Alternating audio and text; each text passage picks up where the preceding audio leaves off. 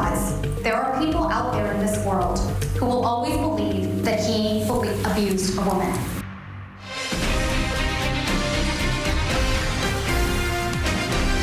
Welcome back to Court TV Live. Johnny Depp and Amber Heard have both rested their respective defamation cases after an explosive 6 weeks of testimony. Jurors have seen disturbing evidence of the former couple's toxic relationship. They've also listened to competing narratives from the pair themselves about what exactly they say happened behind closed doors. But with all the makings of a Hollywood drama, it's easy to forget what this case is really about.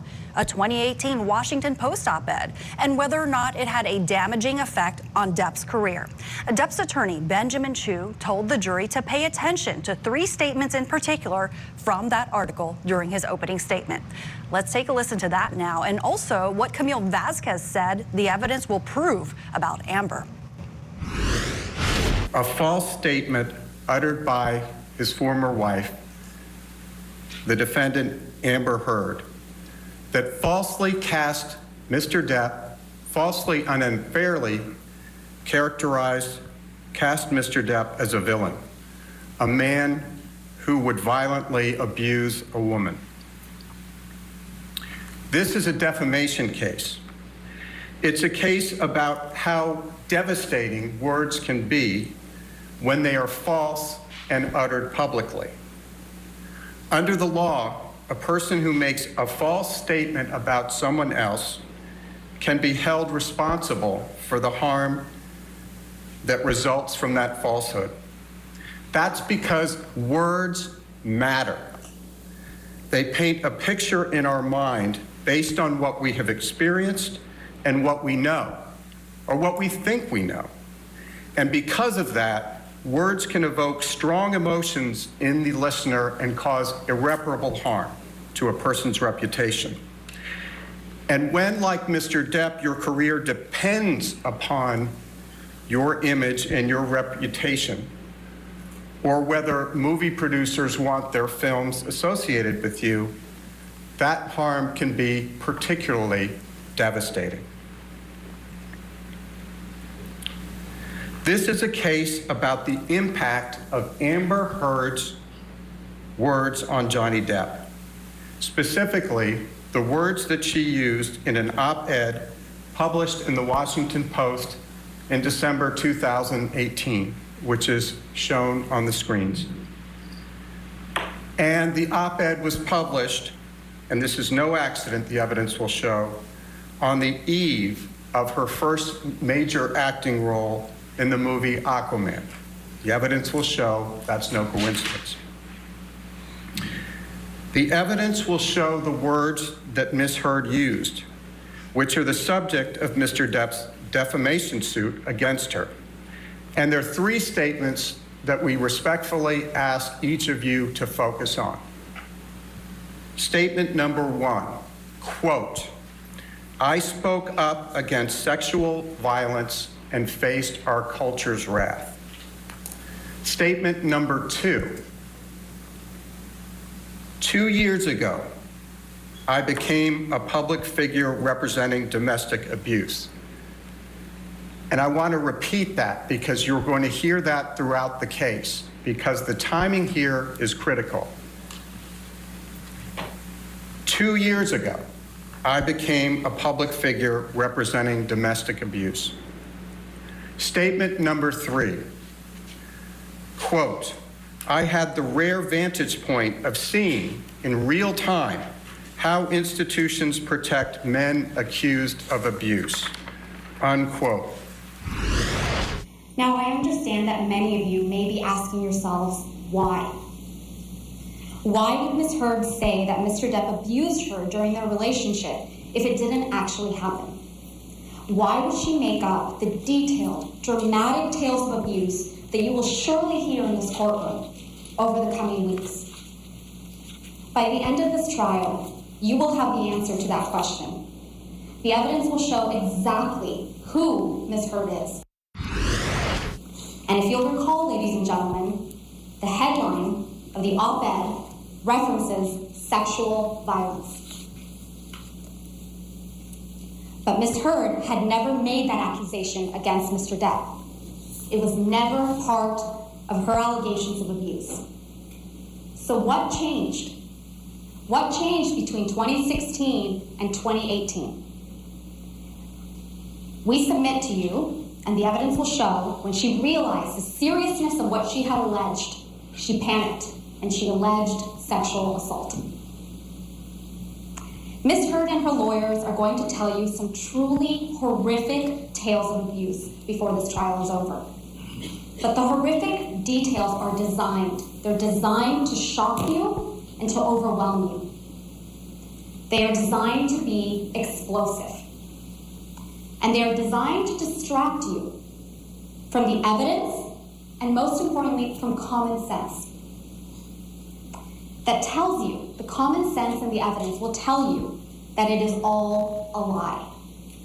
That none of this, not one single alleged incident of abuse, could have happened as Ms. Heard claims. Ms. Heard's pattern is consistent.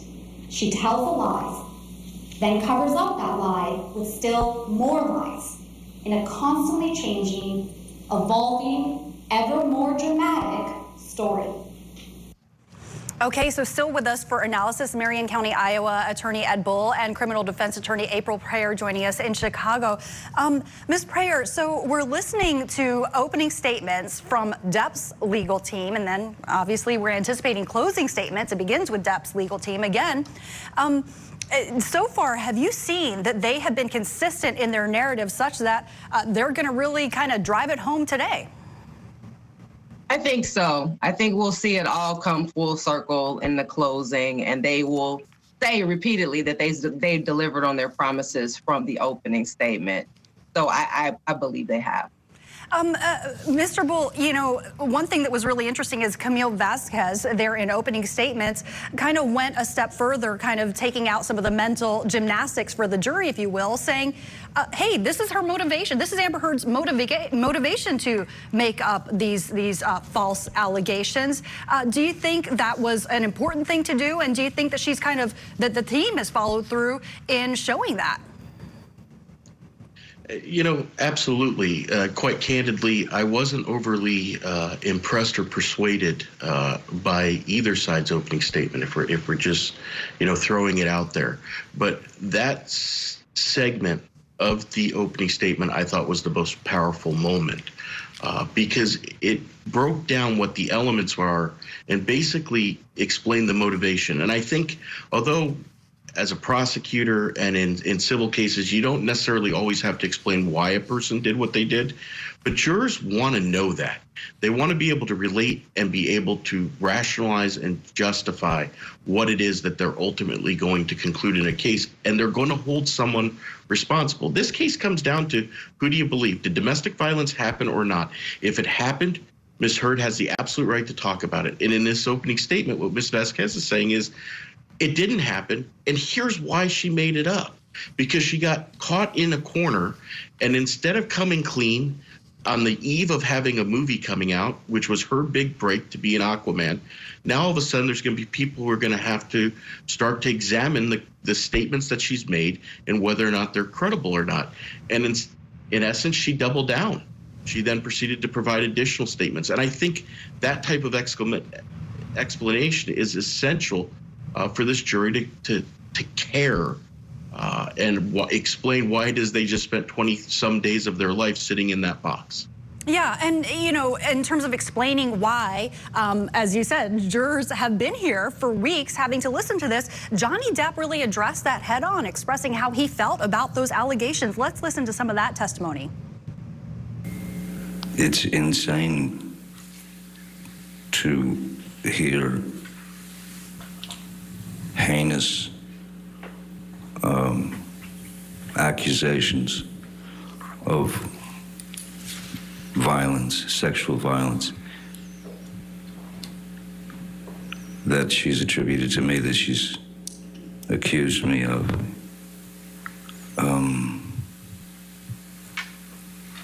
I don't think anyone enjoys having to split themselves open and tell the truth. But there are times when one just simply has to, because it's gotten out of control.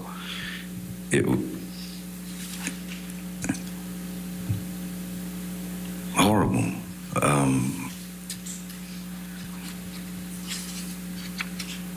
Ridiculous, humiliating, ludicrous, painful, savage,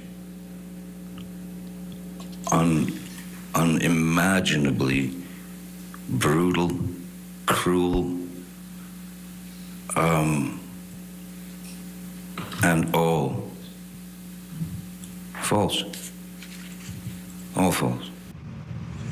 And Ms. Prayer, so it's really interesting, you know, we just heard Mr. Bull explain, in civil cases, not even in criminal cases, in most of the times, you have to prove motive. Depp's team didn't have to show why they believe that Amber Heard would have lied about Johnny Depp, and they also didn't have to show why Johnny Depp felt that he needed to sue over it, but it seems that they've tried to do that. Do you think that jurors are really going to appreciate those extra steps that they've taken to explain the why in all of this? I do, because jurors spend a lot of time, I mean, from my understanding, is jurors spend a lot of time trying to make sense of it all, trying to weigh people's motivations. And so when each side went to great lengths to say, well, this is why Depp did this and this is why Heard did that, it makes it simple for them. Whether they buy it or not is another matter, but laying it out in a methodical way that makes sense, that tells a story. We often say it's not about the truth, it's who tells the best story. So the fact that each side told a story that they believed made sense, that they laid it out in a way that they believed the jury could understand, will help in that deliberation room. Very interesting. Well, thank you so much, Mr. Bull and Ms. Prayer, for your insight and analysis. We've just obviously looked at opening statements from Johnny Depp's team. Coming up, we're going to take a look at what Amber Heard's attorneys had to say in their opening statements as we count down to closing arguments here in Johnny Depp versus Amber Heard. Keep it right here on Court TV Live.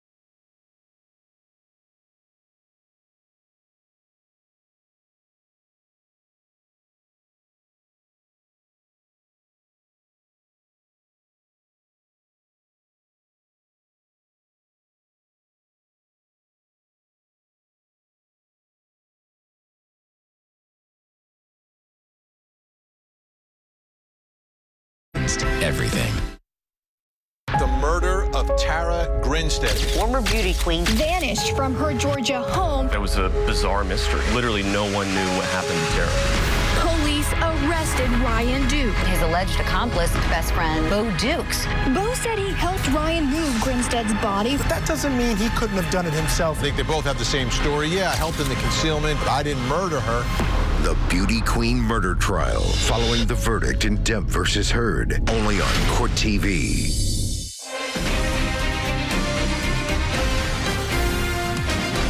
Welcome back to Court TV Live. We're just moments away now from the final day of Johnny Depp and Amber Heard's dueling defamation cases. Closing arguments will begin this morning after jury instructions, and then it will be time to turn the case over to the jury.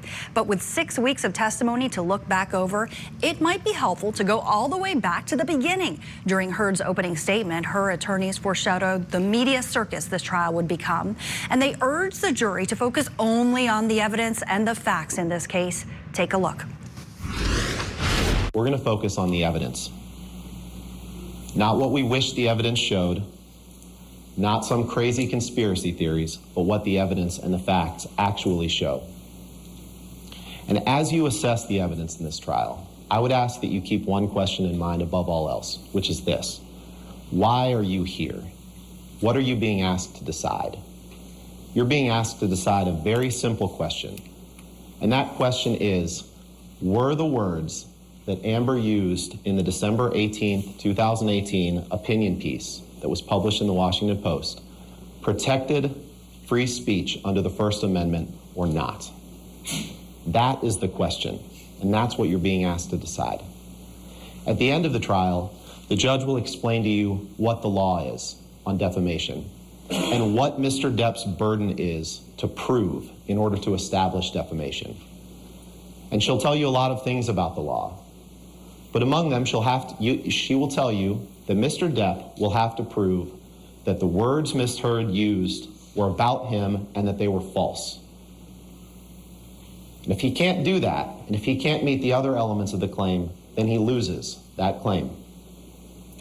And he can't do that. He can't come close to doing that. And for that reason, you're going to hear, in this trial, Mr. Depp's team is going to make it about trying to distract you from that very simple question. Mr. Depp's team is going to try to turn this case into a soap opera. Why? I'm not really sure, because the evidence isn't pretty for Mr. Depp. It's not. You're going to see who the real Johnny Depp is. Behind the red carpets, behind the fame, behind the money, behind the pirate costumes, you're going to see who that man really is. Amber is going to tell you about it. You're going to hear who he really is from other witnesses. And you're going to hear who he really is in his own words, in the vile, graphic, terrible messages that he wrote about Amber and ways he used to describe Amber and what he wanted to do to Amber. Now you're going to hear that Amber tried to protect him all the way through. She didn't want the public to know this. She didn't want his kids to know this. And so she didn't tell people about it. So let's go back. The first event that I told you about was 2011. And how do we know that it was in 2011? Because Amber was going to her therapist, Bonnie Jacobs. And Bonnie Jacobs has therapy notes of her sessions with Amber. And in those therapy notes, she chronicles the first time that Amber tells her that Johnny hit it.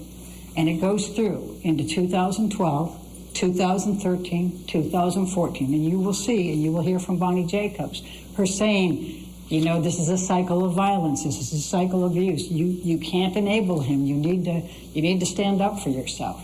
Amber will testify about how Johnny would get so drunk and so drugged out that he would vomit all over himself, and worse, lose control of his bowels. She would clean him up.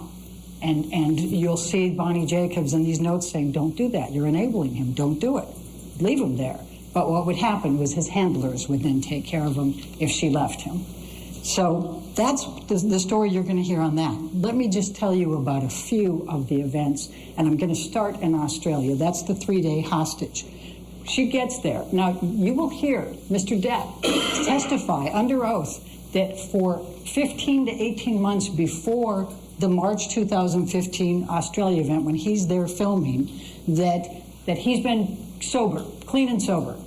Then you'll see all the text messages for the last 18 months in which he's scoring drugs, in which you'll hear testimony from people in which he's gotten drunk and you know, taken all kinds of different drugs. The whole time. He doesn't get clean and sober. But he claims that he was clean and sober, that she came there, this is a month after they just got married. She flew in from filming the Danish Girls. She's there, and he claims that he was just sitting there calmly, and she was haranguing him. So he took a shot glass of vodka. And when he did that, she got mad, took the bottle of vodka, was 8 to 10 feet, about where I am from you, and hurled it at him, and it happened to just take off the bottom part of his finger. And then he says she came and burned a hole in his cheek. The testimony is going to be that he self-mutilated on a number of occasions and burned himself in the cheek and also cut himself. The evidence will show that Amber did suffer domestic abuse at the hands of Johnny Depp. And it took many forms. Physical, sure, but also emotional, verbal, psychological abuse. It's all domestic abuse that she suffered at his hands. All right, want to bring back in our guests for this hour, Marion County, Iowa Attorney Ed Bull and criminal defense attorney April Prayer joining us in Chicago. So obviously we have heard from opening statements and really weave throughout the presentation of evidence. Heard's attorneys argue that she was the victim of domestic violence at the hands of Johnny Depp. What more do you think they need to do in closing arguments to really bring home that narrative, Ms. Prayer? Well, I think that they just need to, I don't think there's more they need to do to bring home that narrative. They just need to hit the highlight. And so my understanding is that each side has 2 hours and they can divide that however they like. So I'm sure they're going to start with whatever the best points are from Ms. Heard. They're going to talk about the incident in Australia, the incident with the bottle. They're going to talk about her leaving the courthouse and having the bruise on her right cheek. They're going to talk about the things that are favorable to them that actually indicate that Ms. Heard possibly was or in their estimation, definitely was the victim of domestic abuse. So I just think it's about drawing a clear picture because it was such a lengthy trial. So you really want to point out the favorable things to your side and not get so stuck in the weeds, not get so stuck in things that may have been glossed over, their side might not want to draw attention to. Obviously, they will have to address the negative points as well and simply say, no, Ms. Heard is telling the truth. She is not lying, and that she's always been consistent throughout, beginning with her therapist in 2011. Not lying. So that's key, Mr. Bull, because we have seen some challenges to Amber Heard's credibility. We saw Kate Moss take the stand earlier this week and contradict an insinuation by Amber Heard about, Johnny Depp, what happened on the stairs with Johnny Depp. And Kate Moss said she fell down the stairs and essentially Johnny Depp saved her, helped her out, contrary to what Amber Heard was trying to portray. What do you do in closing arguments to overcome that if you're Heard's legal team? Well, I think if you're Heard's legal team, your first argument is, what a surprise. Why would Miss Moss want to go through what Miss Heard has gone through over the last number of years? So if you believe Amber Heard's narrative, the bottom line is Johnny Depp has surrounded himself with people who are willing to go out of their way to make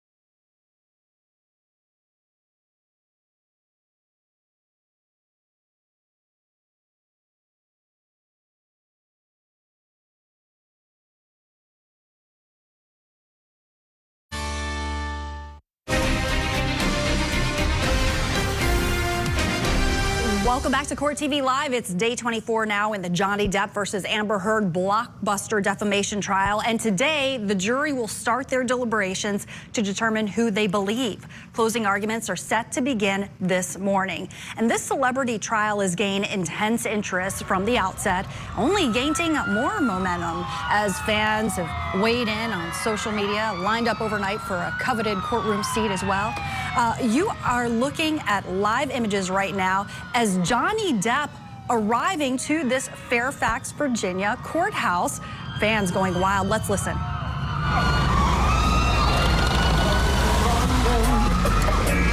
Everywhere is more.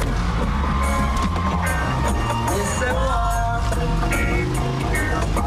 Until they're no longer first class and second class. There's been a multiplication out there.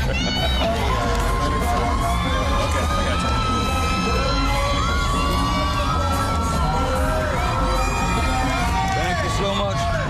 All right, man. Thank you. Wow. Hey, how you doing? Good morning. Look at that crowd there, and we've seen this day after day.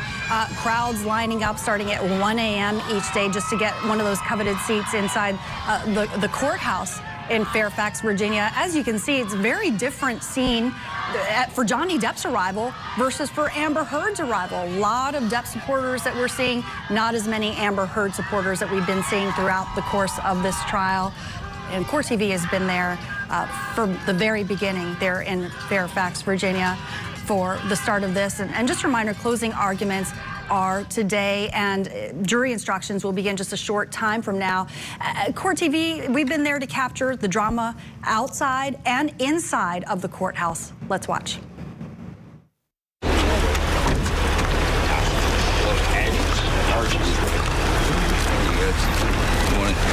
I came here with very little expectations. I am not a Johnny Depp huge fan, but I don't know anything about Amber Heard, really. You want to see this, is what he said.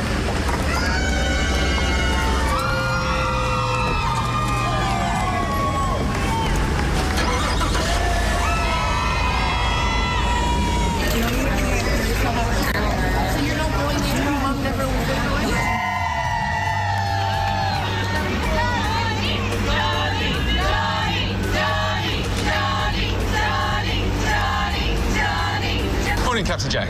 Hello, chum. How are you? Better than I deserve, eh? Considering I was marooned on that godforsaken spit of land for over 40 days and 40 nights.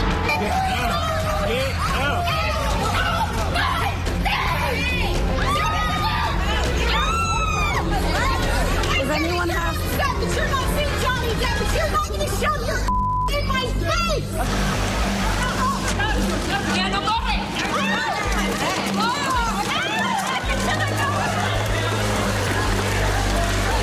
We're here to support Amber Heard. So do you believe her claims? Yeah, it's definitely past belief.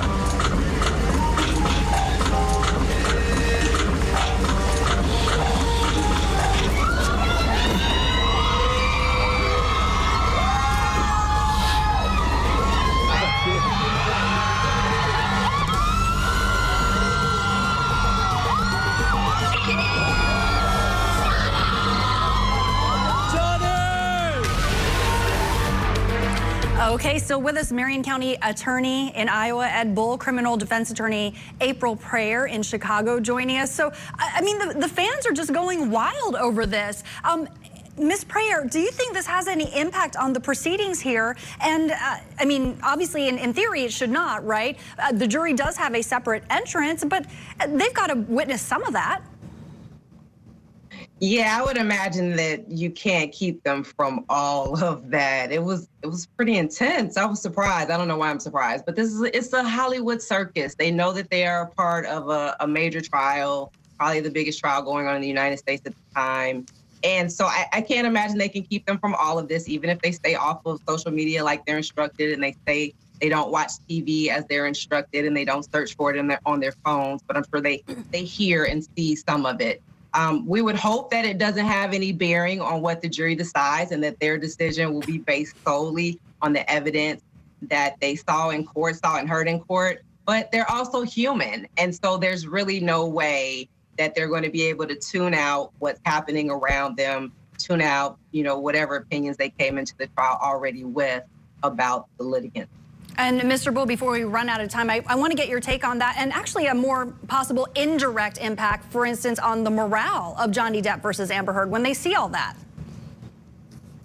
Well, I mean, it is the true definition of a circus, and it's unfortunate that the very important issues of domestic violence, interpersonal violence, and the ability to speak your truth is overshadowed by who the participants are. And I hope that both men and women are not dissuaded of coming forward when they've been the victims of violence, because it appears if you're a popular person or you have an insane amount of money, the justice system looks different. And that's concerning as a prosecutor who every day goes to bat for men and women who are the victims of crime. But Joy, to your final point, you're exactly right. I can't imagine what it's like every day going to court. It's hard enough. It is emotionally draining for the average person, let alone walking through tens of thousands of people who are cheering for the other side. All right, thank you so much. And we are counting down to the final day of Johnny Depp versus Amber Heard closing argument set to begin this morning. Keep it right here on Court TV.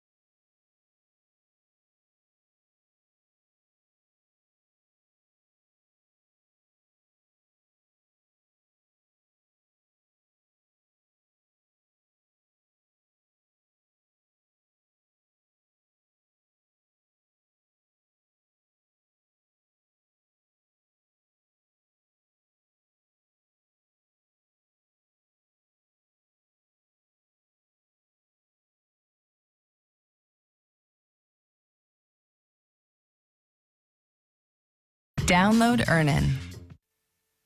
Johnny has taken enough of my voice. I have a right as an American to talk about what happened to me. I've never in my life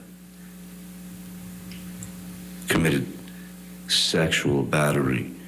I just want Johnny to leave me alone. I just want him to leave me alone. Humiliating, ludicrous, painful, savage, unimaginably brutal, and all false.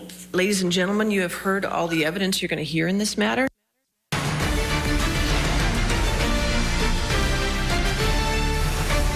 Welcome back to Court TV Live. The judge is now on the bench for the final day of Johnny Depp versus Amber Heard. Jury instructions will be given and then closing arguments. Let's listen. Okay, fantastic. Let me just take a minute to get my computer up, Lisa.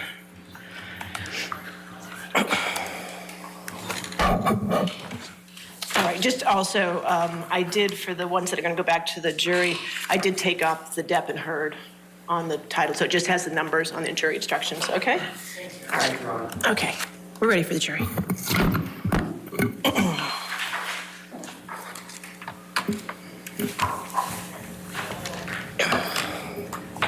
Okay, so the jury now entering the courtroom shortly. Jury instructions will be read, and then closing arguments will follow soon after the presentation of evidence is now closed. This is the final day of Johnny Depp versus Amber Heard, and the jury will begin deliberating shortly after closing arguments today. We're talking about a panel of 9. Predominantly men. There are 4 Asian men on this jury, 2 white men, 3 women, white, black, and Asian ancestry. A total of 7 jurors are required to actually decide the case, but of course there are always alternates involved as well. But closing arguments will go as such. Depp's team will start with their closing. Heard's team will have a rebuttal and then their defense closing. And then Depp's rebuttal. Let's go ahead and listen. All right, ladies and gentlemen of the jury, you now have heard all the evidence in the case. Before the lawyers make their closing arguments, the court will instruct you on the instructions of law that you are to apply in deciding this case, okay? Since it's been quite a while since I gave you the preliminary instructions, I want to remind you that in closing arguments, the lawyers will refer to the testimony and the other evidence that you will have heard, but what the lawyers say in their closing arguments is not itself evidence.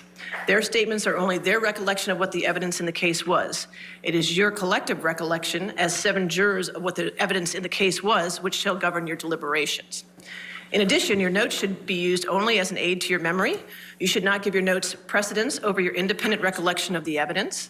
You should rely on your independent recollection of what the evidence in the case was, and you should not be unduly influenced by the notes of other jurors.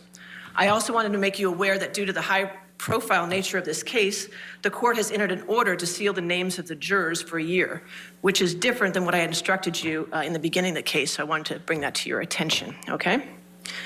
All right, as to the following jury instructions that I'm going to give you, you'll be able to take these written jury instructions into the deliberation room with you, so you don't need to write down exactly what I say right now, because you'll all have copies of them, but I would ask for your attention while I read them to you, okay? With respect to the instructions that I'm about to give you, you may note that some of them are numbered and some of them are lettered at the top, and that the numbers and letters do not necessarily follow in any sequence or any order. Do not concern yourself with that. Some might even be missing, but just consider only the body or text of the instruction, not the headings, okay? All right, now some of the instructions may appear to be in conflict. This is because the court cannot predict your findings of fact. Therefore, the court must instruct you, the jury, on the applicable law under both the plaintiff's and the defendant's theory of the case, okay? All right. You have been chosen and sworn as jurors in this case to try the issues of facts presented. You must consider and decide this case fairly and impartially.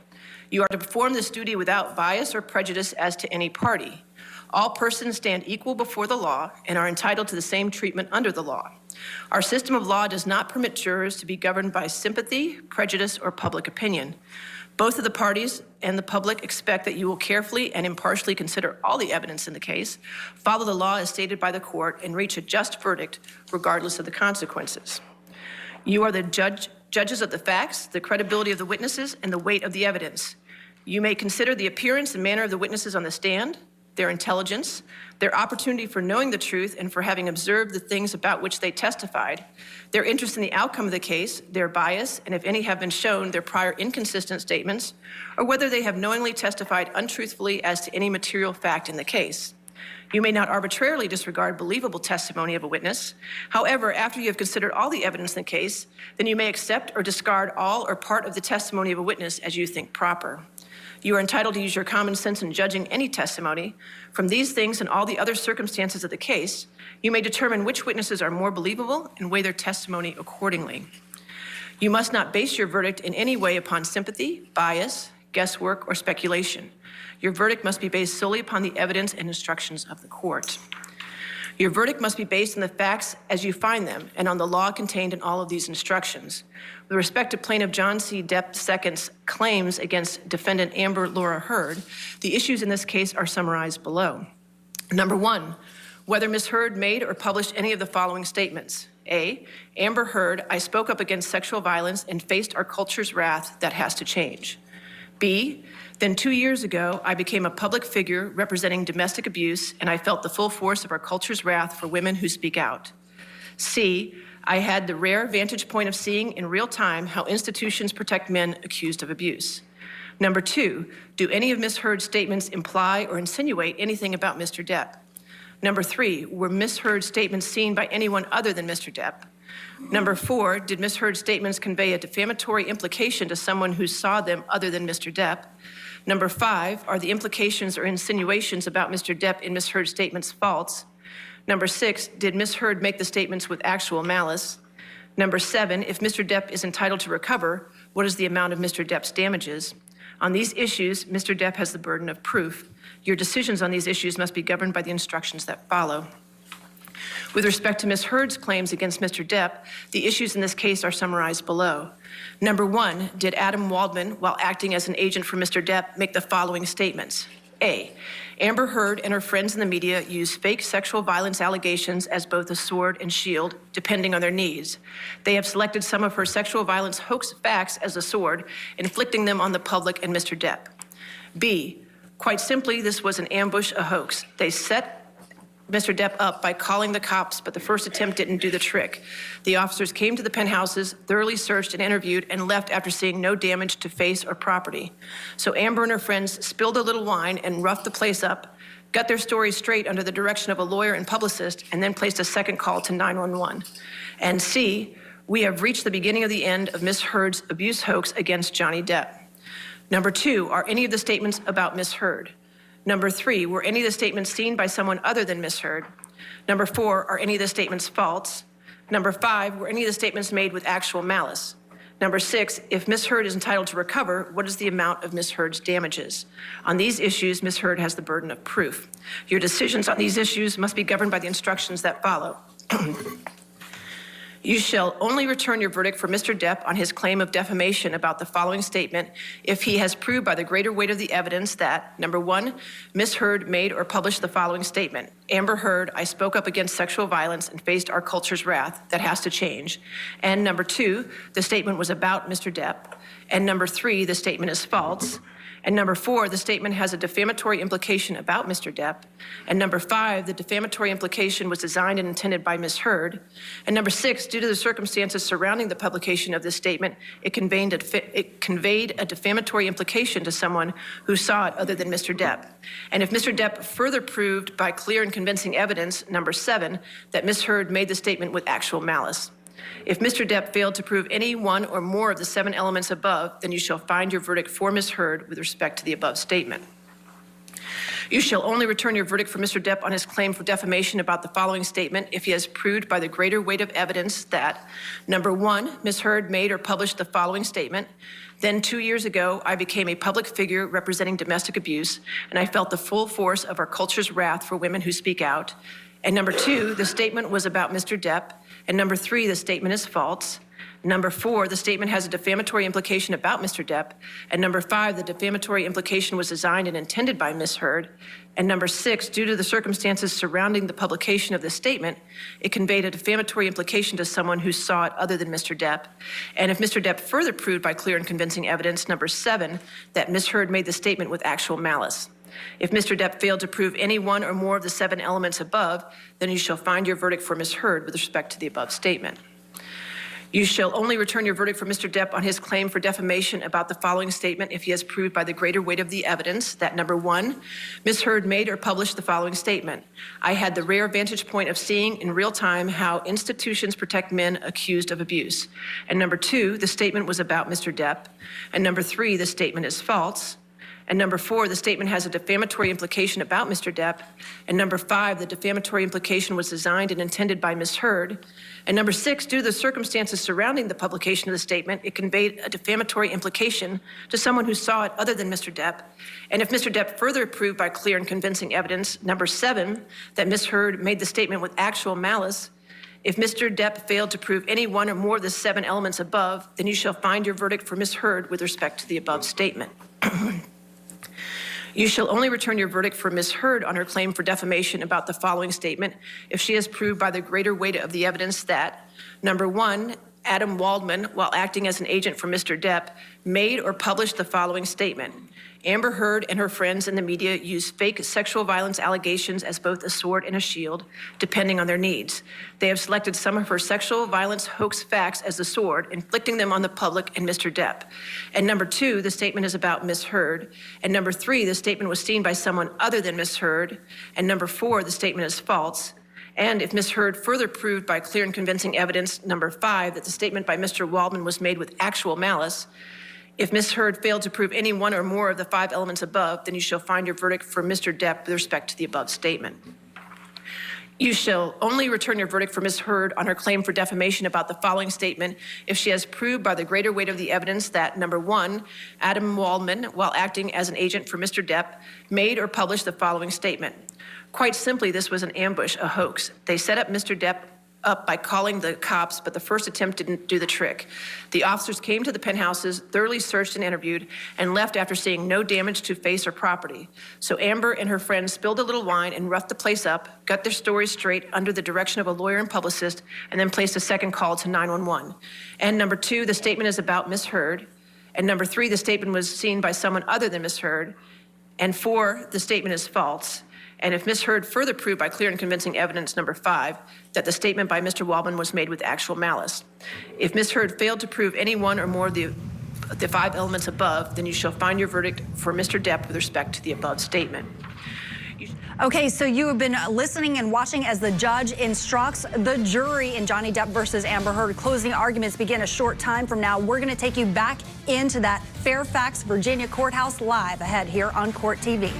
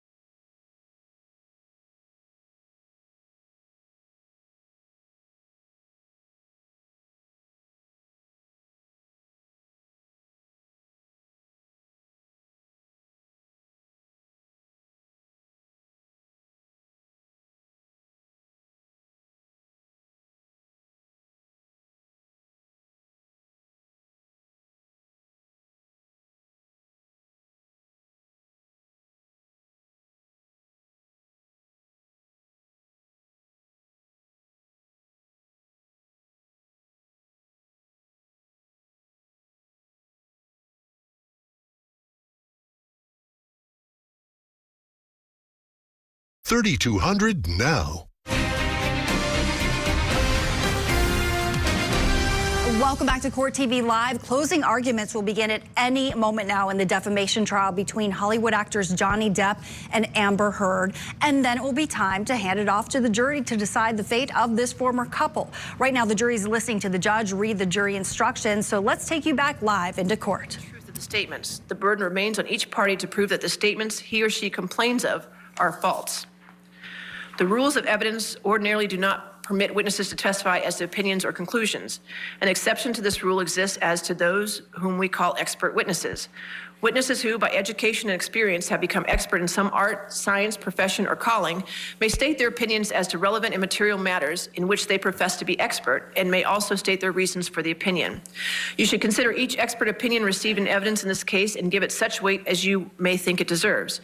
If you should decide that the opinions of an expert witness is not based upon sufficient education and experience, or if you should conclude that the reasons given in support of the opinion are not sound, or if you feel that it is outweighed by other evidence, you may disregard the opinion entirely. In considering the weight to be given to the testimony of expert witnesses whose opinions differ, you may consider the ability and character of the witnesses, their actions upon the witness stand, the weight and process of the reasoning by which they support their opinion, their possible bias in favor of the side for which they testify, the relative opportunities for study or observation of the matters about which they testify, and any other matters which serve to illuminate their statements. In considering the weight to be given to the testimony of expert witnesses, you should consider the basis for his or her opinion and the manner by which he or she arrived at it, and the underlying fact and data upon which he or she relied. An expert witness was asked whether statements contained in published treatises, periodicals, or pamphlets are reliable authority of a type normally relied upon by others in his or her field of expertise. This evidence is permitted to test the knowledge, accuracy, and opinions of the expert witness. And if such evidence is established as a reliable authority by expert testimony, it may be considered by you along with the other evidence in the case. In considering the evidence, you're not limited to the bald statements of the witnesses. In other words, you're not limited solely to what you see and hear as the witnesses testify. On the contrary, you are permitted to draw from the facts which you find to have been proven such reasonable inferences as may seem justified in the light of your own experience. During the trial of this case, certain testimony has been presented to you by way of video depositions. You should give this testimony the same consideration as to its weight and credibility as you give to the testimony of witnesses who testified here in court. You must not discount any testimony merely because it was shown to you by video recording. When one of the parties testifies unequivocally to the facts within his or her own knowledge, those statements of fact and the necessary inferences from them are binding upon him or her. He or she cannot rely on other evidence in conflict with his or her own testimony to strengthen his or her case. However, you must consider his or her testimony as a whole, and you must consider a statement made in one part of his or her testimony in the light of any explanation or clarification made elsewhere in his or her testimony. Any fact that may be proved by direct evidence may be proved by circumstantial evidence. That is, you may draw all reasonable and legitimate inferences and deductions from the evidence. If you believe from the case that a witness, other than Mr. Depp or Ms. Heard, previously made a statement inconsistent with his or her testimony at this trial, the only purpose for which that statement may be considered by you is its bearing on the witness's credibility. It is not evidence that what the witness previously said was true. If you believe from the evidence that Ms. Heard or Mr. Depp previously made a statement inconsistent with her or his testimony at this trial, that previous statement may be considered by you as evidence that what Ms. Heard or Mr. Depp previously said was true. In reaching your verdict in this case, you are to consider the testimony and evidence. Sometimes attorneys stated objections during the course of this trial and instructed a witness not to answer a question. Objections and instructions to witnesses are not evidence, and you may not consider them in reaching your verdict, nor are you to draw any inference from the fact that an objection was made. You must not consider any matter that was rejected or stricken by the court. It is not evidence and should be discarded. Any amount of damages requested by a party is not evidence in this case. You should not consider it as evidence in arriving at your verdict. If you find your verdict for Mr. Depp or Ms. Heard, then he or she is entitled to recover compensatory damages without any proof of actual or pecuniary injury. As a result, injury to Mr. Depp or Ms. Heard's personal and business reputation, humiliation, and embarrassment is presumed. If you find either party liable for defamation, then in determining the amount of damages to which the opposing party is entitled, You may take into consideration all the circumstances surrounding the defamatory statements, the occasions on which they were made, and the extent of their publication, the nature and character of the insult, the probable effect on those who heard the statements, and their probable and natural effect upon the defamed party's personal feelings and upon his or her standing in the community and in business. Your verdict should be for the amount that will fully and fairly compensate him or her for, number one, any loss or injury to his or her business. Number two, any insult to him or her, including any pain, embarrassment, humiliation, or mental suffering. Number three, any injury to his or her reputation. And number four, any actual out-of-pocket losses that were caused by the statements. Mr. Depp cannot recover damages for any harm that occurred after November 2nd, 2020. Ms. Heard can recover damages for any harm that occurred after Mr. Waldman's statements were published. The burden is on the party seeking damages to prove by the greater weight of the evidence each item of damages he or she claims and to prove that each item was caused by the defamatory statements at issue. Neither party is required to prove the exact amount of damages, but the party must show sufficient facts and circumstances to permit you to make a reasonable estimate of each item. If either party fails to do so, then he or she cannot recover for that item. If you have found by clear and convincing evidence that the statements in the op-ed were made with knowledge that they were false or so recklessly as to amount to a willful disregard for the truth, that is, with a high degree of awareness that the statements were probably false, then you may award punitive damages to punish Ms. Heard for such actions and to serve as an example to prevent others from making such statements in the future. You must state separately in your verdict any amount you allow as compensatory damages, if any, and the amount you allow as punitive damages. If you have found by clear and convincing evidence that Mr. Waldman, while acting as an agent for Mr. Depp, made the statements with knowledge that they were false or so recklessly as to amount to a willful disregard for the truth, that is, with a high degree of awareness that the statements were probably false, then you may award punitive damages to punish Mr. Depp for his such actions and to serve as an example to prevent others from making such statements in the future. You must state separately in your verdict any amount you allow as compensatory damages, if any, and the amount you allow as punitive damages. All right, closing arguments.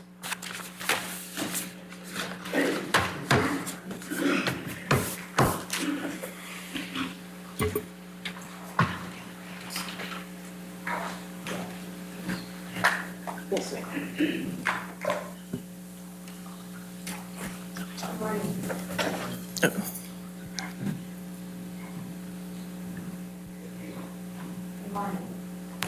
That work? There you go. You got it. I think so. Good. Nope, you had it for a second.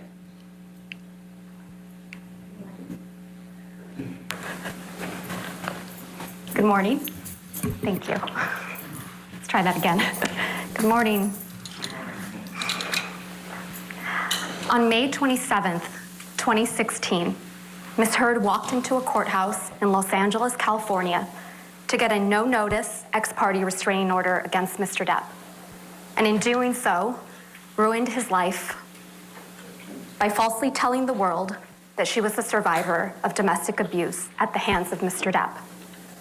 Today, on May 27th, 2022, exactly 6 years later, we ask you to give Mr. Depp his life back by telling the world that Mr. Depp is not the abuser Ms. Heard said he is, and hold Ms. Heard accountable for her lies.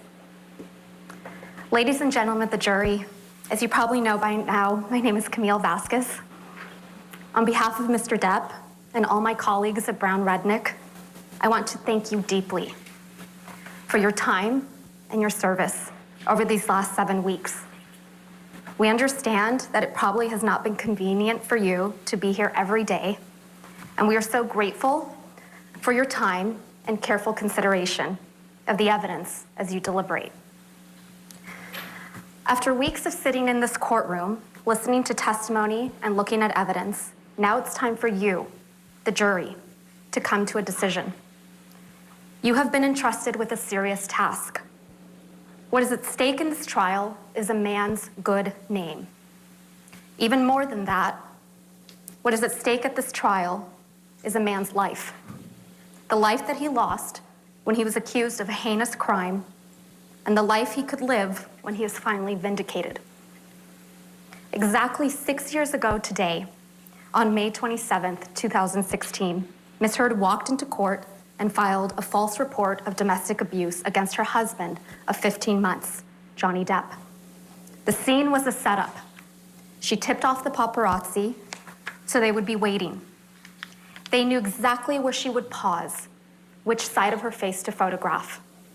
And the photos captured what she wanted them to see, the image of a battered woman. What the paparazzi did not know is that the dark mark on her face mysteriously appeared 6 days after last seeing Mr. Depp.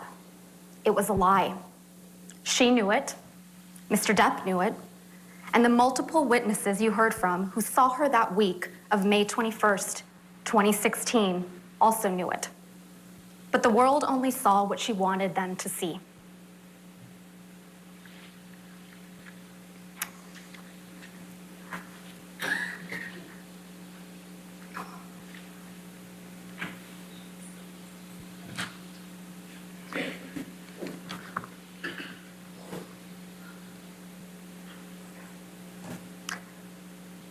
Two years later, when promoting the biggest role of her career until this trial, Ms. Heard presented herself to the world as a public figure representing domestic abuse.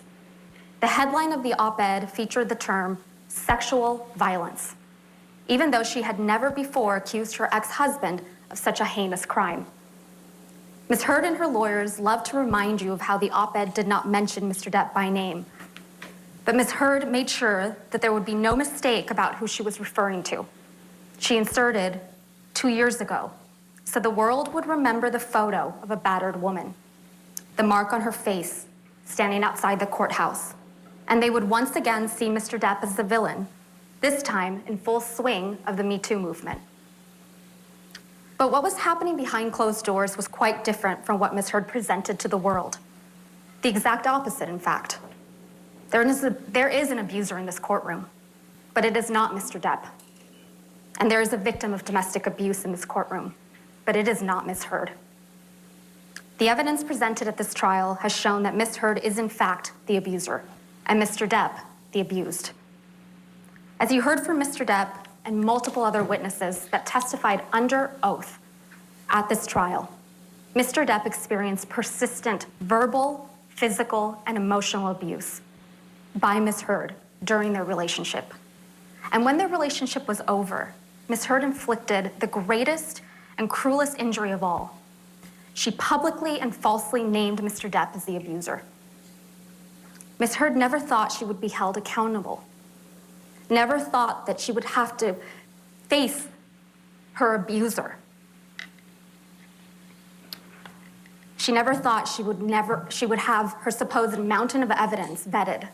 She never thought that Mr. Depp would tell you, the jury, and the world that he was the real victim of domestic abuse. She said it in her own words. You can please tell people that it was a fair fight and see what the jury and judge think. Tell the world, Johnny. Tell them Johnny Depp. Johnny Depp, man, I'm a victim too of domestic violence, and yes. It's a fair fight. And see how many people believe or side with you. At the start of this case, Mr. Chu and I stood before you to give you our opening statements on behalf of Mr. Depp.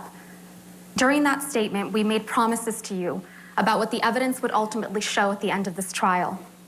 We've kept those promises.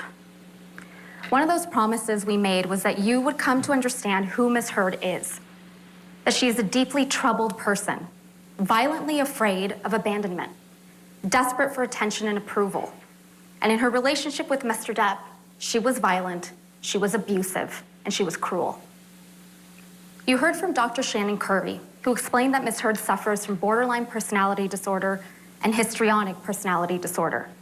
These are disorders that are characterized by anger, sometimes uncontrollable and explosive anger, and a powerful, sometimes desperate need for attention, acceptance, and approval. Fear of abandonment is the deepest fear. A person with these disorders will suffer from dramatically fluctuating moods and can sometimes be violent and aggressive. They can also be charming and likable, but they can be incredibly manipulative and wild. An emotional roller coaster with wild swings, from idolizing their partner to devaluing him. In fact, you saw that when she completed testing with her own forensic psychology expert, Dr. Dawn Hughes. Ms. Heard self-reported that she felt like she had 3 or 4 different personalities, and that sometimes her temper would explode and she'd completely lose control. You heard from multiple witnesses that Ms. Heard can be very pleasant, even charming. But you also heard from multiple witnesses and in audio recordings of Ms. Heard that she can be incredibly aggressive, violent, and cruel. You heard that even from her former assistant, Kate James, Ms. James testified that Ms. Heard would scream, yell, and send her barrages of text messages. In fact, Ms. Heard testified that Ms. James testified that Ms. Heard literally spat in her face. You heard from Ms. Heard's former best friend, Rocky Pennington, that Ms. Heard once hit her when Ms. Pennington did not do her best to meet Ms. Heard's needs. You also heard from Beverly Leonard that she once witnessed Ms. Heard assault her then partner in Seattle Airport in 2009. And you heard from Mr. Depp that Ms. Heard used her sister Whitney as a punching bag, literally and figuratively. You also heard overwhelming evidence from Mr. Depp and the people that were around him and Ms. Heard during their relationship, that Mr. Depp suffered persistent verbal and physical abuse at the hands of Ms. Heard. You've heard evidence from Dr. Curry and the fact witnesses at this trial that Ms. Heard's deepest fear is one of abandonment, being left by Mr. Depp.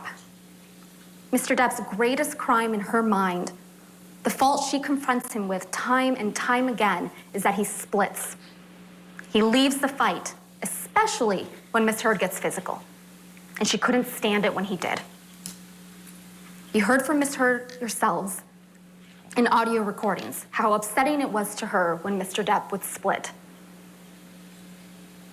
Anytime anything goes wrong, you split. Necessary. It's not always you're splitting because there's blows or because there's yelling or anything. You split most times when I'm still speaking in this volume and nothing has been thrown or hit or anything. You saw the barrage of text messages she would send when he would leave, calling him a monster for doing so. You heard from witnesses like Travis McGivern, Tara Roberts, and Debbie Lloyd that Ms. Heard would clod Mr. Depp, block the elevator, throw a punch when Mr. Depp tried to separate himself from the fight. And you heard from Mr. Depp and Ms. Heard's couple therapist, Dr. Anderson, that Ms. Heard reported that when Mr. Depp would leave to de-escalate a fight, she would strike him to keep him there because she would rather be in a fight than have him leave. You heard from Mr. Depp about how often Ms. Heard would berate him, insult him, and physically attack him, including one of the most serious occasions when Ms. Heard threw a vodka bottle at Mr. Depp, severely injuring his finger, and then put a cigarette out on his face. You heard from Mr. Depp that this whole incident in Australia started because Ms. Heard was enraged that Mr. Depp wanted a post-nuptial agreement, and she wasn't in his will, just a month after getting married. When her husband was seriously injured and bleeding from a partially amputated finger, what did Ms. Heard do? She pursued him. She kept coming after him, because that's what she does. She wouldn't stop. It's not to get you mad. It's just to get out of a bad situation that's happening before it gets worse. In Australia, when we had the big fight where I lost the tip of my finger, at least 5 bathrooms and 2 bedrooms I went to avoid talking to me, to avoid working it out. That's to escape the fight. You don't escape the fight. You escape the solution. No. You escape the solution. No. You escape figuring it out. We cannot work it out if you run away to the bathroom every time. You heard Mr. Depp testify. He went through something like a nervous breakdown that day, and he wrote a lot of things on mirrors and other places. Again, what did Ms. Heard do as her husband was bleeding from serious injury? She wrote snarky messages right back to him. She denied it under oath to you, but the evidence you saw speaks for itself. You heard from Mr. Depp's security, Sean Bett, who was aware of constant arguing and bickering. He witnessed Ms. Heard calling Mr. Depp names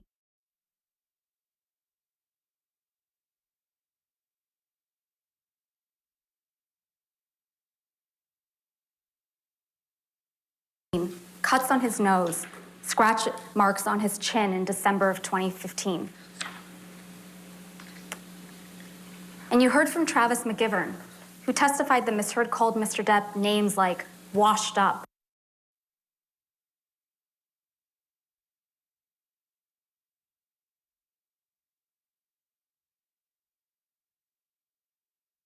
his children.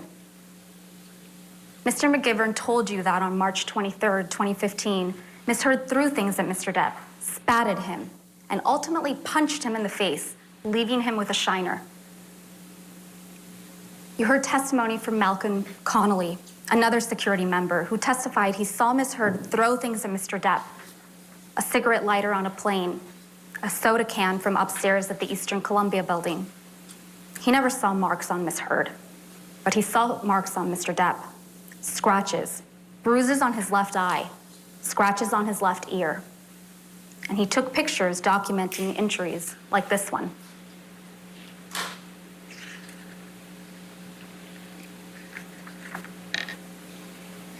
You also heard from Tara Roberts, a manager at Mr. Depp's Island, who witnessed Ms. Heard telling Mr. Depp that he was washed up and would die fat and lonely. You also heard from Ms. Roberts that she witnessed Ms. Heard clawing and grabbing at Mr. Depp, grabbing his hair, trying to pull him back to her, and Mr. Depp had a visible injury to his nose on that occasion. Most importantly, you heard from Ms. Heard yourselves on multiple audio recordings admitting to being physically violent with Mr. Depp. You heard Ms. Heard admit to hitting Mr. Depp.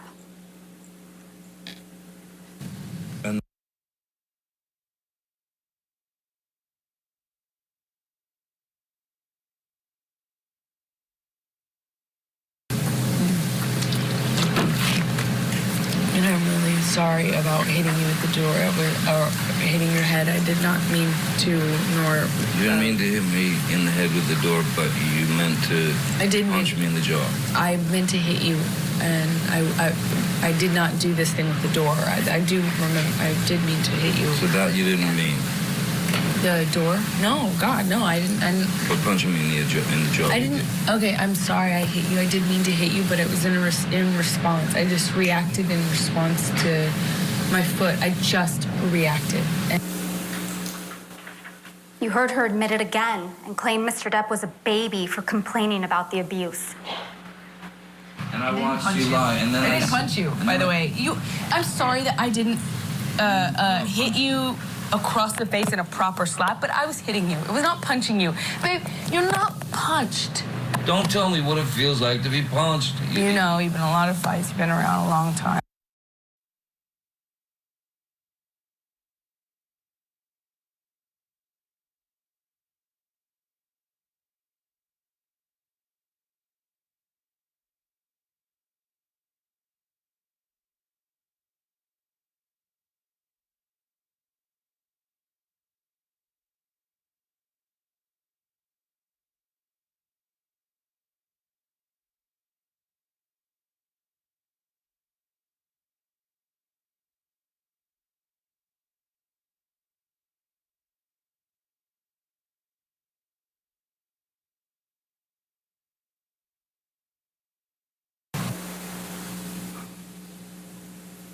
Take a minute to really think about what you just heard there. Quote, I'm sorry that I didn't hit you across the face in a proper slap, but I was hitting you. I was not punching you. Babe, you're not punched. Imagine that was Mr. Depp saying that to Ms. Heard on that recording. Let's play one more.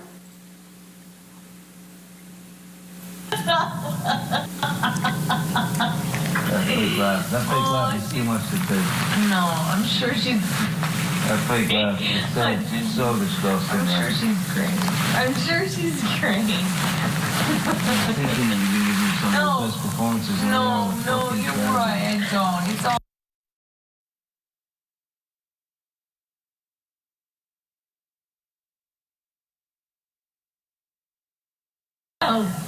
What else do you do? Oh, come on. See,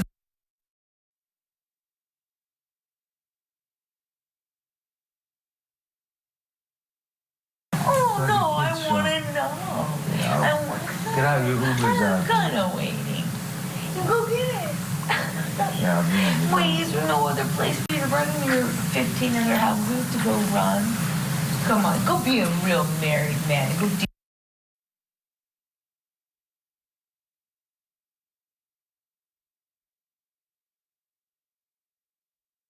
This is the real Miss Heard, the one in the audio recordings, not the one you saw in this courtroom. What you didn't hear on a single recording you heard in this case, and there were many played by both parties, is Mr. Depp ever admitting to hitting, punching, or kicking Miss Heard. You didn't hear it. It doesn't exist. It didn't happen. And despite the fact that Mr. Depp and Miss Heard are heard discussing many of the alleged incidents you've heard about at this trial, like Australia and the Bahamas, you never heard Miss Heard accuse Mr. Depp of sexual assault. Unlike Mr. Depp, who you heard admit to and own up to his past mistakes and his struggles, particularly with drugs and alcohol, Miss Heard will not admit that she has ever done anything wrong. But she cannot deny what you heard on those recordings. As much as Miss Heard and her lawyers have tried to make this case about Mr. Depp's language, it is Miss Heard that repeatedly admits to violence. Johnny Depp's attorney presenting closing arguments in this final day of his defamation case against ex-wife Amber Heard. You're not going to miss a thing. We're going to pick up right where we're leaving off here on Court TV.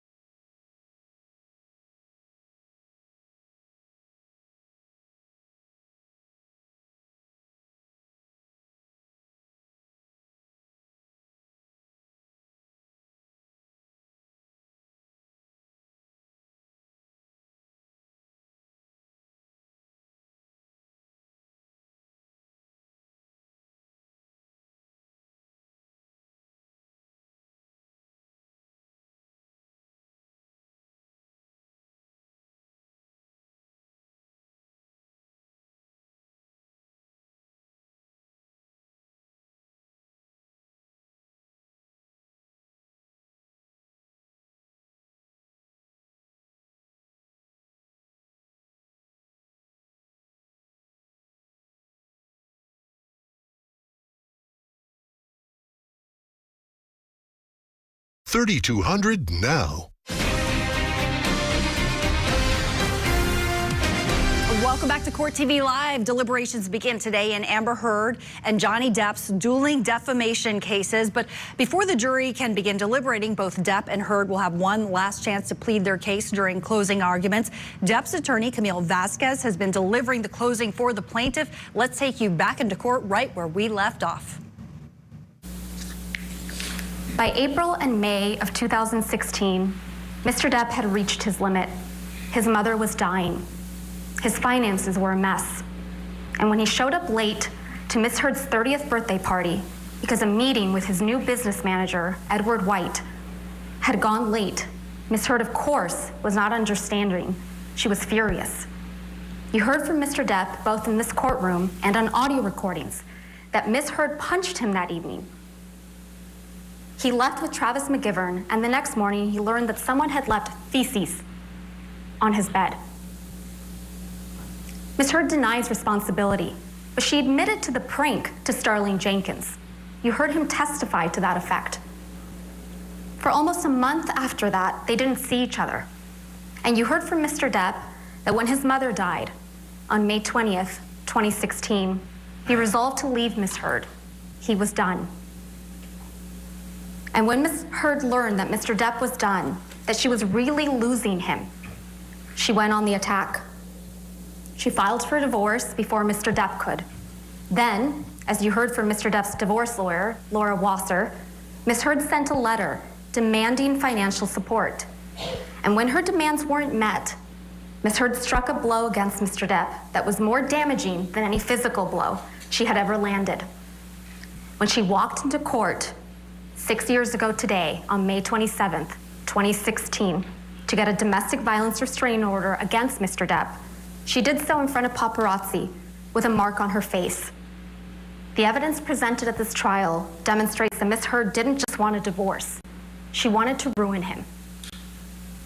Ms. Heard denied alerting TMZ to the TRO filing in this courtroom. But you heard testimony from Morgan Tremaine that TMZ knew to go to the courthouse, knew what side of her face the alleged bruise was on, and that Ms. Heard would pause. She would pause for paparazzi, who got the photos that ended up splashed across newspapers and magazines. Ms. Heard testified that she did not personally give photographs of her apparent injuries to People magazine. But somehow, these pictures that she took and maintained on her devices ended up on the cover of People magazine 1 month later.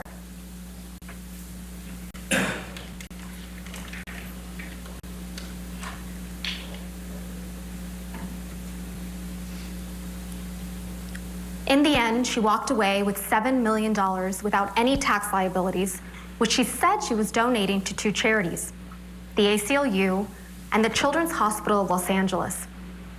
The ACLU, they got less than $1 million from her. And the Children's Hospital, they got $250,000. But that didn't stop Ms. Heard from telling the world that she donated everything, because remember, she wanted nothing. And she had donated everything. The word donated. And that didn't stop her from testifying under the penalty of perjury that she had donated it. Ms. Heard tried to tell you that pledge and donate mean the same thing. She claims she hasn't given the money because she was sued, but you've heard uncontested evidence that she had the money for 13 months prior to this lawsuit being commenced by Mr. Depp. She had all the money and had month after month after month to fulfill her pledge and actually donate the money. But she didn't. She also told you that she never fulfilled the pledge because Mr. Depp sued her for defamation. That's a blatant lie. It was Ms. Heard who fired the first shot after the divorce was finalized, when she sought to initiate an arbitration against Mr. Depp for defamation 3 months before the op-ed was even published, and 6 months before Mr. Depp filed this lawsuit. Not only does this contradict Ms. Heard's excuse for not making donations, it contradicts her narrative that she just wants to move on with her life, that she just wants Mr. Depp to leave her alone. Lies. That is Ms. Heard's narrative. Lies upon lies.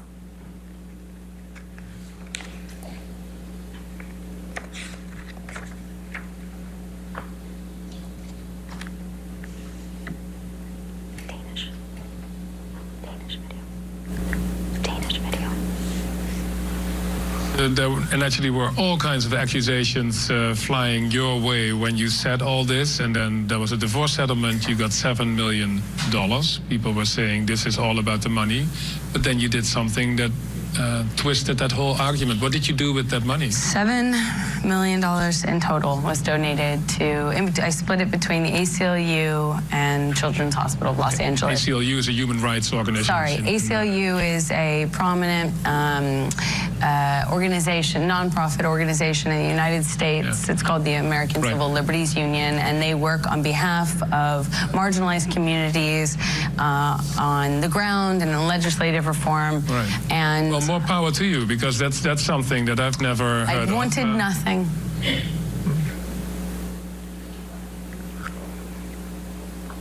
When you catch Ms. Heard in a lie, she tries to cover it up with more lies. So let's talk about the giant lie at the heart of this case. Ms. Heard's claim that Mr. Depp is an abusive monster and that she is a public figure representing domestic abuse. At the start of this case, Mr. Chu and I told you that you were going to hear some disturbing and graphic tales of abuse from Ms. Heard, and they were designed to shock you and overwhelm you, which you have.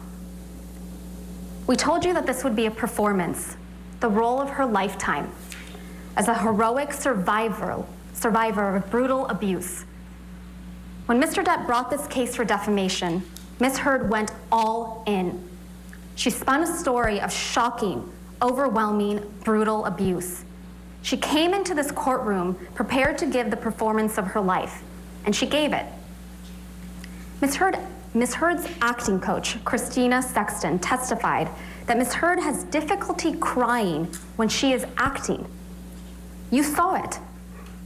Ms. Heard sobbing without tears, while spinning elaborate, exaggerated, fantastical accounts of abuse and everything going on in her mind almost a decade prior while enduring that abuse. It was a performance. She told you that what she thinks about, she told you what she thinks you need to hear to convict this man as a domestic abuser and a rapist. She wants you to believe that she was abused countless times. Countless times. All right, you've been watching as Johnny Depp's attorney delivers closing arguments. You're not going to miss a thing. We're going to bring you back in where we're leaving off, so keep it right here on Court TV Live.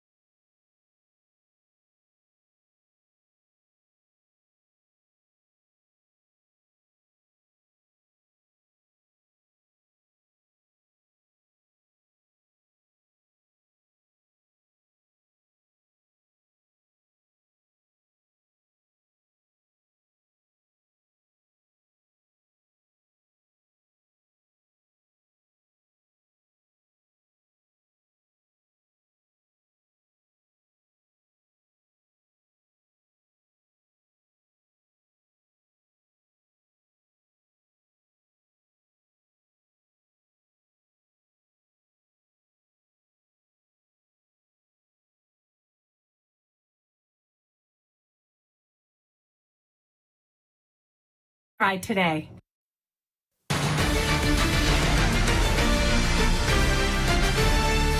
Welcome back to Court TV Live. The dramatic conclusion to the blockbuster courtroom battle between Johnny Depp and Amber Heard is now underway. Right now, the jury is listening to closing arguments. Court TV cameras are inside, bringing you the whole thing. So let's get you back into court right where we left off with Depp's attorney, Camille Vasquez, delivering Depp's closing arguments. Over the entire course of their relationship. But as Mr. Chu and I promised you, the evidence just does not bear that out. Ms. Heard has told you that she has mountains of evidence of abuse. But there are no medical records reflecting she sustained any injuries from the abuse she claims. Ms. Heard had medical professionals at her disposal. Dr. Kipper, Debbie Lloyd, her own nurse, Erin Filati, and yet there is nothing. Ms. Heard took pictures all the time. Pictures of Mr. Depp sleeping.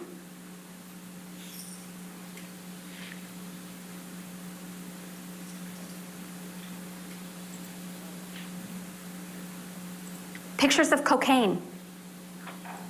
Pictures of property damage. Pictures of herself. And as an actress, she was photographed all the time. Where are the pictures of the horrific injuries Ms. Heard describes? Ms. Heard also took audio recordings and videos frequently. Where are the videos of Mr. Depp attacking her? Where are the audio recordings of Mr. Depp admitting to or apologizing for physical abuse? There are none. What Ms. Heard has, and what you've seen multiple times, is a video of Mr. Depp banging some cabinets around in a kitchen. A video that, based on the testimony you heard from Morgan Tremaine, the former TMZ employee, Ms. Heard seems to have sold to TMZ right before she was deposed in connection with her divorce from Mr. Depp.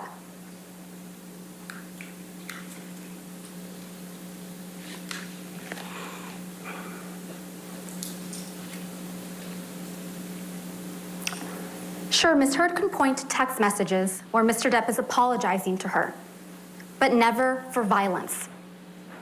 Ms. Heard's counsel showed you Defendant's Exhibit 325, where Mr. Depp says sorry for, quote, my behavior.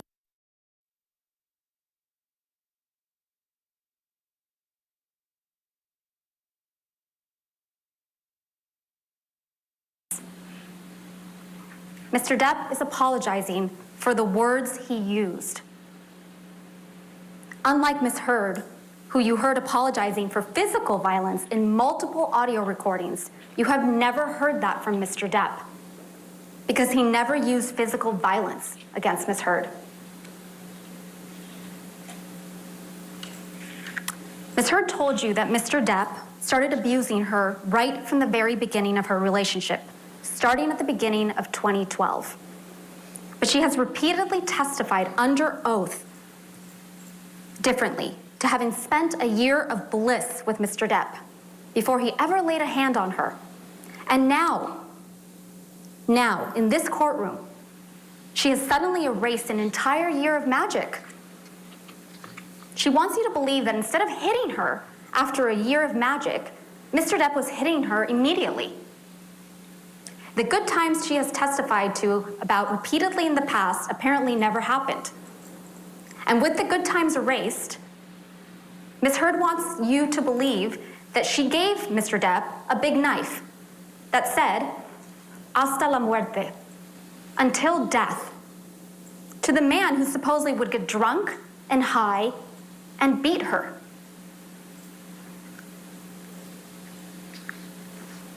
Ms. Heard admitted to you during this trial that Mr. Depp always wears big, chunky rings on every finger. According to her, he was wearing these rings when he'd slap her, hit her, punch her in the face. But you have not seen a single photograph that reflects the serious injuries Ms. Heard would have sustained if this was true. Not one. Ms. Heard testified to an incident in March 2013 when Mr. Depp supposedly hit her multiple times in the face while wearing rings. And this is what her face looked like afterwards.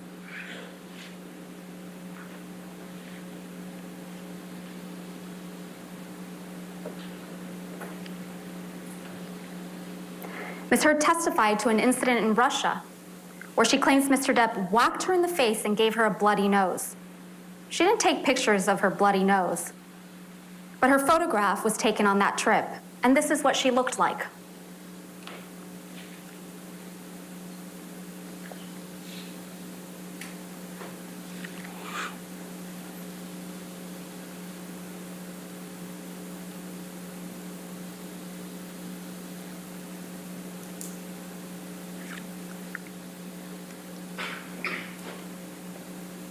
Ms. Heard told you that there was an incident the night of the Met Gala in May 2014 when Mr. Depp supposedly whacked Ms. Heard in the face, leaving her with a red, discolored, and swollen nose that she felt was broken. Ms. Heard didn't show you any photographs of these alleged injuries, but photographs were taken of her the following night, and there were no visible injuries to Ms. Heard's face.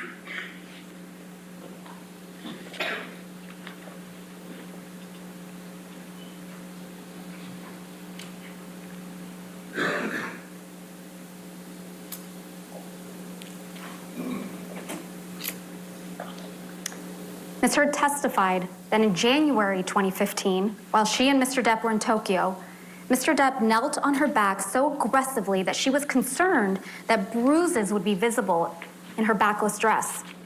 Here's Ms. Heard in that backless dress.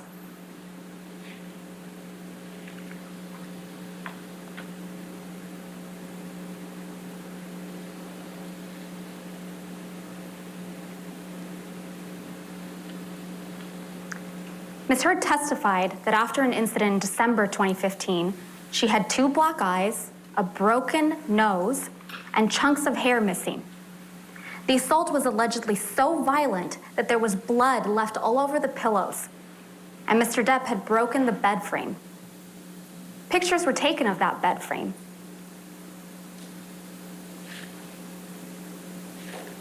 And in that picture, there appears to be a pocket knife on the bed. And that picture fails to capture the bloody pillows.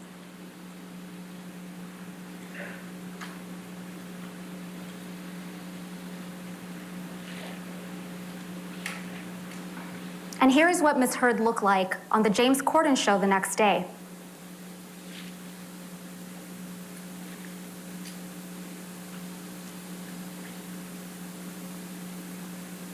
Indeed, you heard from Ms. Heard's own nurse, Erin Filati, that she saw her a day or two afterwards and could not visualize the injuries Ms. Heard described. Ms. Heard did take pictures of herself after this alleged incident. But are the injuries reflected in these photographs consistent? That's the question. Are they consistent with the brutal assault and serious injuries Ms. Heard has testified to? Or are these injuries more consistent with Mr. Depp's testimony that he and Ms. Heard bumped heads while he was trying to restrain Ms. Heard to keep her from attacking him?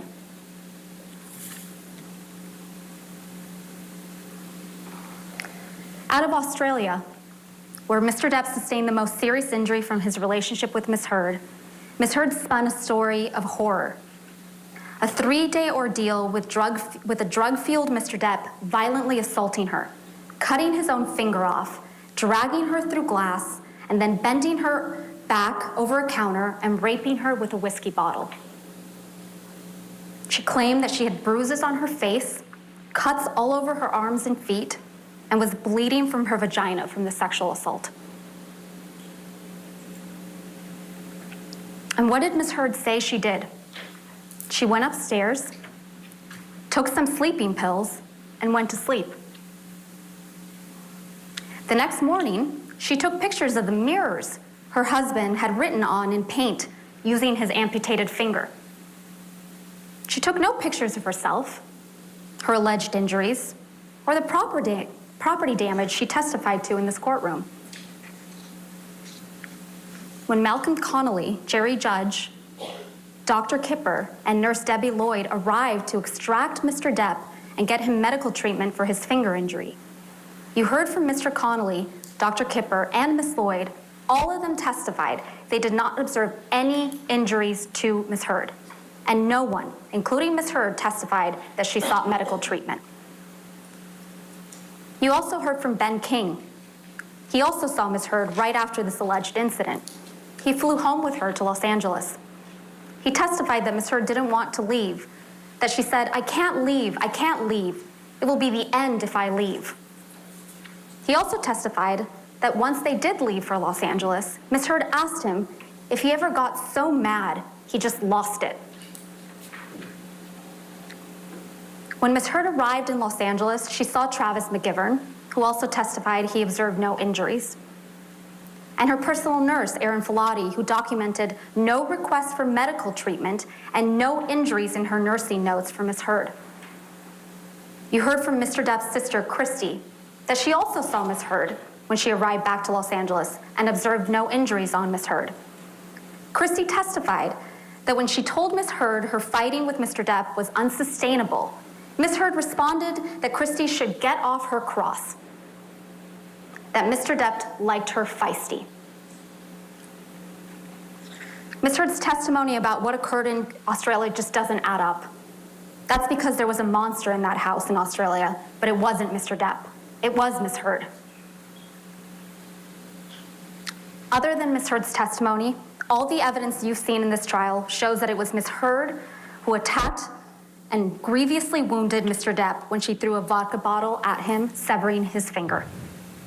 Okay, Mr. so Depp- you've been listening to closing arguments by Johnny Depp's attorney, Camille Vasquez. You're not going to miss a thing. We're just going to hit pause, but we'll bring you back in where we're leaving off, so keep it right here on Court TV Live.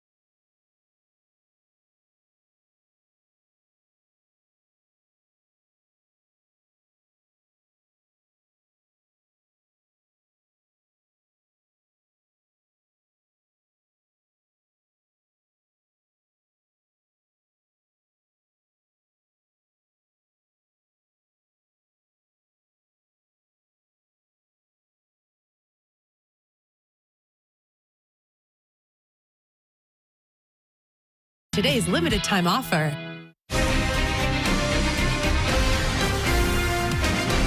Welcome back to Court TV Live. Final day of Johnny Depp versus Amber Heard. Now want to take you back into court to continue with closing arguments being delivered by Camille Vasquez on behalf of Johnny Depp.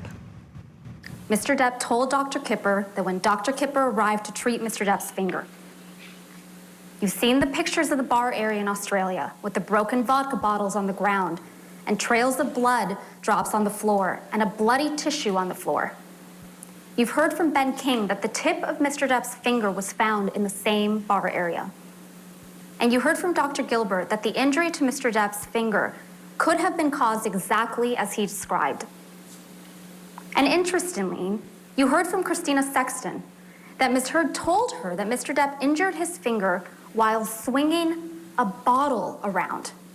Not smashing a phone, as Ms. Heard surmised in this courtroom, but swinging a bottle around. You also heard from Ms. Sexton that Ms. Heard first told her about the bottle rape in Australia while Ms. Sexton was at Ms. Heard's home, meeting with her lawyers, the day before Ms. Sexton was scheduled to be deposed in this case. The evidence presented at this trial shows that this is not the only time that Ms. Heard disclosed a sexual assault at a convenient time for purposes of litigation she's involved in. The first time Ms. Heard claimed that Mr. Depp sexually assaulted her in the Bahamas in December 2015 was after Tara Roberts, the manager of Mr. Depp's island, submitted a sworn statement in the UK action describing the incident she testified to in this courtroom, where Ms. Heard chased Mr. Depp out of the house, was yelling and then pleading with Mr. Depp to stay while clawing at his hair and clothes, and left Mr. Depp with an injury to his face. That's the first time she disclosed it, after there was contrary evidence. Ms. Heard testified about another incident just 2 weeks after the events in Australia, where Mr. Depp supposedly attacked Ms. Heard and almost pushed her sister Whitney down the stairs. Whitney is the only witness that you heard from that backs up Ms. Heard's version of events. She's it. And the only witness, other than Ms. Heard, who claims to have seen Mr. Depp physically attack Ms. Heard. But just like Ms. Heard's version of the events in Australia, her testimony about the staircase incident and that of her sister Whitney's just doesn't square up with the other evidence in this trial. Their testimony is contradicted by the testimony of Travis McGivern and Debbie Lloyd, who were there that night. Ms. Heard and Whitney testified that Mr. Depp threw a Red Bull can that hit or almost hit Ms. Lloyd. Ms. Lloyd testified that never happened. Mr. McGivern testified that it was Ms. Heard who threw a can at Mr. Depp. Ms. Heard testified that Whitney was between her and Mr. Depp when she punched him. Mr. McGivern testified that he was the one between Ms. Heard and Mr. Depp when Ms. Heard punched Mr. Depp. Ms. Heard testified that Mr. Depp was able to get his hands in her hair, yank her, and then hit her in the face with the cast he had on. But you heard from Ms. Lloyd and Dr. Colbert, Mr. Depp's medical doctor, who treated Mr. Depp's finger injury, that Mr. Depp's finger was in a delicate state. He had a pin in his finger, a skin graft, and a soft cast that immobilized Mr. Depp's 2 middle fingers. And tellingly, the only picture of an injury from this incident is of Mr. Depp with a shiner.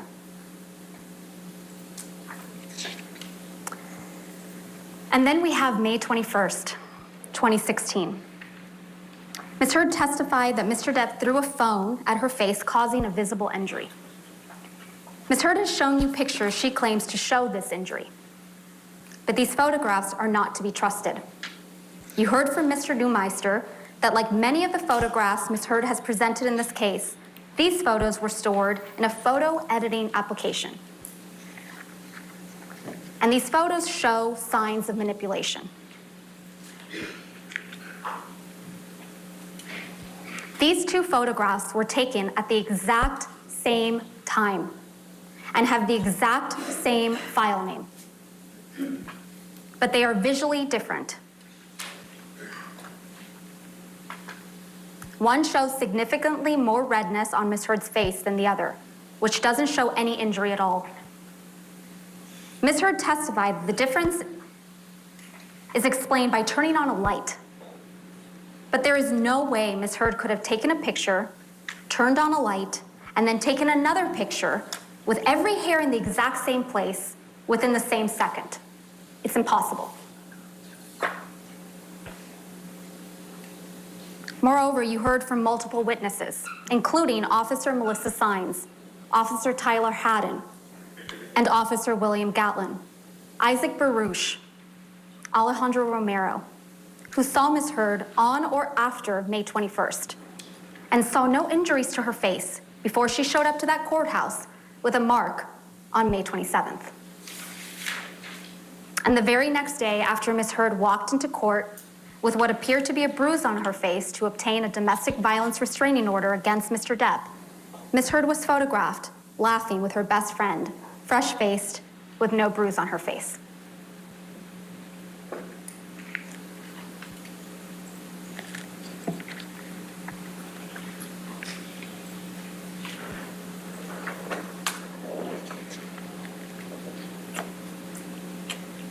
The mountain of evidence that Mr. Depp abused Ms. Heard is simply not there.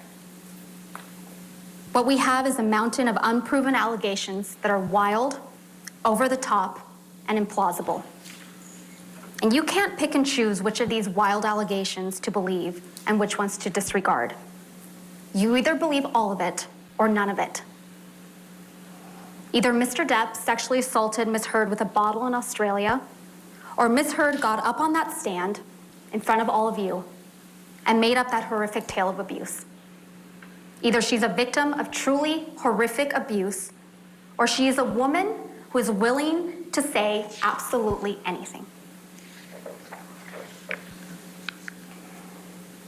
It is disturbing to think that Ms. Heard would make up the horrific tales of abuse that she testified to in this courtroom. But this case doesn't come down to whether you believe Ms. Heard or you believe Mr. Depp. This case comes down to whether you believe Ms. Heard or you believe Mr. Depp, Christy Dombrowski, Sean Bett, Malcolm Connolly, Travis McGivern, Starling Jenkins, Keenan Wyatt, Dr. Kipper, nurses Debbie Lloyd and Aaron Filati, Tara Roberts, Ben King, Kate James, Kate Moss, Dr. Colber, Morgan Knight, Morgan Tremaine, Officers Melissa Sines, Officers Tyler Haddon, Officer William Gatlin, and Beverly Leonard. What Ms. Heard testified to in this courtroom is the story of far too many women. But the overwhelming evidence and weight of that evidence shows that it's not her story. It's not Ms. Heard's story. It was an act of profound cruelty, not just to Mr. Depp, but to true survivors of domestic abuse. For Ms. Heard to hold herself out as a public figure representing domestic abuse. It was false, it was defamatory, and it caused irreparable harm. And to talk more about that, I'm going to turn it over to my colleague and my friend, Mr. Chu. Okay, so Camille Vasquez delivering closing arguments for Johnny Depp there. Want to bring in now our guest joining us here in studio for analysis, former Assistant State Attorney, Civil Rights Attorney, Criminal Defense Attorney, Sue Ann Robinson. Thank you so much for being here, joining us from Florida this morning. So what are your thoughts? How did Camille Vasquez do? I think she's being very effective. Closing argument is about keeping the promises that you made in opening and tying together for the jury all the little bits and pieces of evidence that they got dropped throughout the trial. And I think she's doing it very effectively, tying all the different pieces of evidence together, like we talked about briefly, you know, just having her acting coach come, having Amber Heard's acting coach come and drop the piece about how she couldn't cry. And I'm sure at the time we were all like, what are they doing? Why are we talking about her acting skill? But in closing, Camille was able to tie together the fact that she couldn't, her acting coach said that, shows us that she's a liar again, that she was acting on the stand and it was bad acting. So that's what they're doing. And I think Heard's team has promised that the jury would see, you know, Depp's team kind of at the podium banging, and because they had no facts.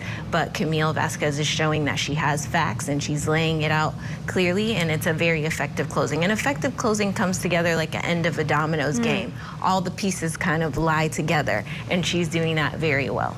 You think she connected the dots? Well, thank you so much. Sue Ann Robinson joining us live in studio with insight and analysis. And of course, we're going to continue to bring you closing arguments. Benjamin Chu will continue on with that for Johnny Depp. It's the final day in Johnny Depp versus Amber Heard. You're not going to miss a thing. We're going to bring you back into court where we're leaving off. Keep it right here on Court TV.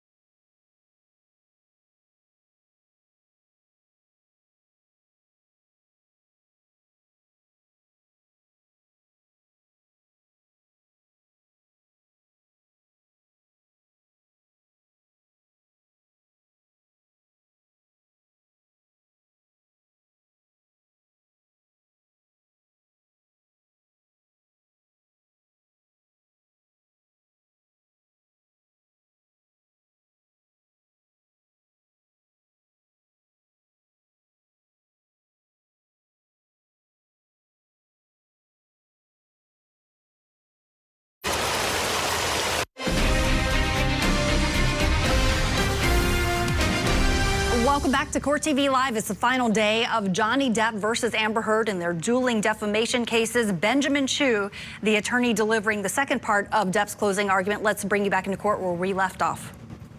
Thank you, Camille. Logistics are not our strong suit. And thanks to all of you, truly, for taking so much time over these last several weeks to listen to Mr. Depp, to his friends, to his family, and to so many others who have come forward physically in this courtroom, some from a very long distance, to tell you the truth, and to finally, after so many years, to correct the record. As Ms. Vasquez said, you have now come to know the real Amber Heard. Scary. We also told you at the start of this trial that you were going to come to know the real Johnny Depp, not the many characters you've seen him play so wonderfully in the movies, but the man himself. We kept that promise. You've met the real Johnny Depp. You have heard that Mr. Depp came from humble, very difficult beginnings. You have heard from Mr. Depp's big sister, who's here in the courtroom today, Christy Dombrowski, who told you how Mr. Depp grew up in a deeply troubled household with a mother, Betty Sue, who was physically abusive and mentally cruel. As Ms. Dombrowski testified, one of the names that Betty Sue called Mr. Depp when he was a little boy was One Eye, because he had to wear an eye patch for some time. His mother used to hit his father and the kids, including young Mr. Depp. And when his mother got violent, Mr. Depp would retreat and find a place to hide. Sometimes he and his sister Christy would find a place to hide together. Mr. Depp never hit back. And like his father, he either stood up and took the violence or he retreated from it. Those are habits he returned to later when he found himself in a relationship with another person who returned his love with abuse, with physical abuse. And despite this long, unhappy history with his mother, Johnny never turned his back on her. In her elder years, Mr. Depp moved his mother to California, and he moved her to Los Angeles right across the street from his house, so his two children could get to know her. He hired nurses for his mother. He made sure to take care of her and to make her comfortable. She never went to hospice. She had the nurses make her comfortable to the day she died. And from those humble and difficult beginnings, Mr. Depp grew into one of the greatest actors and movie stars of his generation. Now, he came to Los Angeles with his first love as a young man, planning to be a musician. Music had been a part of his life ever since he found peace himself in his room as a young boy, when he was escaping, and he learned to play the guitar and would use it as solace. But it was an actor as his star began its rise, as he appeared in films too many to mention, including, of course, his iconic role as Captain Jack Sparrow in the Pirates of the Caribbean franchise. Fame came with challenges to Mr. Depp and his family. It was a strange experience for a shy young man from Kentucky to be thrust into the limelight, pursued by paparazzi, and to have even his very name become a brand. But he did his best to live a private, quiet life, and despite it all, and over the years built a reputation as a respected artist and as a decent, very well-liked man, which you've heard from many people. Mr. Depp dated major figures like Winona Ryder, Kate Moss, and Vanessa Paradis, with whom he spent 14 years together and with whom they had their children. Before Amber Heard, ladies and gentlemen, no woman ever before Amber Heard ever claimed that Mr. Depp raised a hand to her in his 58 years. And no other woman since Ms. Heard made that false claim back on May 27th, 2016, and repeated it in her December 2018 op-ed. Has any woman come forward since? This is Me Too without any Me Too. To the contrary, ladies and gentlemen, you heard Kate Moss 2 days ago testify. This is a woman who has never testified in any proceeding, ever. A very private person. Testified that Mr. Depp never abused her and that Ms. Heard lied to you. And she lied to you twice when she told you. Objection, Your Honor. That, Ms. Sure.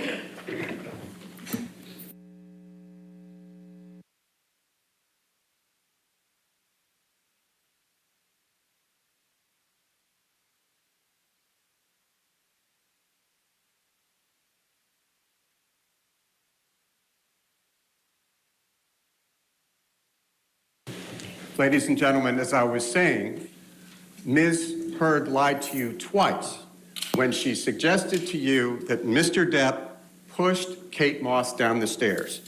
You told her, you heard her say just 2 days ago that Mr. Depp never did that, and he never hit her, and he never kicked her. That was one of... Objection, Your Honor. That's not what she testified to. Exactly we just what discussed that. Overruled. Thank you, Your Honor. They're still at it. Ms. Heard and her lawyers have spent much of this trial talking about drugs and alcohol. Mr. Depp is no saint, and he has never claimed to be one. He has made mistakes in his life, as we all have. Yes, he has struggled with drugs and alcohol, but you never heard him deny that. We told you that in the opening statement. He owns his flaws. He admits to them. He told you all about them. But he is not a violent abuser. He's not an abuser, as Ms. Heard claims.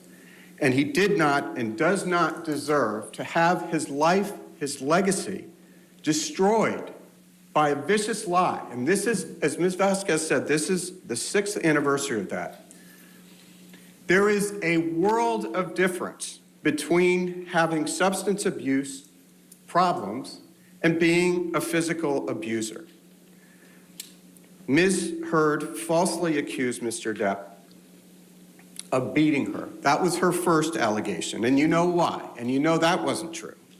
Then, years after the fact, for the first time, she accused him of raping her. The lies have grown and metastasized over time, and they need to be stopped.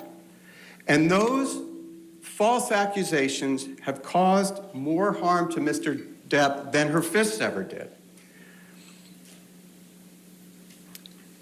And make no mistake, Ms. Heard has admitted, unlike Mr. Depp, Ms. Heard has admitted on the audio tapes you've heard at this trial, and Ms. Vasquez just played you a few of them, she has admitted repeatedly to physically abusing Mr. Depp. And I would just like to take a minute to talk about the harm to Mr. Depp and his family.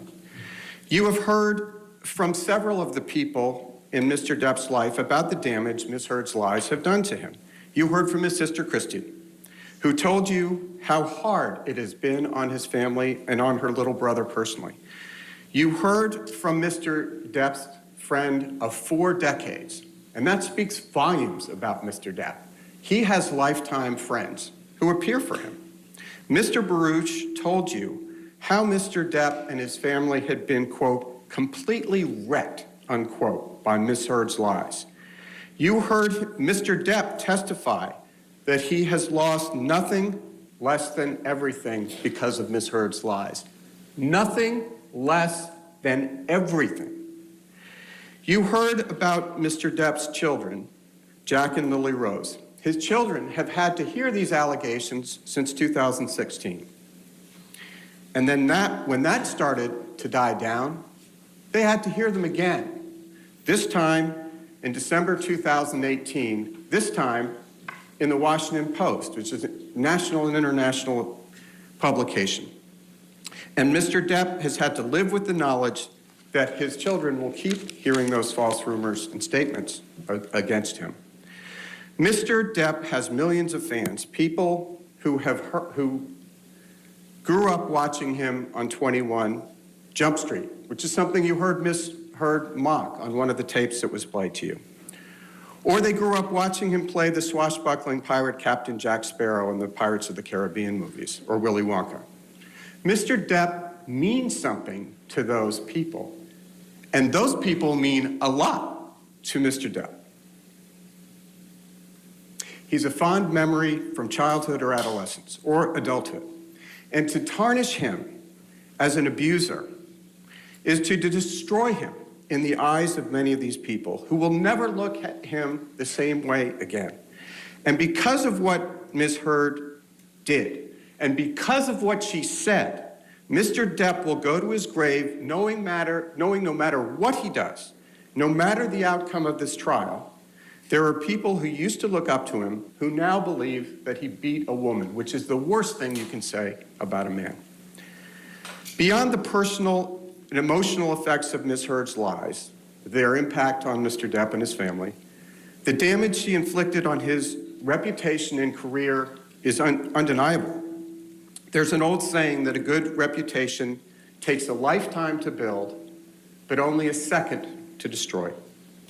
Mr. Depp spent, in fact, a lifetime building his reputation as one of the greatest actors and movie stars of his generation, an iconic figure respected and liked throughout Hollywood and recognized and admired throughout the world. You heard evidence from Jack Wiggum, who was here today, Mr. Depp's agent, who explained that Mr. Depp, quote, was very well regarded and respected by peers in the artistic community, unquote. And you heard further testimony from Mr. Wiggum that Mr. Depp had a deal with Disney to play Captain Jack Sparrow in the 6th movie sequel of the Pirates of the Caribbean franchise for $22.5 million. But, as Mr. Wiggum explained, all of that changed when Ms. Heard published her op-ed in December of 2018 in the Washington Post. Quoting from the testimony you heard by Mr. Wiggum, quote, after the op-ed, it was impossible to get him a studio film, which is what we normally would have focused on in that time period, unquote. Another quote, it was on the damage, the impact of this op-ed, as opposed to the other stories that you saw, the other publications. Mr. Wiggum explained why this one was so damaging. Quote, it was a first-person account. I mean, from the victim.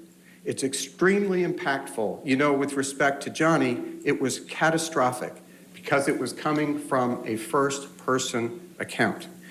It was not from a journalist. It was coming from someone observing. It was from someone saying, this happened to me, unquote. You also heard from Richard Marks, an expert in the inner workings of Hollywood and the entertainment industry, who explained that the impact of Ms. Heard's allegations on Mr. Depp was devastating. Quote, it's devastating. It's the type of claim, the Me Too claim of sexual violence, domestic abuse, that has canceled a list of actors, unquote.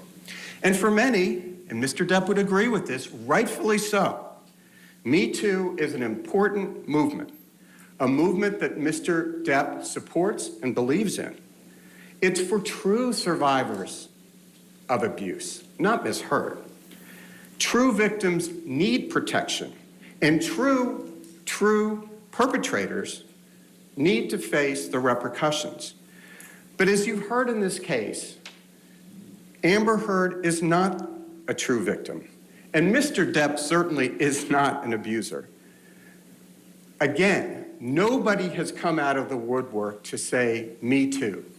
This is the unique and singular Me Too case where there's not a single Me Too. In fact, to the contrary, Kate Moss, who was in a romantic relationship with Mr. Depp for 3 years, which he broke off, came forward to say, no, he never pushed her down any stairs.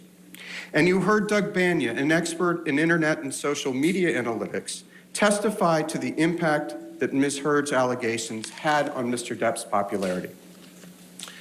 Ms. Heard's lawyers tried to tell you that all of the damage done to Mr. Depp's career was because of his own behavior, because he was sometimes unprofessional or sometimes late to set. But that doesn't hold up. Mr. Depp has been a major figure in Hollywood for decades. Yes, Mr. Depp was late to set sometimes.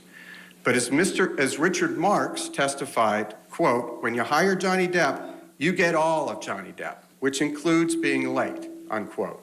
Keenan Wyatt, who has worked for decades as a sound engineer on some of Mr. Depp's films, said much the same thing. And by the way, Mr. Wyatt is not and never has been an employee of Mr. Depp. He's just worked with him on movies. Mr. Depp wasn't canceled by Hollywood because he was sometimes late to set. He was canceled because Ms. Heard falsely accused him of domestic violence and sexual violence on the pages of the Washington Post on December 18, 2018, repeating the prior lies of May 17, 2016. And as you saw at trial, Ms. Heard published the op-ed on December 18, 2018, 2 years after her public allegations of domestic abuse. Ms. Heard's publication of the op-ed coincided with the release of her major movie Aquaman that December. And it coincided as well with her announcement on Twitter that she was becoming an ACLU ambassador for women's rights. And in that op-ed, Ms. Heard repeated her false allegations against Mr. Depp. Now, she didn't mention his name. She didn't have to. Everyone knew exactly who and what Ms. Heard was talking about. Ms. Heard got on the stand and tried to tell you that the op-ed was not about Mr. Depp. She then said, well, it wasn't just about Mr. Depp. But she couldn't deny, and this was yesterday, that this was at least partly about Mr. Depp. The op-ed obviously is about Mr. Depp, and the testimony at trial proves that. You will recall testimony from the ACLU's representative, an attorney, stating that Mr. Depp's name was included in drafts of the op-ed and that they and others understood that the op-ed was about Mr. Depp. Specifically, the ACLU representative testified, among other things, quote, based on my review of prior drafts of the op-ed, I knew that she was referring to Johnny Depp and the marriage, unquote. Ms. Heard's claim that the op-ed is not about Mr. Depp is just another one of her many, many lies. In fact, what you have seen time and time again through the course of this trial is that Ms. Heard lies. She lies all the time about things that are important and the things that aren't important. She just can't seem to stop. And as Ms. Vasquez said, what she routinely does is she doesn't take ownership or responsibility for anything, and she has an excuse for everything. But in this courtroom, confronted with the evidence, she can't run away from her own words. As my colleague said, words matter, and Ms. Heard is condemned by her own words. So Tom, let's please take a look at the words she used in her op-ed, which is Plaintiff's Exhibit 1, and which Ms. Heard published in December 2018, 2 years after she first publicly accused Mr. Depp of being an abuser on May 27, 2016. The title of the op-ed reads, as you can see, quote, Amber Heard, I spoke up against sexual violence and faced our culture's wrath. That has to change, unquote. Below that, Ms. Heard states, quote, then 2 years ago, I became a public figure representing domestic abuse, and I felt the full force of our culture's wrath for women who speak out, unquote. And below that, Ms. Heard states, quote, I had the rare vantage point of seeing in real time how institutions protect men accused of abuse, unquote. Each of those statements clearly refers to Ms. Heard's allegations against Mr. Depp. And taken collectively, their message and their implication about Mr. Depp is clear, i.e. that Ms. Heard is a survivor of domestic abuse and that Mr. Depp is a perpetrator. The context in the rest of the op-ed makes that clear as well. Consider, for instance, this line, quote, "Imagine a powerful man as a ship, like the Titanic. That ship is a huge enterprise. When it strikes an iceberg, there are a lot of people on board desperate to patch up holes, not because they believe in or even care about the ship, but because their own fates depend upon the enterprise," unquote. Everyone in Hollywood knew, and everyone in this courtroom now knows exactly what Ms. Heard intended those words to mean. The ship, the Titanic, is Mr. Depp. And Ms. Heard was the iceberg that sank him. That's precisely what Ms. Heard was saying in the op-ed. And in just the same way, everyone in Hollywood knew, and Hollywood and elsewhere knew exactly what Ms. Heard meant by the words, quote, "2 years ago, I became a public figure representing domestic abuse," unquote. That was a clear reference to the day 2 years earlier, on May 27th, 2016. And as Ms. Vasquez said, that was 6 years to the day. That's when his life ended. That was 6 years ago to this day, when Ms. Heard, on May 27th, 2016, walked into court with her publicist, Jody Gottlieb, having tipped off TMZ, with an alleged mark on her face to accuse Mr. Depp of abuse. As always, Ms. Heard was quite mindful of her image. She was careful to portray herself as the innocent representative of abuse survivors, and by implication, Mr. Depp as the perpetrator of domestic abuse. She was the woman who, in the words of her title, supposedly, quote, "spoke up against sexual violence," unquote. Now, Ms. Heard has done a lot to try to walk away from the title in particular. That's true to form. She has testified that she didn't write it, and she will argue later that she shouldn't be held liable because she didn't write it. But as the court's instructions, which you heard this morning, make clear, Ms. Heard didn't have to personally write any part of the op-ed for her to defame Mr. Depp through implication in the Washington Post. And let's please, Tom, turn to Plaintiff's Exhibit 3.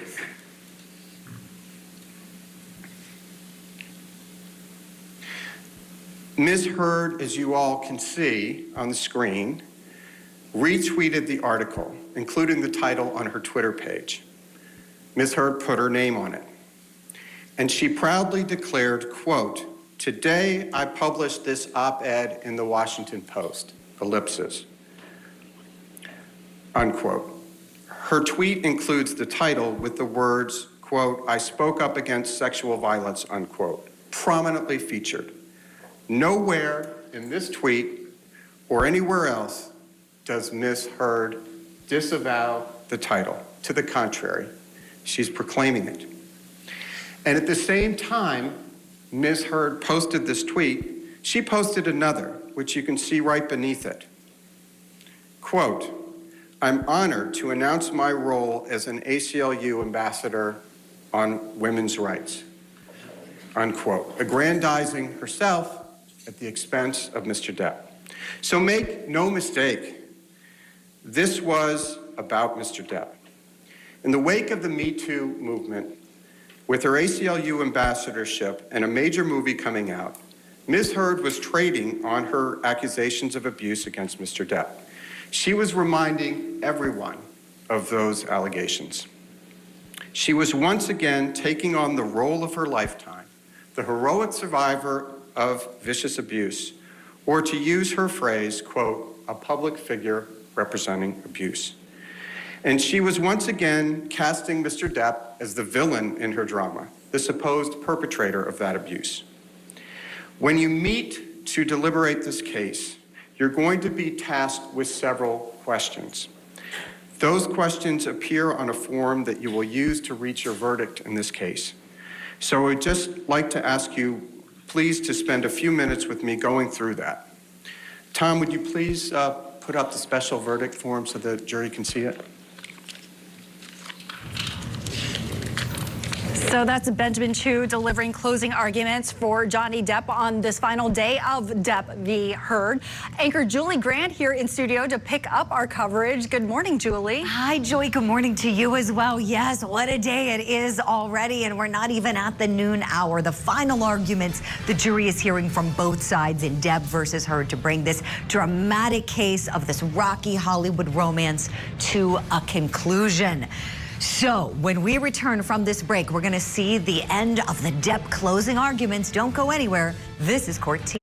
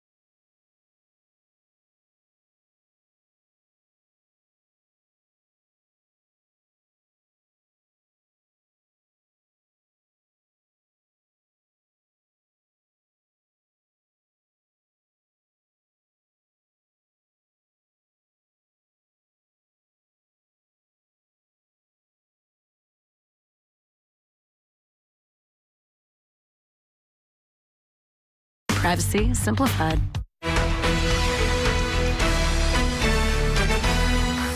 On May 27th, 2016, Ms. Heard walked into a courthouse in Los Angeles, California, to get a no-notice ex parte restraining order against Mr. Depp, and in doing so, ruined his life by falsely telling the world that she was the survivor of domestic abuse at the hands of Mr. Depp. Good Friday morning to you. Welcome to Court TV Live. I'm your midday host, Julie Grant. We have been following the real-life drama inside that Fairfax County, Virginia courtroom between actors and former spouses Johnny Depp and Amber Heard for the last 6 weeks. Each party is suing the other, accusing their former spouse of defamation and asking the jury to award millions of dollars in damages. Now, as you can see, we're down to the final part of these proceedings before the jury gets the case, the closing arguments.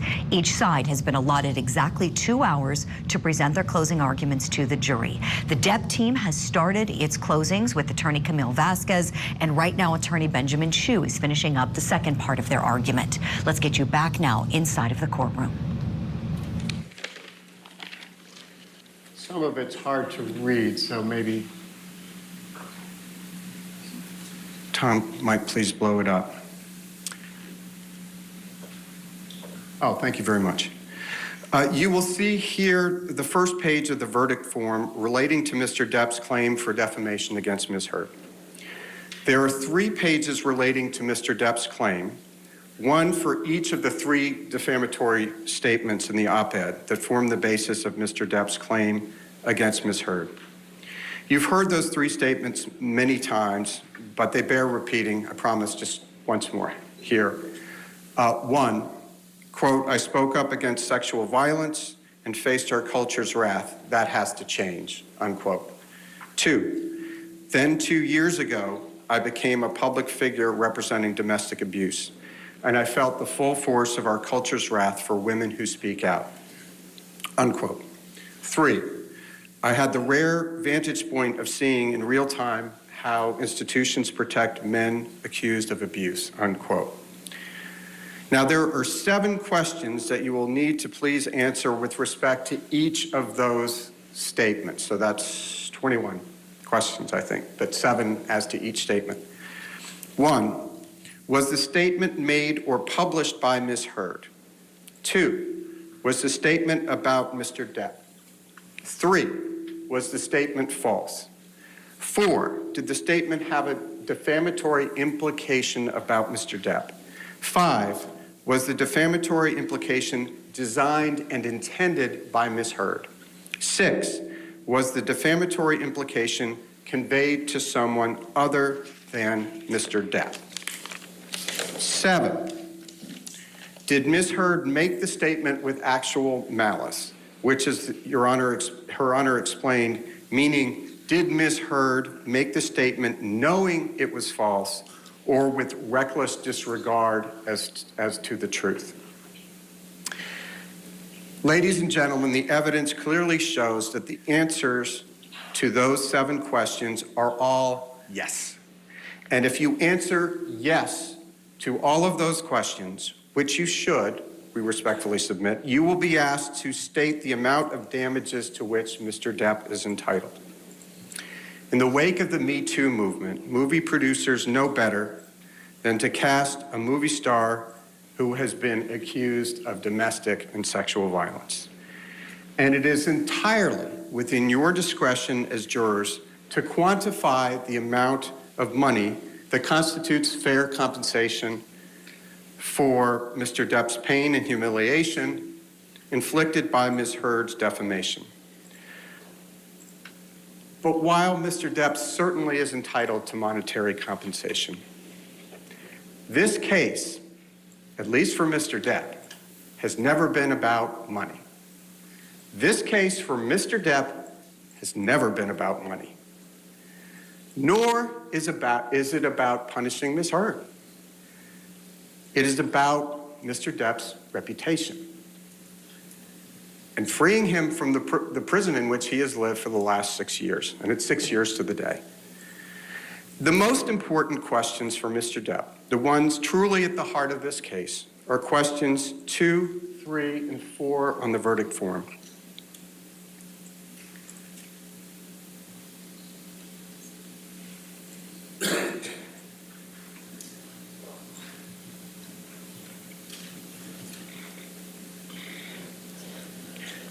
And while Tom's pulling that up. Let's take question 2. Thank you. Were the statements about Mr. Depp? Yes. 2 points here. 1, when the ACLU pitched the op-ed to the Washington Post, I think you'll remember this, they pitched it as, quote, a piece by Amber Heard, who, as you know, was beaten up during her brief marriage to Johnny Depp, unquote. That's how they pitched it. 2, after the op-ed was published, news outlets, including USA Today, and you've seen that was an exhibit, characterized the op-ed as referring to Ms. Heard's allegations of abuse against Mr. Depp. So the USA Today interpreted it that way, and so did many other publications. They got exactly the implication that Ms. Heard and the ACLU intended them to have. Tom, if you would please pull up Plaintiff's Exhibit 409 and 411, if you could put them side by side. And this was expected. This is what they wanted. There had been a lot of press 2 years prior to the publication of the op-ed about Ms. Heard's claims of abuse against Mr. Depp when she walked into court with her publicist to obtain the domestic violence, the no notice, ex parte, meaning Mr. Depp's lawyer was not informed and he was already in New York, which he testified Ms. Heard was well aware of. You don't need a domestic violence restraining order when your husband is halfway across the continent and is heading for a European tour. On May 27th, 2016, with a purported mark on her face, everyone knew exactly who and what Ms. Heard was referring to in the op-ed. She was referring to Mr. Depp. Let's take questions 2 and 3 next, if we can. Were each of the statements false? And did the statements have a defamatory implication on Mr. Depp? Again, the clear answer is yes. The statements, understood in the context of the op-ed itself and in the broader context of the press coverage of Ms. Heard walking into the court with a mark on her face to obtain a domestic violence restraining order against Mr. Depp in May 2016, clearly imply that Mr. Depp physically and sexually abused Ms. Heard. The overwhelming evidence that you all have heard, and it's come forward in this case, shows that those allegations are false and despicably false. Mr. Depp did not physically abuse Ms. Heard. He did not sexually abuse Ms. Heard. You've heard audio after audio where Ms. Heard admits that she was physically abusing him. While Mr. Depp's name will be forever tarnished by these horrendous and false allegations, this case is about telling you his story and the truth about what really happened, which you've now heard. It is about restoring his lost reputation. It's about showing Mr. Depp's children, Lily Rose and Jack, that the truth is worth fighting for. It is. And it's about restoring Mr. Depp's name and standing in the community to the fullest extent that you can. And you can do something. And only you, ladies and gentlemen, can do that for him. You heard from Mr. Depp yesterday that he has been carrying these outlandish, outrageous stories on his back, pretty stoically, and living with them for 6 years, and waiting to be able to bring his truth out. And he has told you the truth, the unvarnished truth, even truth that pretty embarrassing. He knew that was going to happen when he brought this case. You've seen the evidence in this case over 6 long weeks, which we again thank you for. That evidence shows overwhelmingly that Ms. Heard's attempt to paint herself as a heroic survivor, an innocent survivor, and Mr. Depp as a terrifying abuser are utterly false. We ask you to please return your verdict for Mr. Depp.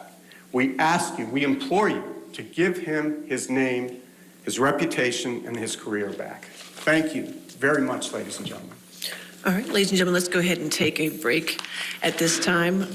Again, this case has not been submitted to you yet. We will continue with closing arguments when we come back, so do not discuss the case with yourselves. Don't do any outside research, okay? Thank you. All right, so with that, the arguments from the Depp team are in. They chose to split it up with two different voices. They don't have to do it that way. It is their choice. In fact, many trial attorneys will tell you it's preferable to have one voice so the jury gets used to one voice and there aren't repetitive things said. I want to bring in my attorney guest on the program today. Sue-Ann Robinson is in the studio with me. She's a criminal defense attorney, formerly served as a prosecutor. You also do civil rights work, and we're glad to have you on the show today. So watching the closing arguments, how would you say they did before this jury with the facts they have and the law they have, please? I think they were very effective. And even the split that you were talking about, I think it was effective because Johnny Depp's team was countering Amber Heard's team, saying that they were going to be banging on the podium because they had no facts. So they had Camille come out and kind of lay out all the facts and the inconsistencies, and then her co-counsel to kind of discuss, you know, the emotion and who Johnny is and what he went through and why he doesn't have the motive to have committed this against Amber Heard. So you thought they did well overall? Yes, they get an A+, and I don't give those out a lot. Okay, all right, A+ from Sue-Ann Robinson. Sue-Ann, thank you for that. Let us know what you think of the Depp team's closing arguments. Tweet us at Court TV is our network Twitter handle. Feel free to tweet me as well. We're going to squeeze in a quick break because in real time, the jury was just sent on their mid-morning break. They're going to be brought back for more of the arguments. We're going to hear from Amber Heard's attorneys up next. You won't miss a minute here on Court TV.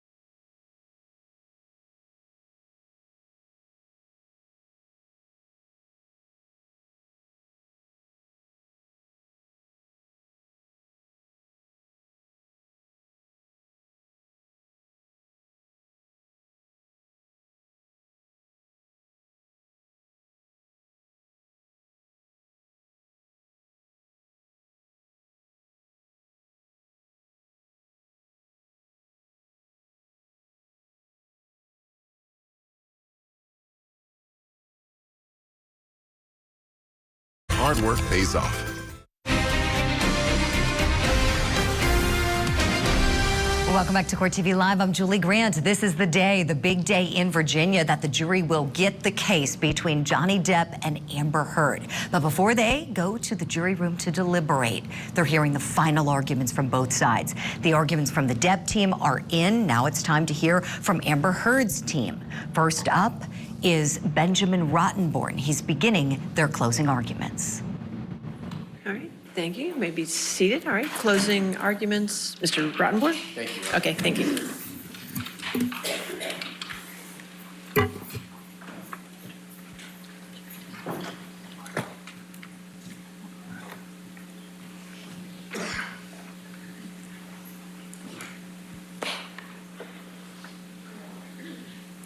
Good morning, everyone. Mr. Rottenborn, is your mic on? I believe it is. Oh, there we go. Okay. Does that work? Okay. In trying to convince you that Mr. Depp has carried his burden of proof in proving that he was never abusive to Amber on even one occasion, think about the message that Mr. Depp and his attorneys are sending to Amber and by extension to every victim of domestic abuse everywhere. If you didn't take pictures, it didn't happen. If you did take pictures, they're fake. If you didn't tell your friends, you're lying. And if you did tell your friends, they're part of the hoax. If you didn't seek medical treatment, you weren't injured. If you did seek medical treatment, you're crazy. If you do everything that you can to help your spouse, the person that you love, rid himself of the crushing drug and alcohol abuse that spins him into an abusive, rage-filled monster, you're a nag. And if you finally decide that enough is enough, you've had enough of the fear, enough of the pain, and you have to leave to save yourself, you're a gold digger. That is the message that Mr. Depp is asking you to send. But he doesn't stop there, because in Mr. Depp's world, you don't leave Mr. Depp. And if you do, he will start a campaign of global humiliation against you, a smear campaign that lasts to this very day. He will do everything he can to destroy your life, to destroy your career. That is what they're saying, ladies and gentlemen. And that's what they're trying to get you, the jury, to be an accomplice to. But it's not surprising, because Mr. Depp cannot and will not take responsibility for his own actions. It's always someone else's fault. Just as Ms. Vasquez did, and Mr. Chu did, I would like to extend my thanks to you on behalf of Amber and our whole legal team for the care and the diligence with which you have served as jurors in this matter. You've paid attention to every witness, every piece of evidence, and I can't even imagine the sacrifice that you've made in terms of time away from your friends, your family, your job, to be here on this jury. It's a very important role that you're serving, and we thank you very much. Let's pick up where we started 6 weeks ago in opening statement. You may remember that I asked you to keep a simple question in mind, which is, why are you here? And much of what you've heard during the course of this trial, you don't need to make a decision on in order to return a verdict for Ms. Heard on Mr. Depp's claim of defamation. Now, we'll talk about Ms. Heard's claim of defamation against Mr. Depp, and Elaine will address most of that in a few minutes. But your key question to answer is, does the First Amendment give Ms. Heard the right to write the words that she wrote in this article on December 18th, 2018? That's the question. And you cannot simultaneously protect and uphold the First Amendment and find in favor of Johnny Depp on his claim. You simply cannot. You have to decide, should someone be able to write an article like that in the United States of America without being sued successfully, without having to go through the hell that Ms. Heard has gone through? So let's talk about that. And to do that, we get to explain a bit more about the law that you have to follow. This is the op-ed piece. I'm not going to read it to you again. You heard me read it to you in opening statements. And I would urge you, when you're in the deliberation room, read it. Read it again. And I know we focus on it, you know, here and there over the course of the trial, but the vast majority of this trial has not focused on these words, on this piece. This is obviously the paper edition. There's the online edition as well. Now we get a chance to discuss with you exactly what you have to find about this article.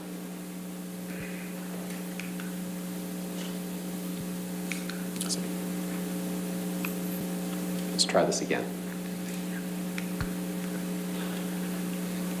This is one of the jury instructions that you'll get. And I've been so looking forward to being able to actually explain to you, as the judge read all the instructions to you this morning, and I know it was a lot, but we've been looking forward to being able to explain to you what you're here to decide. Because I imagine for some of the case, it's been kind of unclear. What are you being asked to decide? These are the things that you have to find, and you have to answer yes. As Mr. Chu said, you have to answer yes to all of them in order to find in favor of Mr. Depp.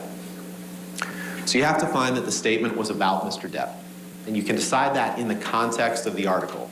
And I'll get to the arguments that Mr. Depp raises on that in a minute. You also have to find that the statement is false. And we're going to look at the statements here. We're going to look at each of the three statements. And in order to win his claim, Mr. Depp has to prove every single element. And there's a concept in the jury instructions that you really didn't hear from Mr. Depp's side this morning, but you've all heard it, I'm sure, outside the courtroom, which is burden of proof. It is Mr. Depp's burden to prove each and every one of these elements. If he cannot, Ms. Heard wins. If he cannot prove each and every one of these elements under the burden of proof that's applicable, Ms. Heard wins. And there's two different burdens of proof that we'll get to. For all of them except number 7, the burden of proof is greater weight of the evidence. So you weigh the evidence and you decide, has Mr. Depp proven to you the first 6 elements? The 7th one, for actual malice, the clear and convincing evidence standard, we'll get to in a few minutes. But this is what he has to prove.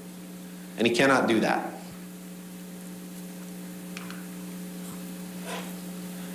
These are the 3 statements. And I know you may be thinking to yourself, wait a second, don't we have to decide if Mr. Depp committed abuse? And the answer is no, you don't have to.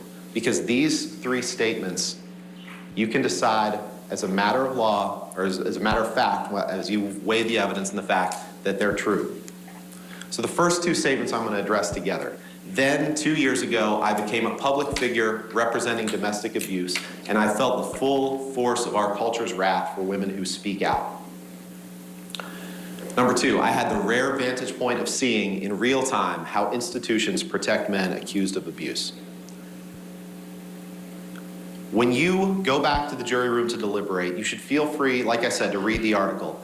And think of the article's purpose. The jury instructions also tell you to take these statements in the context of the article. Think about the purpose. The purpose of the article was to promote legislative measures designed to protect victims of domestic abuse, designed to protect people who did exactly what Ms. Heard did, to speak out. That's apparent on the face of the article. And to do that, Ms. Heard talked about her own life experiences as someone who had obtained a TRO against Mr. Depp, someone who had accused Mr. Depp of domestic violence. Make no mistake, and Mr. Depp's side keeps trying to say that we're somehow suggesting that 2 years before she wrote this, that Ms. Heard hadn't had anything to do with Mr. Depp. We're not saying that. You heard Ms. Heard herself say, of course, 2 years before I wrote this article, I felt the full force of our culture's wrath for women who speak out after she obtained a temporary restraining order against Mr. Depp, after she became a public figure representing domestic abuse. But the words that she wrote here, and then chronicling her own experience after that, those words are true. Those words are true. Similarly, the rare vantage point of seeing, based on her own experiences post May 27th, 2016, how institutions protect men accused of abuse, those words are true, and the First Amendment protects Ms. Heard's right to say them. Now, the third statement is absolutely true as well, but we're going to take that separately because she didn't write it. Under the First Amendment, the statements have to be false in order for Mr. Depp to win. Now, plaintiff addresses, like I said, an argument that we're not making. And as I said, we're not running from the fact that when she discussed becoming a public figure representing domestic abuse, Amber was speaking of her experiences reporting domestic abuse against Johnny Depp. She admitted to that, but that doesn't make the article or the statements about Johnny Depp. Think about it. Think about every piece of evidence that you've heard over the last 6 weeks about his abuse, about their relationship. None of that is in the article. None of it. We all know that it would be a very different article if she had written about what she suffered, that she's told you about over the last 6 weeks. Because he knows the words are true, Mr. Depp says that the words now have a defamatory implication. He says the statements are the same as saying, Johnny Depp abused me. But just because he wants to make the article about himself doesn't mean it is. He has to show you that any defamatory implication was designed and intended. Look at number 4, designed and intended by Ms. Heard to convey the defamatory meaning that he suggests. Just because people might read the article and remember, oh yeah, Amber Heard used to be married to Johnny Depp and she accused him of abuse, that doesn't mean that she designed and intended defamatory implications in writing about herself. And think about it, if Mr. Depp is right, then virtually any statement that anyone could ever make about their own life that implies anything, implies any involvement with any other person, could be defamatory. And that's clearly not what the First Amendment intends. She didn't design and intend the words to be the equivalent of writing Johnny Depp abused me. And you don't have to take her words for it. You can take the words of Terrence Doherty of the ACLU. He said that the op-ed wasn't even Ms. Heard's idea. The ACLU wrote the first draft, and great care was taken in drafting the article so as not to make it about Mr. Depp or Ms. Heard's relationship with him. That's the only evidence presented about Ms. Heard's motive, except her statements that that was exactly what she wanted to do. She wanted to talk about her experiences after Johnny Depp. She wanted to own her story after Johnny Depp and fit those into what other women experience, what other people experience having accused someone of domestic abuse and the backlash that they suffer, and then talk about legislative measures that could help protect people in those positions. That's what she meant, and that's what the article is about. There's no hidden meaning here, ladies and gentlemen. This isn't a hit piece on Johnny Depp. This isn't a hit piece on Johnny Depp. And you can end here. You can end there by saying the statements that she wrote were not false, and the First Amendment protects them. Let's talk about the headline for a minute. The headline that was published in the online version only of the article on December 18th, 2018, said, I spoke up against sexual violence and faced our culture's wrath. A few points here. Number one, and this evidence is undisputed. There's no dispute about this. So as you weigh the evidence, you don't have to check your common sense at the door, and you can weigh circumstantial evidence, you can weigh facts, but you can't see evidence where no evidence exists. And the undisputed evidence here is that Ms. Heard didn't write the headline. She didn't approve the headline. She had nothing to do with it. She was not given notice of the headline. She testified, you saw her testify about the sexual assault that she experienced at the hands of Mr. Depp. You saw her testify about that they're calling her a liar. You saw her on the stand testify with your own mouth, with her own mouth, exactly what she went through for the first time in court, because people who have suffered that, they don't want to broadcast that to the world. They want to penalize Ms. Heard for not speaking about that earlier. That's ridiculous, and it's insulting, and it's just victim blaming at its most disgusting. The only reference to sexual assault in the article, and you can read the op-ed, is sexual assault that she said she had experienced by the time she was of college age, before Mr. Depp. So there is a reference to sexual violence in that article, but it's not by Mr. Depp. And Mr. Depp can't hold her liable for a headline she didn't write, that contained something that had nothing, that was not about him. And they want you to think that she republished the headline by tweeting out the link to the online version. So let's look at this. This is the tweet that she sent on December 19th. The hyperlink It says, opinion, Amber Heard, I spoke up against sexual violence. That's the online version of the article. As Ms. Heard said, you can't tweet a piece of paper. So when she wanted to share that she had written this article, what choice does she have? She has to attach that link. And the jury instructions that you have make clear that a hyperlink is not republication. Forwarding a link on does not mean that you've broadcast the statement again, but that's what they want to make you think.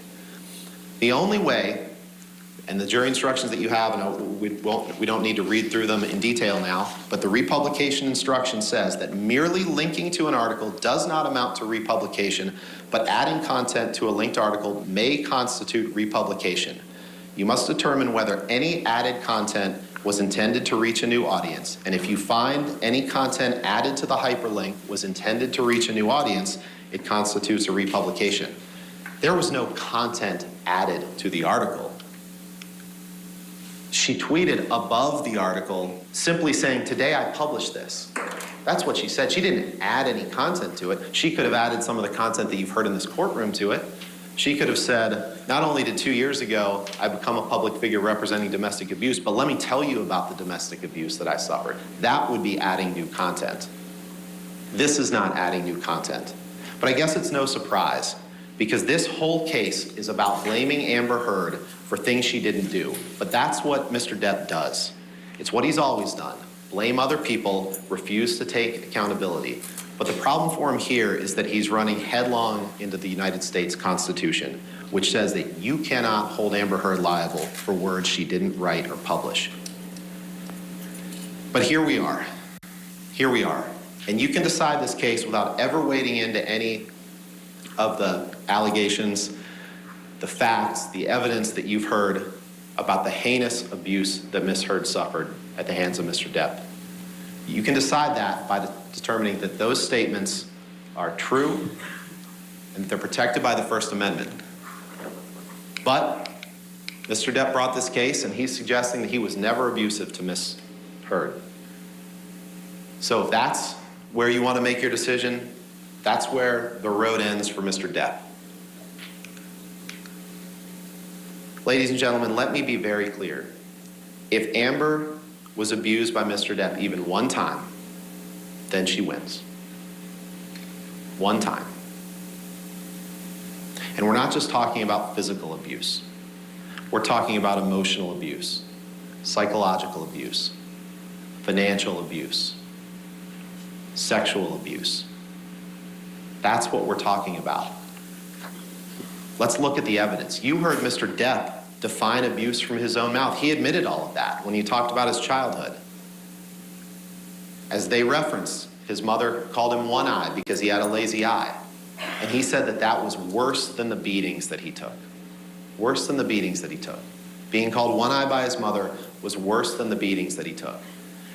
And after the evidence that you've seen, some of which you're going to see, I want you to think to yourself, is being called one-eye worse than what he did to Ms. Heard? Absolutely not. You'll remember his expert, Shannon Curry, agreed with all that abuse can take many forms. And you'll remember that Don Hughes, Ms. Heard's expert, talked about the reports of intimate partner violence by Ms. Heard, characterized by physical violence, psychological aggression, sexual violence, coercive control, and surveillance behaviors. She tested Ms. Heard. She said that the tests show that there's a high degree of serious violence perpetrated by Mr. Depp toward Ms. Heard. She got that opinion and that impression by reviewing the medical records of Ms. Heard. She talked about the role of coercive control that Mr. Depp exercised over Ms. Heard. The effect of coercive control, she said, was drastic, and it was composed of things such as possessive jealousy, the imbalance of power, not only in physical stature and physical size, but in where they were in their life and their career. By intimidation, she said writing obscene messages to your partner can absolutely be intimidating behavior.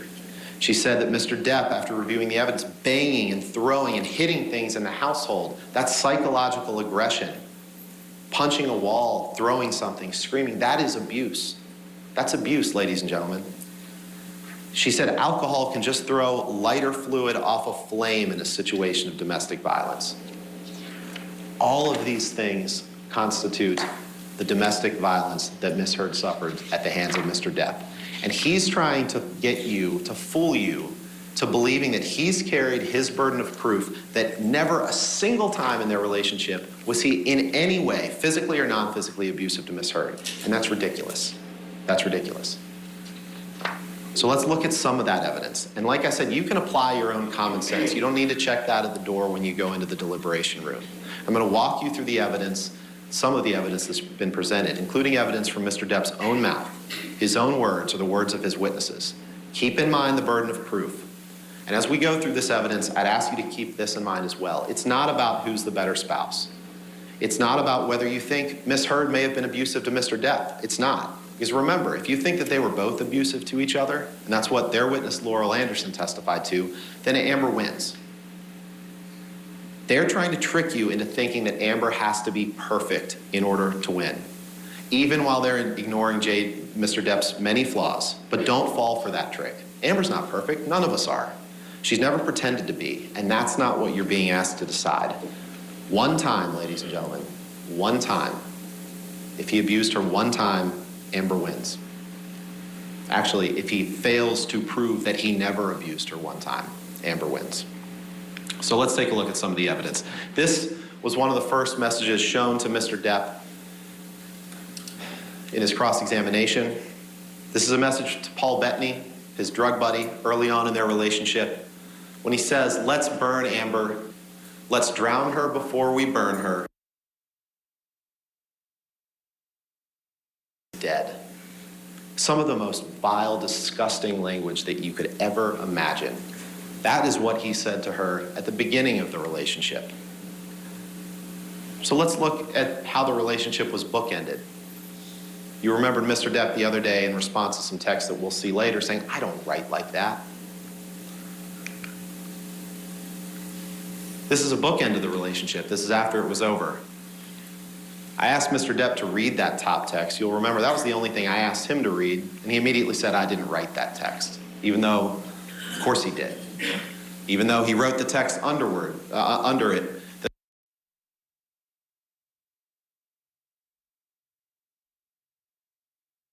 Bookended their relationship. Ladies and gentlemen, these words are a window into the heart and mind of America's favorite pirate. This is the real Johnny Depp. This is the real Johnny Depp after Ms. Heard decided that she couldn't take it anymore, decided that she needed to leave him. And I'm not going to reread this whole text to you. But this is where he says she's begging for global humiliation, and she's going to get it. He says, "I'll stop at nothing, and I can only hope that karma kicks in and takes the gift of breath from her." It's one of the only promises to Ms. Heard that Mr. Depp has ever kept. We're going to hit the pause button. I promise you won't miss a moment of these closing arguments today. We just have to squeeze in a break. In the meantime, let us know what you think of these final arguments the attorneys are making to this jury. They'll get the case today, and we may see a verdict. We'll be right back with more Court TV after this.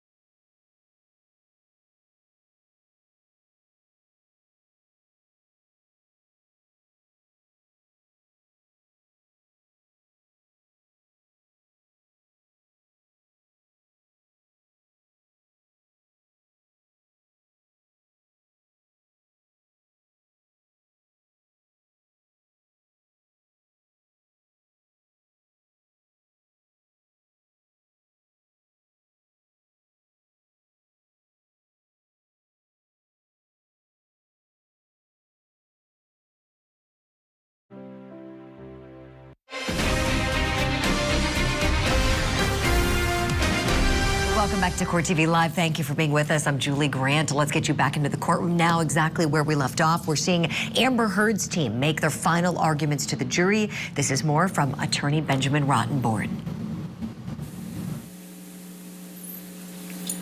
That's how he ended the relationship, but you saw how he started it. Now, Ms. Heard did testify on the stand that Mr. Depp abused her countless times. First it started, they were very happy. They started dating in 2011, and things were good. And she testified that even during periods of abuse, even during their relationship, when there was abuse occurring, that there were periods where they were very happy. It's the cycle of violence.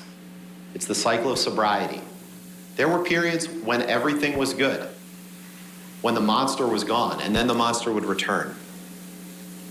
You heard about how the first incidents of violence took place in 2012 when Ms. Heard asked Johnny about his tattoo that used to say Winona forever and had been changed to say Wino forever. And she laughed. And she said, and he slapped me across the face. She thought it was a joke, and then he did it 2 more times. And then he said, I thought I put the monster away and I've done it before.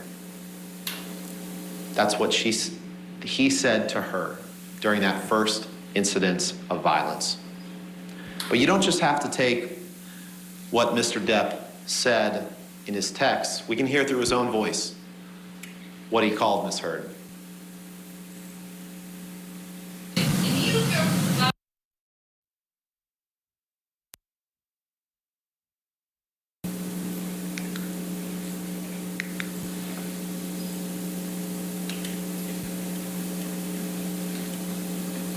We talked about the monster. You heard Mr. Depp get on the stand and say that that was Ms. Heard's term.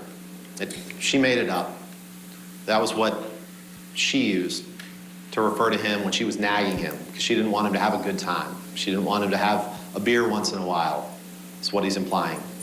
But no, this was a term created by Mr. Depp that she heard for the first time in 2012 after he slapped her 3 times across the face and said, I thought I put the monster away.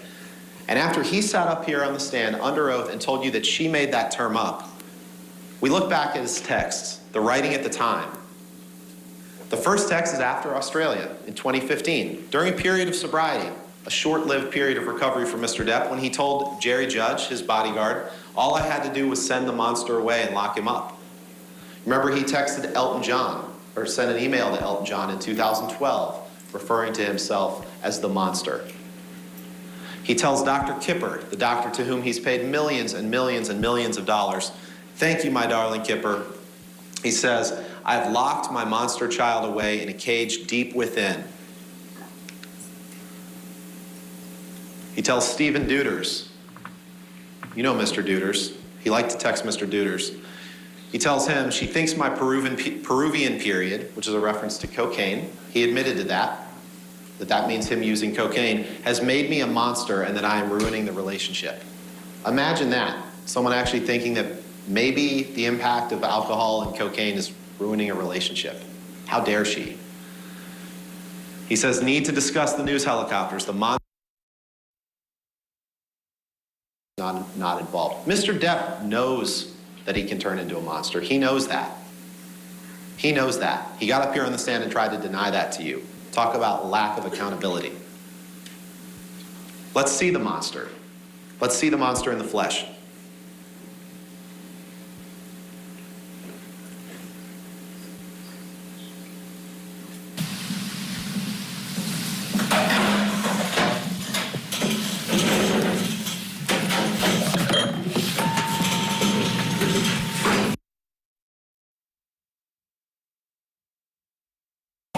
What happened?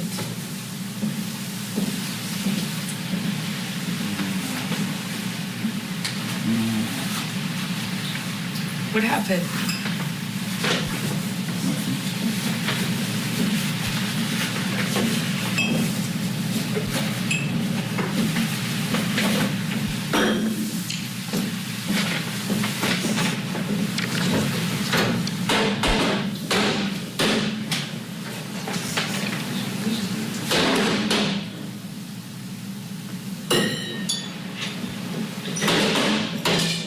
Nothing happened this morning, you know that?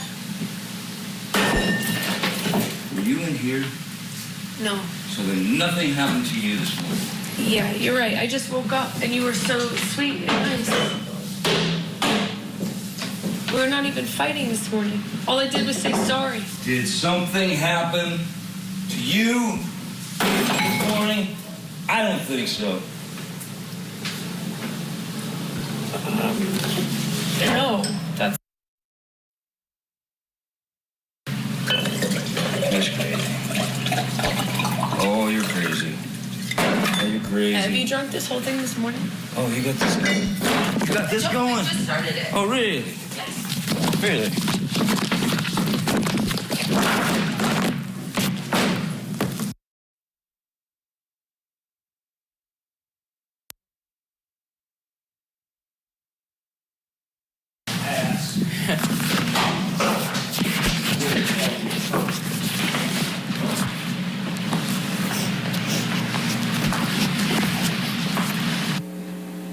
Do you see Miss Heard laughing in that? She's not laughing in that. Mr. Depp in this courtroom right now is laughing and making snide remarks as that video is being played. But it's not a laughing matter. Who does that? Who does that? Imagine being in Amber's shoes on February 10th, 2016, videotaping him because when he's sober and sweet, you've never loved anything more. But when he mixes the drugs and he mixes drinks, he turns into this man. You've seen it before. You're praying it won't happen again, but deep down, you know it will. You know that that man will come out. You know that monster will come out, and you want him to change. Imagine watching your husband, the person you love, behaving violently that way, like a wild animal. That is abuse. That's abuse. And you don't have to look at that incident in isolation to find that it's abuse. You can look at it in the context of their whole relationship. This isn't about breaking down a series of individual days that you've heard evidence about. This is about the cumulative effect of Mr. Depp and Miss Heard's relationship and whether that constitutes abuse. That is abuse, ladies and gentlemen. That's domestic abuse. And their response is, she sold it to TMZ, which she didn't. There's no evidence of, and she was on a plane. The only evidence suggests she was on an international flight when Mr. Tremaine testified that they received it and it was validated within something like 15 minutes, which could only have happened by the person who sent it. Miss Heard was in the air. She didn't send it to TMZ. She never leaked anything to TMZ, as you heard from her own mouth. Who would want that to become public? Again, in order to find for Mr. Depp, you would have to find that for his defamation claim, every single thing that ever happened between them that could constitute abuse, Amber was the abuser. Every single time. You'd have to believe the unbelievable. You all are smarter than that. But Mr. Depp thought he could hide it. He thought he could hide the monster. That's why he lied in insurance forms that you have to fill out in order to be able to act. That's why he said he hadn't taken illegal substances, whether prescribed by a physician or not. That obviously wasn't true in the past 12 months. They keep talking about Mr. Depp's role as a father. This is what he sent, a text that he sent DX207. Now Lily Rose, his daughter, hates me because she thinks I'm drinking, and she's right, but I can't admit. Thanks for that one, Vanessa.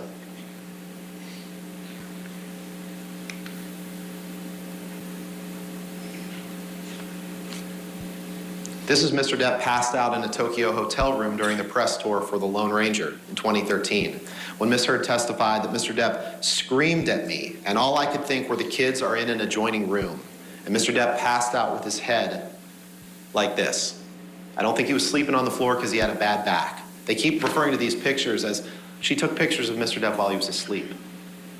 He's not asleep in that picture. He's passed out, drunk and high, and she's taking pictures because she wants him to realize what he's done and get help and seek help. I don't think that looks like the spice cabinet of anyone in this courtroom. That's Mr. Depp. This is Mr. Depp. This is Mr. Depp. This is Mr. Depp. And all you hear from Mr. Depp when these pictures are shown is snickering and defiance. Victim blaming, blaming Miss Heard for taking this picture of him, for trying to help. So let's talk about some of these instances of abuse. Oh, forgot one. In March 2013, talked about the Wino Forever tattoo. In March 2013, there were a couple instances.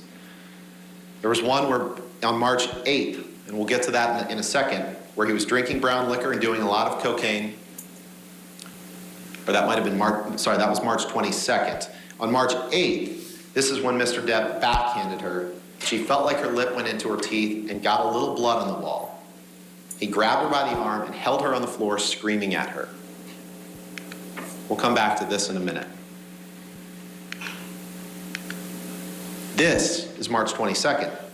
This is what Mr. Depp said isn't every hour happy hour. Again, totally abandoning any responsibility for behavior like this. But what happened on March 22nd is he wanted Miss Heard to remove a painting by her ex-partner, and he wanted to admit to an affair that she wasn't having.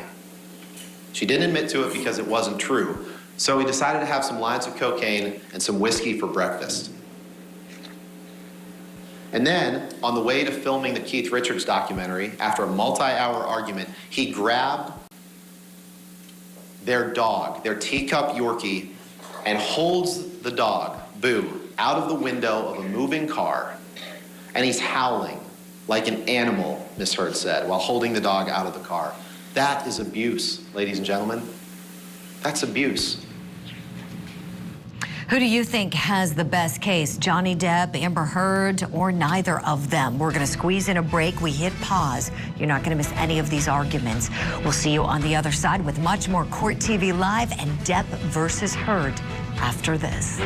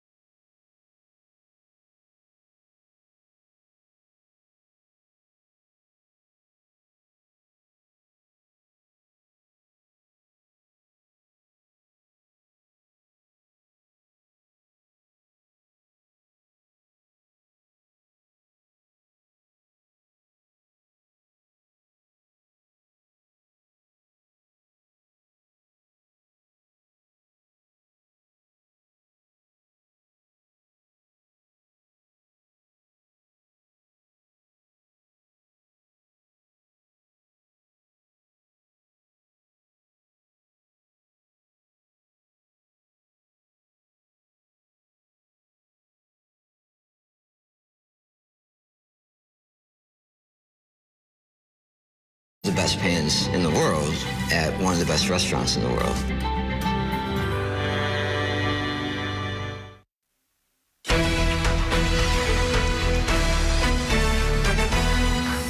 Welcome back to Court TV Live, your front row seat to justice. I'm Julie Grant. Thank you for being with us on this Friday afternoon. After 6 weeks of testimony, today is the day that the jury is hearing the closing arguments from the attorneys on both sides, and then they will get the case of Johnny Depp versus Amber Heard. We're going to go back into the courtroom exactly where we left off. We're in Amber Heard's team's closing arguments. First up, attorney Benjamin Rottenborn. Let's listen.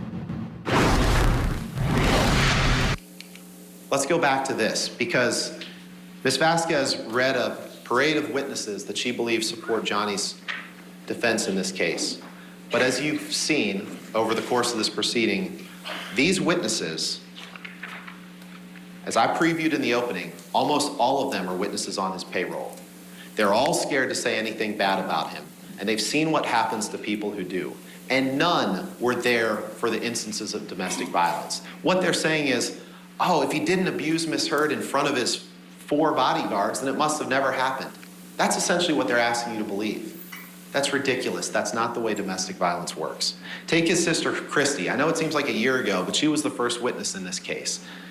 You'll remember her on the stand when I presented her with these texts that say, stop drinking, stop coke, and stop pills. You'll remember her squirming and saying, oh, I don't think I was asking him to stop drinking, stop coke, stop pills. She couldn't even answer that basic question because she wanted to lie for Mr. Depp and say that Ms. Heard was delusional. She couldn't even admit this to you. She's nothing but an enabler. The same with Sean Bett, his head of security, who's been sitting in this courtroom for the past 6 weeks. He's right there. Mr. Bett was the one who testified to you that when Mr. Depp has a few drinks of alcohol, he said, I wrote this down, he said it's like the rest of us drinking sparkling water. I don't think that kitchen video that we just saw was like you or I when we drink sparkling water. This is the same Sean Bett who said that on the evening of May 21st, 2016, which Elaine will talk about in a little bit, he said Mr. Depp may have bumped something off a table. You've seen the pictures. You'll see him again. Just like Travis McGivern said that Mr. Depp rearranged Miss Heard's closet. You've seen the pictures. You'll see him again. Just like Tara Roberts in the Bahamas, who tried to blame everything on Miss Heard and only under cross-examination admitted that Mr. Depp passed out face down in the sand underneath a hammock and his son Jack found him there. She took a video of their cabin in the Bahamas to try to suggest to you that this assault that Miss Heard alleges couldn't have taken place.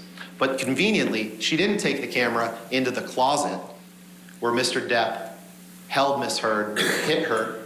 We'll get to that incident. She didn't take the video camera into the bathroom where he sexually assaulted Miss Heard. She didn't do that because she wanted to generate evidence only favorable to Mr. Depp. Think about Sean Bett and Starling Jenkins' conflicting stories about the birthday party on April 21st. Remember, Mr. Depp experienced horrific financial news the evening of that night, April 21st, 2016. He learned that he was essentially out of money and he needed to start selling things. Well, we all know what Mr. Depp does when he receives bad news like that. He left the meeting at 9:30 and didn't arrive at Miss Heard's birthday party until 11:15. Okay, fine, he was late. But we all know what he does when he has that hour and 45 minutes of free time and he's stressed out about something. Mr. Bett testified, remember he said, I took him to his home on Sweetser Avenue, his other home, to pick up a birthday present for Miss Heard. That's what he said. That's what he said. Mr. Jenkins, you may remember him, he testified by the video link on the stand, and I said, you don't know what he did in that intervening time period. And he said, oh yes, I do. He said, Mr. Depp was visiting his sick mother. And I said, who told you that? And he said, Mr. Bett. The witnesses that Mr. Depp has paraded up here, who are here in person, they're here in person because they're on his payroll, almost all of them. And they're telling you whatever they think they need to tell you to get you to take Mr. Depp's side. Just as we previewed they would do in the opening. But Mr. Depp would go through periods where he would apologize, where he would be grateful. I have no doubt that there were times when Mr. Depp wanted to get better. These are texts, PX 120A and 120B. I won't read them all to you. These are texts that Mr. Depp sent to Paige Heard, Amber's mom, after detox on the island in 2014. He says, there were more than a few times when I thought it would be more simple to take that route. Meaning go for a swim and swallow a big drink of ocean. And he said it was Amber and Amber alone that got me through this. There is no luckier man on this earth to have the strength that Amber gives me and the full support of each of you. So as you're weighing the evidence and you're weighing Mr. Depp's credibility, think to yourself, what do I believe? What he has a motive to say on the stand, or what he wrote contemporaneously with the events? Take his own words to Amber after the detox. Just to let you know that I'm fine, my angel. I miss you, of course, but this was the right thing to do to speed up the process. I love you more than life. But then there were these days. Then there were times like this. This is sent on March 9th. We had a slightly grim morning, is the way Mr. Depp describes it. You'll remember the text from a few days later, referred to as the disco bloodbath text, where Miss Heard says, is that about last Friday night by any chance? And Mr. Depp responds, how can you make me smile about such a hideous moment? He testified on the stand, I don't remember what happened that Friday night, but Miss Heard sure did. And this is one of the things that she had to show for it. Now, Ms. Vasquez showed this to you in opening statements and made it seem like, again, remember what I said at the beginning, if you take pictures, they're fake. If you didn't take pictures, it didn't happen. Here's one where she did take a picture, but Ms. Vasquez says, but she doesn't have injuries on her face. Look at the date that this picture was taken, ladies and gentlemen. March 23rd, 2013, 15 days after this incident. So even when there are pictures, they're trying to deceive you into thinking, oh, there should have been more. This is a 2-week-old bruise. And she texted, look who she texted that to. She texted to her mom. They say she never told anyone. Text to mom, March 23rd, 2013. Let's go to Hicksville. You remember Hicksville, obviously. There's been a little bit of discussion about that in this case. This is where Mr. Depp got jealous that a woman named Kelly Sue was sitting close to Miss Heard and maybe had her arm around her at a campfire. And everyone was having a good time. There were some mushrooms involved. There was some drinking. And Mr. Depp got jealous of that. Now, he claims that Miss Heard is the abuser, that she's so much stronger than he is. But then he testified that the evidence shows that in Hicksville, he was the one who said he was just trying to protect Amber. Well, who says, why would she need protection if she's the abuser? And he went and he took Kelly Sue's hand, forcibly removed it from Miss Heard, embarrassing Miss Heard, ruining the mood of the whole night. So they went and they got into an argument in the trailer in which not only did he trash the trailer, but he took her into the bathroom. He slammed her up against the side wall of the bedroom by her neck, holds her there, that was the next one. In Hicksville, he took her into the bathroom of the trailer and did what he called a cavity search, where he inserted his fingers inside of her and sexually assaulted her, then trashed the trailer. And you heard this Morgan Knight person who testified a few days ago who said it was $62 of damage. You also heard evidence that the way he got involved in this trial was by reaching out to one of the main Johnny Depp fan influencers on social media. And you saw that text. That's how he injected himself into this trial. There was way more than $62 of damage. You heard testimony from Rocky Pennington, Whitney Heard, Whitney Enriquez, and Amber about him trashing the trailer. And is that really a surprise? The man's admitted that he smashes things when he gets angry. The man's admitted that he smashed hotel rooms. You saw the quote that he admitted to the other day, that when he wants to hit something, he's going to hit it, and he doesn't care about the repercussions. So in Hicksville, the Hicksville was late May 2013. This is a text, another text to drug buddy Bettany, where he says, I, of course, pounded and displayed ugly colors to Amber on recent journey. I am an insane person and not so fair-headed after too much of the drink. Weed, pills, fine. Booze, my capacity is too large and I won't stop. Ugly and sad. Oh, how I love it. There appears to be an Amber Alert, but I think we're okay. People are getting it, I guess, on their phones that haven't silenced that. Oh, okay, Your Honor. Okay. Okay, this is a good point to stop the video and squeeze in a break. We thank you for being with us on this Friday afternoon as we're watching the final arguments, the last bits of information this jury is going to get. And by the way, closing arguments are technically not evidence, and the judge told them as much, but it sure helps. Trial advocacy is all about primacy and recency, the first things they're hearing and the last things before they go to deliberate. We'll be right back after this.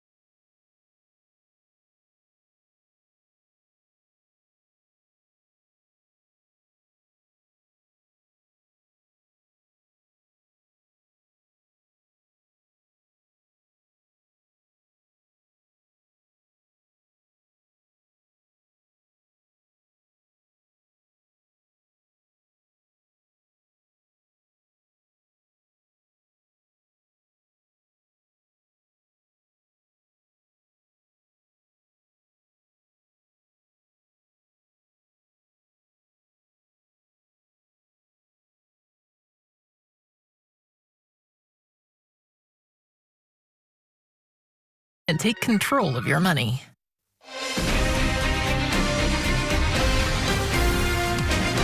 Thanks for staying with us here on Court TV Live. I'm Julie Grant. Back into the courtroom we go together to see more of the closing arguments from Amber Heard's attorney, Benjamin Rottenborn.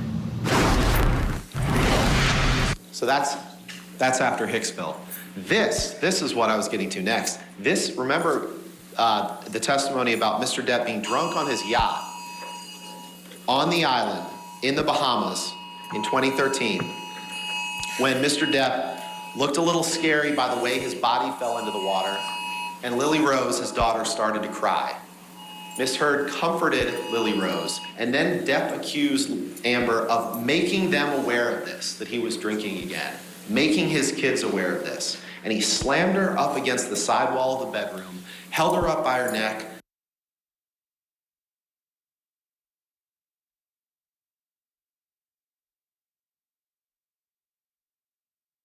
Lily Rose and Amber helicoptered away from the island. And while Amber was in the helicopter with Lily Rose, Mr. Depp sends her this piece of poetry, calling her a lesbian camp counselor because she cared about his drinking, and just ridiculing her for trying to protect his daughter. It's sickening. This text, let's fast forward a little bit to, actually before we talk about this is the Boston flight. Let's talk about the Moscow flight. The Moscow flight, when Mr. Depp and Amber, she said that was the one time she took ecstasy or MDMA with Mr. Depp, and she learned her lesson. When he hit her on the plane, when he threatened to break the flight attendant's wrist, and Miss Vasquez, again, just tried to tell you, oh, he always wore rings. Now, Miss Heard said almost all the time he did, or maybe sometimes when he didn't. And in the picture that she just showed you, PX 1248, you can take a look at that when you review the evidence. That's a picture taken in Moscow with no rings other than a wedding ring on his finger, or some kind of ring. He's wearing one ring on his finger. And so in Mr. Depp's world, they're gonna try to come at you either way. They say, well, he was wearing rings, but it didn't leave a mark on your face. And then they show you a picture where he wasn't wearing rings during that trip. So that's what happened in Moscow. On September 2013, in London, Mr. Depp was filming with Paul Bettany. He missed a few days of work, going on a multi-day drug binge. And that's when he told Miss Heard that if she accepted an invitation and went to a concert with a friend that she was starring in a movie with, that the engagement would be off. Talk about coercive control that Don Hughes testified is abuse. That is abuse. And there's been a lot mentioned in this case by Mr. Depp about Miss Heard not wanting him to leave. Miss Heard not wanting him to leave. Well, this is why she didn't want him to leave, because he goes off with his friends and he twists off, as he calls it, and goes on a multi-day bender. That's why she didn't want him to leave when he got spun up like that and she could see the monster coming. So let's fast forward to the Boston plane incident. Mr. Depp was jealous that she was filming a movie with James Franco. And Miss Heard testified that when she met him in Boston, she was on the plane, his car pulled up. She could guess by the way he was moving. She knew what was gonna board that plane. And it wasn't Mr. Depp, the man, it was Mr. Depp, the monster. She said, I already know he's drunk. I already know he's using. And then when he got on the plane, he straight up started taunting her. Started throwing things at her, ice cubes and utensils, and he slapped her face against the window when she was seated. And when she got up to move, how dare she, he kicked her in the back. She said, I feel this boot in my back. And he continued to drink and eventually started howling like an animal, passed out in the bathroom. Let's play 221, please.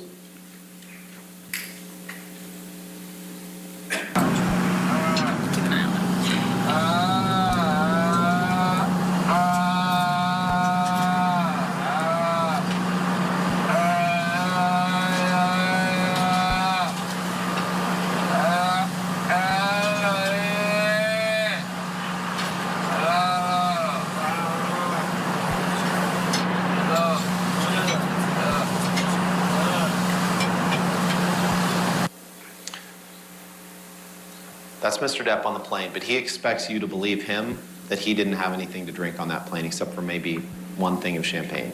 That's what he expects you to believe. He's talked about blackouts. These blackouts where he doesn't remember what happened. He blamed them only on opiates, but we know they happen throughout, where he doesn't remember what's happened. as you're weighing the evidence, as you're assessing whether Mr. Depp has borne his burden of proof, think to yourself, do you believe Amber's account of what happened on the plane, or do you believe that person's account that you just heard? But actually, you can look at his account from a few days later, May 30th, in which he told, again, Paul Bettany, he said, drank all night before I picked Amber up to fly to LA. No food for days, powders, half a bottle of whiskey, 1,000 Red Bulls and vodkas, pills, 2 bottles of champagne, and what do you get?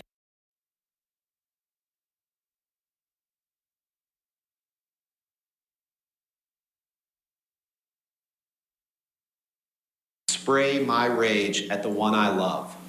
For little reason as well. I'm too old to be that guy, but pills are fine. And he expects you to believe that he's carried his burden of proof in showing that no abuse happened on that plane. You don't have to look at just that. You can look at this text to Patty Smith when he says, when I was in NY,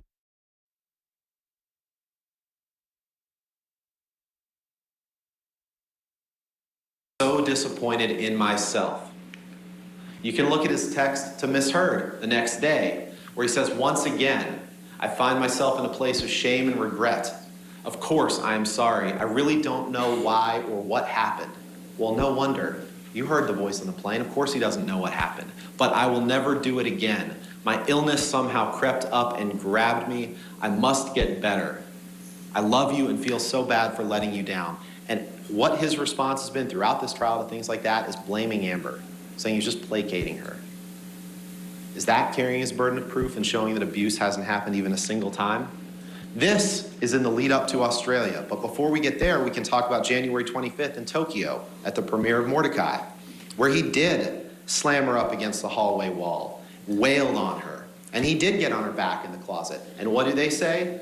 Look at her backless dress. She doesn't have any bruises. She testified herself that she was checking out pictures because she was concerned that there were. So now their theory is if there's no marks, it didn't happen.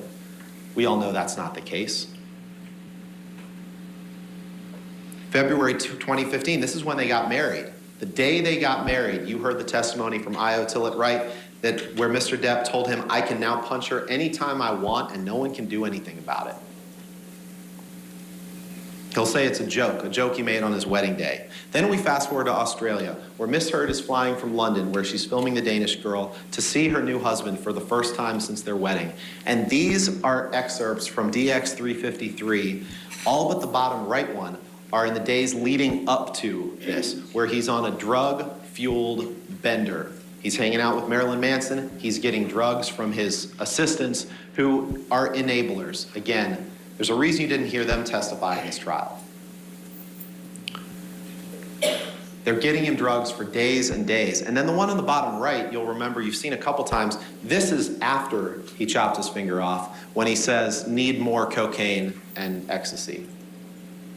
So, and no one, Miss Heard was in touch with his assistants, but no one told her the hornet's nest that she was walking into. And we all know what happened in Australia.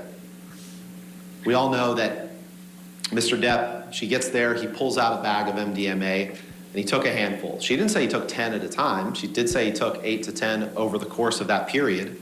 The second day, Mr. Depp, who claims that Miss Heard refused to do a post-nup, calls Amber's domestic relations attorney, Michelle Mulrooney. You heard from her when he was drunk, and he fired her. And he told Amber for about the 25th time, she said, the only way out of this is death. I don't want a post-nup. And then she said she remembered him slamming up against the wall. And I won't go through, you remember her testimony from Australia. You remember her saying that he had her by the neck, squeezing her neck. You remember her saying that he threw her on the games table like a ping pong table. You remember seeing the pictures of that broken table. You remember her saying that at some point he had a broken bottle up against her face, and he told her that he'd carve up her face, that he was throwing bottles at her. He's throwing bottles one after another, and I could feel glass breaking behind me, and you've seen the evidence of that. And he was just over and over again smashing the phone into the wall, screaming at me as she watched it break into pieces. Now, she doesn't know how he lost his finger. She said that she saw him smash a phone to pieces, and you heard him get impeached the other day with his testimony from the UK, which was different from what he testified here, where he said he did smash a phone. And then they tried to put that picture in front of you with the desk phone and suggest that that was it. It's deception. They're trying to deceive you. And then you heard Ms. Heard testify that the next morning she found meat that he had left all over the house.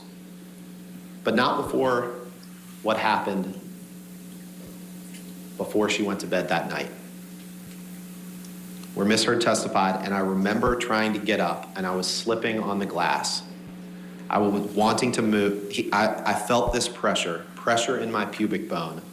I remember just not wanting to move because I didn't know if it was broken. I didn't know if the bottle that he had inside me was broken.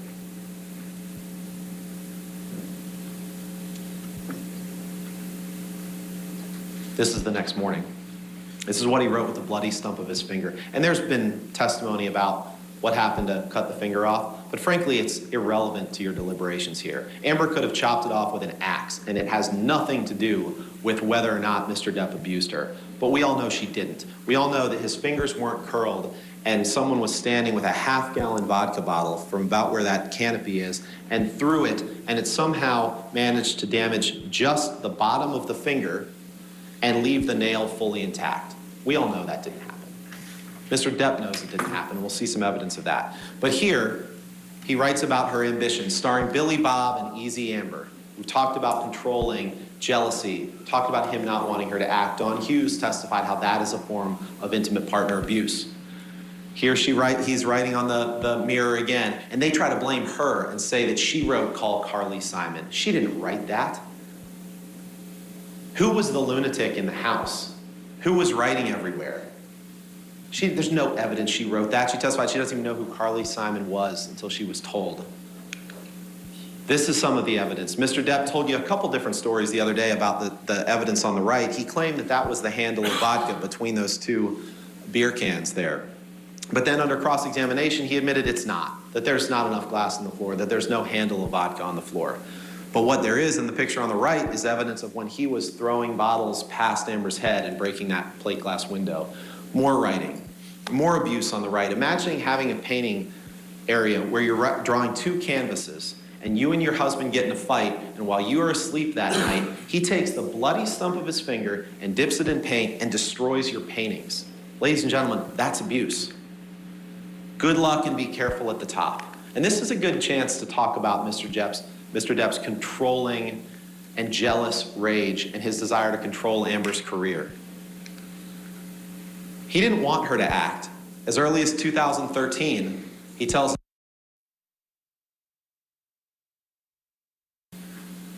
her in this recording,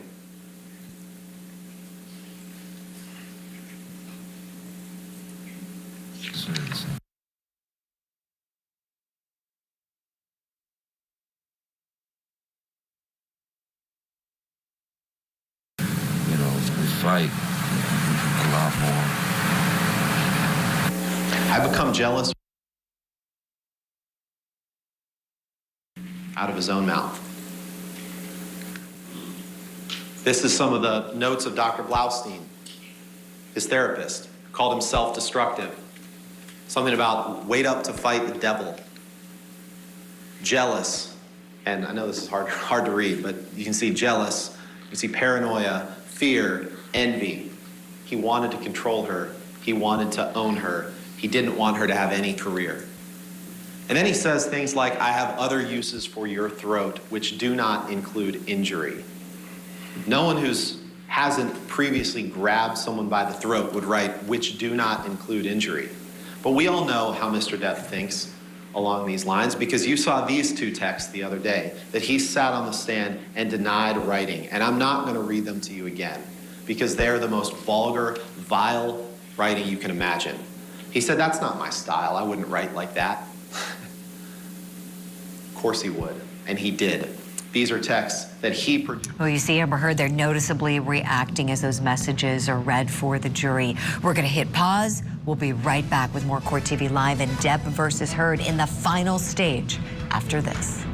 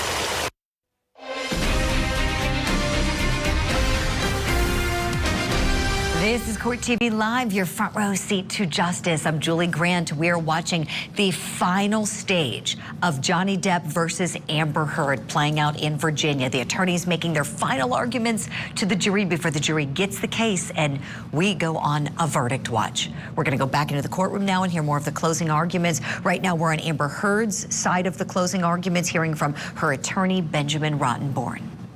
And our team, from him to his personal assistant, Stephen Duders. This is the way he thinks about women. This, not what you heard on the stand, that. It's disgusting. He admitted that he cut his finger off. This is evidence of him admitting to it to people other than Amber. I cut the top of my middle finger off. Says that to Dr. Kipper. Says it again to Dr. Kipper. The bottom one he says to Nurse Velati. I just chopped my finger off. But he does say it to Amber too. Remember, we played this one 4 times, and Mr. Depp denied that he was actually saying the day that I chopped my finger off. Let's hear it one more time. I don't know. I'm talking about Australia, the day that Now we're talking about Australia. Okay. The day that I chopped my finger off. So let's fast forward to March 23rd, 2015. After just a few weeks in Australia, Mr. Depp has a finger injury, no doubt about that. He comes home. He gets what they call a soft cast on it, which you heard his treating physician and our experts say doesn't have sides on it, but it's a hard plaster cast over the top of his finger that can be wielded like a club. And they got in an argument when Miss Heard discovered that he was having an affair with a woman named Rochelle that had been going on before the wedding, after the wedding, and she confronted him about that. No surprise there, they got in a huge argument. At some point in the argument, he bolted up the stairs. Now, Travis McGivern claims that she threw a Red Bull can at him. She and Whitney Enriquez say that absolutely didn't happen. But even if you believe Mr. McGivern, at some point, Mr. Depp went up the stairs. He went to the fight. This is the man that claims he always wants to run, and this time he had his bodyguard with him. So he could have just walked out the door, but he runs up the stairs, and Miss Enriquez is standing on the precipice of the stairs, and Amber admitted that when she thought he was about to push her down the stairs, as he's grabbing at her and Amber with his free hand and trying to club them with the casted hand, that she said, I punched him square in the face. I punched him square in the face. And they showed you a picture of the shiner that she had, that Mr. Depp had. Miss Heard doesn't deny that. They're trying to say she's the abuser for defending herself and her sister from this animal who's running at them. This person that they claim couldn't possibly have done this because he had a hurt finger. Yet he could have done this. This is what Mr. McGivern said was rearranging her closet. I don't know what you all do when you rearrange your closets, but I hope it doesn't look like this. This is throwing a clothing rack down the stairs. This is knocking this over. This is what he did to rearrange her closet with his hurt finger that he couldn't possibly have hit Miss Heard with, they claim. That in and of itself, that destruction of property, even if he hadn't hit her that night, that's abuse. Imagine being married to someone and walking on eggshells so thick that you don't know if you set them off, if that's what's going to happen. That's abuse. And it's disgusting. But sometimes he would apologize. He'd say, I can't express how sorry I am for having stooped so low as to have spewed such vicious untruths for the sole purpose of hurting you. Grievous error, shameful. So he went in these cycles. She thought he could change for good. And when it was good, it was really good. But then sometimes things like December 15th came around, where she remembers him chasing her in the kitchen. She remembers him shoving her 2 or 3 times and sending her toppling over a Chase lounge and saying, do you really want to go again, tough guy? And she looked at him and he balled up his fist, leaned back and headbutted her square in the nose and pounded her head with the back of his fist so she couldn't breathe on that bed that we're going to see in a second, where she was suffocating in this pillow top. And she said, this is when I thought I was going to die. He's going to kill me and he doesn't even know what he's doing because he's out of his mind. And these are the pictures that they claim. I don't know what they're claiming. I don't know if they're claiming she painted on the bruise. Oh, you weren't hurt badly enough, so therefore you're making it up? Look under her eye. And again, their theory is that all of this is a lie. All of this was some grand hoax. If this were a hoax, ladies and gentlemen, she'd have worse injuries than that. She'd really do it up. She took pictures as they existed when she could at the time of abuse. And yet Ms. Vasquez has the nerve to say, well, why didn't she videotape an incident of abuse? What, as she's being hit, she's supposed to somehow grab a video camera with one hand while she's defending herself with another hand? You heard her in one of the audio tapes talking about when she hit him as he was trying to barge at her and she got her feet caught under a door as he's coming after her.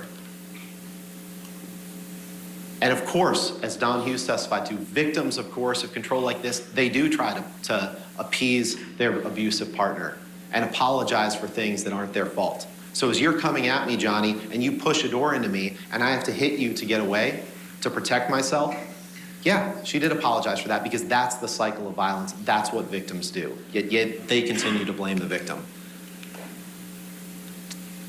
There's no evidence she painted on that bloody lip. And again, if we're talking about a hoax, the next day she went on James Corden and they say, well, you can't see any injury there, so it must not have happened. She would have to be the dumbest person in the world to say, I'm going to commit an abuse hoax, but let's do it the day before I go on national television. Let's do it the day before. But you heard Melanie Iglesias, her makeup artist, testify in great detail, and I didn't even understand half the terms about makeup that she was using, but she testified in great detail about exactly what she did to cover up those bruises. The red lipstick that she put to cover up the busted lip. You heard the testimony of that from a neutral party who said exactly what she did. She talked about how she looked at the color wheel to neutralize the bruising. They claim it was just an accidental headbutt. Well, no accidental headbutt rips out hair. They claim, oh, Ms. Heard somehow used a pocket knife to cut this portion of the bed out to stage this. Well, I don't know if that's a pocket knife or not, but the only testimony in this trial about a pocket knife is Whitney Henriquez saying that Mr. Depp carried a pocket knife in his pocket every day. We all know where that, if it is a pocket knife, where that came from. I think one of the most telling things about this incident is the text he sent to David Heard, Amber's dad, 2 weeks later, where he says, I meant to send this to you a week or so ago. I'm sending it to you now. And he says, I forget if it's a text or an email, but you can look at the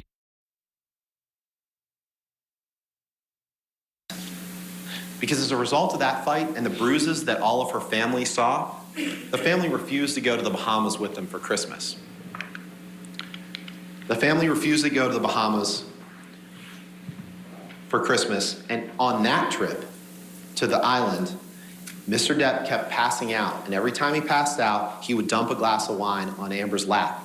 And she didn't like that, and she yelled at him. And because it was in front of his kids, he got up. This is the one where Tara Roberts took the video, but she didn't show you the closet, she didn't show you the bathroom. And Amber says, while holding my neck, one of my kids again because you embarrassed me. And then he took her into the bathroom, and she said, but this time he grabbed my vagina, shoved his fingers inside me, but through my bathing suit, and held me there. Then she ran out of the house. And to keep him away from her, that's when he claims, and she admits, she threw something at him. She didn't know what it was. It's been testimony, it was a can of mineral spirits, that she claimed that hit Mr. Depp. And Mr. Depp is somehow the victim in that encounter? Come on. We talk about the train ride to Asia. You saw the pictures taken before they got on the train ride, where Mr. Depp has the same shadowing under his eye that he does in the allegedly abusive picture. But in that picture, he held in that train ride, talk about a honeymoon, he held her up against the wall while she was trying to get his arms off her neck, and he was squeezing her neck against the railway car, and at some point, I pull the lapel of his shirt, he rips the shirt off, and she woke up with the shirt around her neck and a giant knot in the back of her head. Let's fast forward to her birthday party just very quickly. He experienced terrible financial news that night. He came over, they got into a fight. There's been conflicting evidence about that. But Amber said, I hit the side of the desk, he chest bumped me, he fell to the floor, I fell to the floor, and when I got back up, he held me down by the shoulders, and that's when he grabbed her by the pubic bone and pushed her down. And you'll remember Ms. Vasquez showing her interrogatory answers where she details a lot of this and saying, nowhere in there does it say that. And Ms. Heard says, it actually does on page 64. and pointed out to Ms. Vasquez exactly where it says that. That's abuse. It's sexual abuse. But we all know what Mr. Depp does when he experiences terrible financial news, or terrible news. He experienced terrible news that night on the way to the birthday party, where both of his bodyguards have testified that he was either visiting his sick mom or getting a birthday present for Amber. And then we know what happens the day after his mother passed away on May 21st, 2016. Tell us what you think of these closing arguments. Tweet us at Court TV. Feel free to tweet me as well. We're going to squeeze in a break. We're hitting pause. You're not going to miss a moment of these arguments in Virginia. This is Court TV Live, your front row seat to justice.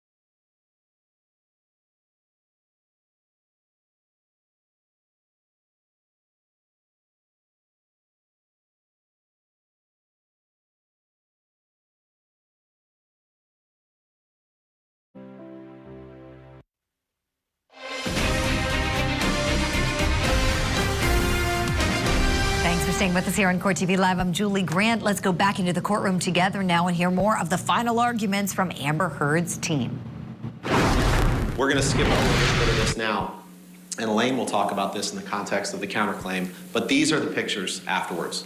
These are pictures that now they're claiming that, oh, they must have been faked. There's been no testimony in this case that these pictures were faked. There's been no testimony that the marks you see on Amber's face, including this mark with a straight line from below her eye to the top of her temple that it lines up directly with a phone. There's been no testimony that those are faked. Mr. Depp went through the house. He destroyed pictures of her friends. That's abuse. Property destruction like that, in and of itself, is abuse. He destroyed her office. He destroyed her friend Rocky Pennington's preparation for the bead show that she was having. He spilled wine in the hallway that you'll notice the police denied. Oh, there was no spilled wine in the hallway. Well, even Isaac Baruch testified that he saw this in the hallway. And they said she never sent anything to her medical providers. These are the texts that she sent to her nurse, Erin Filati, the night that it happened. These are pictures of her in the courtroom.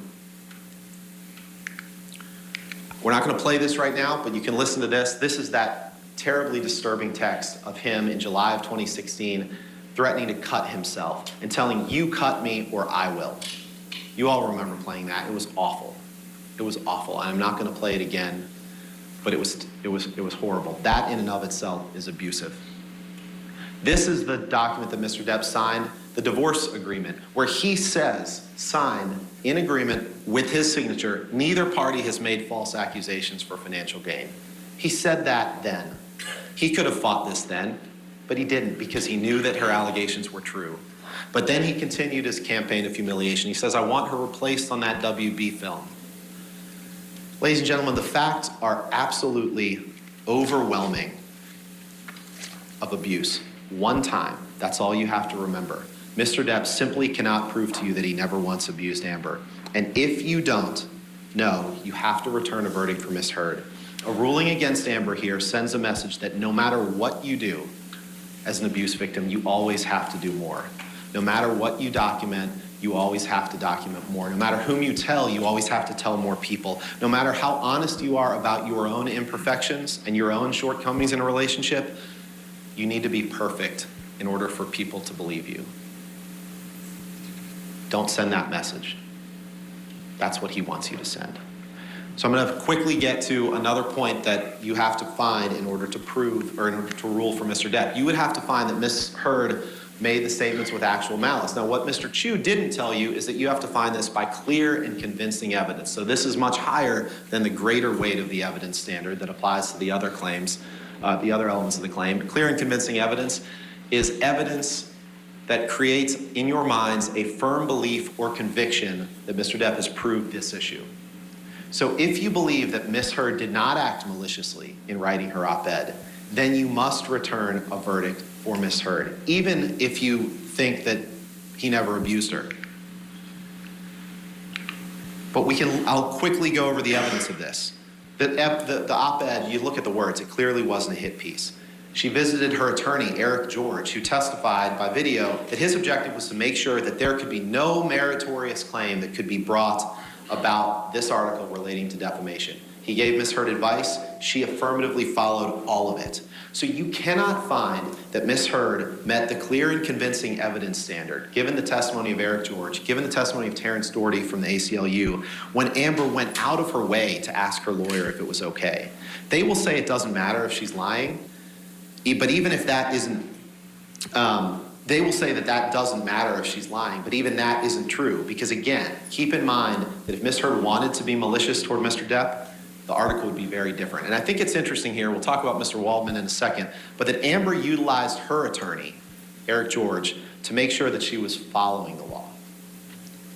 Mr. Depp used his attorney, Adam Waldman, as an attack dog to defame Amber and to fulfill Depp's promise to her of global humiliation. The last thing I'll touch on before Elaine talks is Mr. Depp's damages. The man's at least consistent in one respect. He blames other people for his problems, everyone but himself. You heard us reading the stack of articles dating years before he broke up with Amber, before their marriage broke apart, talking about his problems, talking about the fact that his movies were flops, talking about the fact that he was late to the set, that he's unreliable as an actor. A word of reminder here, ladies and gentlemen, is that the only thing Amber ever did that Mr. Depp is allowed to sue her for is the op-ed. He's trying to say, I want to sue her for what she said in 2016. I want to sue her for harm that was caused then. You cannot do that. The only thing you're being asked to decide are the words of the op-ed defamatory, nothing else. Any damage to Mr. Depp's career is self-caused. Then think about the testimony that you've heard from his former business manager, Joel Mandel, said that Depp had issues with drugs and alcohol that damaged his career. Depp sued him. His former agent, Tracy Jacobs, said he was late to the set and that he used an earpiece. Depp fired her. She said Disney never committed to Pirate 6. Disney's corporate representative, Tina Newman, said that there was no record in Disney's records of this op-ed. This op-ed had nothing to do with it. In fact, Catherine Arnold, our damages expert, testified that the paper version of the article that allegedly they say came out 4 days after the op-ed was published the same day as the op-ed that said that Johnny might not be in Pirate 6.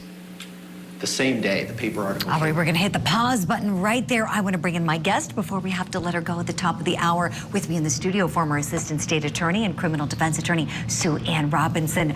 Okay, Sue Ann, we know it's not completely over, but the Heard side has gotten in quite a bit of argument to the jury up to this point. What do you think of Benjamin Rottenborn's presentation and the effect it might be having on this jury, please? I think he has a strong theme, the theme of what would Amber Heard have to present to the jury to prove that she was an abuse victim. I think it's a strong theme.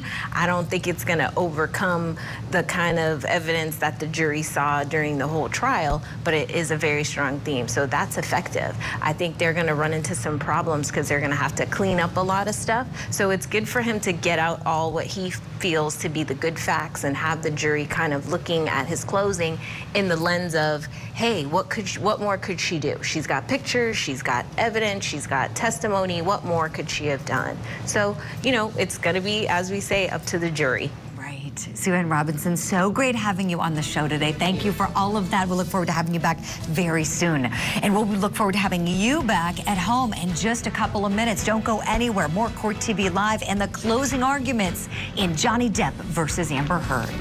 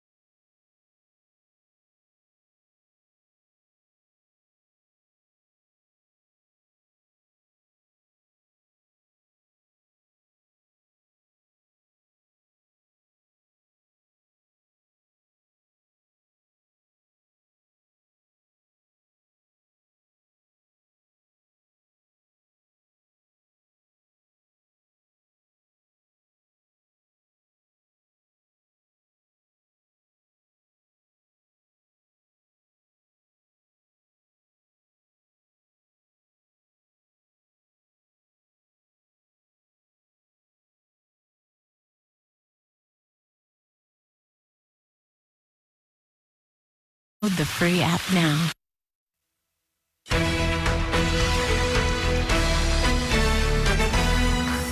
Thank you for being with us here on Court TV Live. I'm your midday host, Julie Grant. We are watching the final stage of Johnny Depp versus Amber Heard playing out in Fairfax County, Virginia.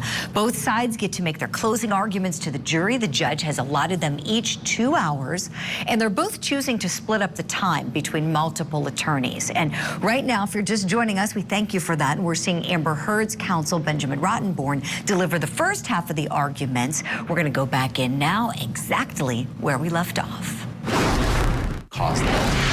There's no evidence of any contract by Disney for Pirate 6. His agent, Jack Wiggum, couldn't identify a contract. His former agent, Christian Carino, said that there's no contract.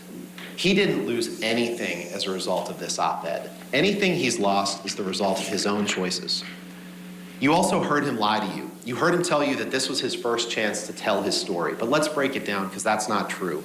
He could have fought the TRO that Amber filed. He could have said, I didn't abuse her, but he chose not to do that. He could have fought her in the divorce case, but he chose not to do that. Instead, he signed the statement saying that no one had falsified any statements. He only filed this suit after he met Adam Waldman, the same Adam Waldman who convinced him to file suit against his former business manager, to file suit against his law firm, and fire them, and blame them for things. But by the time that Amber wrote the op-ed, Mr. Depp already had had another opportunity to tell his story. He filed a case in the UK against the Sun for calling him a wife beater. And in that case, he had many of the same witnesses. He was on the stand for parts of 5 days, and he got to tell the fact finder in the UK whatever he wanted. Now, it's not the same testimony he told here, because you heard me impeach him about 13 times with his testimony from the UK. But he's had his chances. Ladies and gentlemen, it is time to tell Mr. Depp that this was his last chance. Tell him to move on with his life. Tell him to let Amber move on with hers. Stand up for the freedom of speech. Stand up for the First Amendment. This trial is about so much more than Johnny Depp versus Amber Heard. It's about the freedom of speech. Stand up for it, protect it, and reject Mr. Depp's claims against Amber. And now you'll hear from Ms. Beretta Hawks about the counterclaim. Thank you.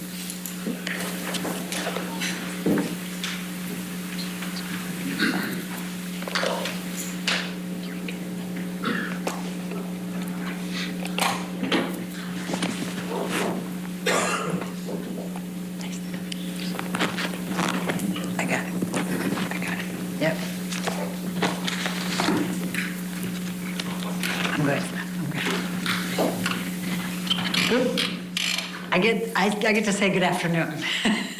And I know you've been listening to everybody for a long time here, and I echo Ben's very strong thank you to all of you for this extreme service and extraordinary service. We really appreciate it.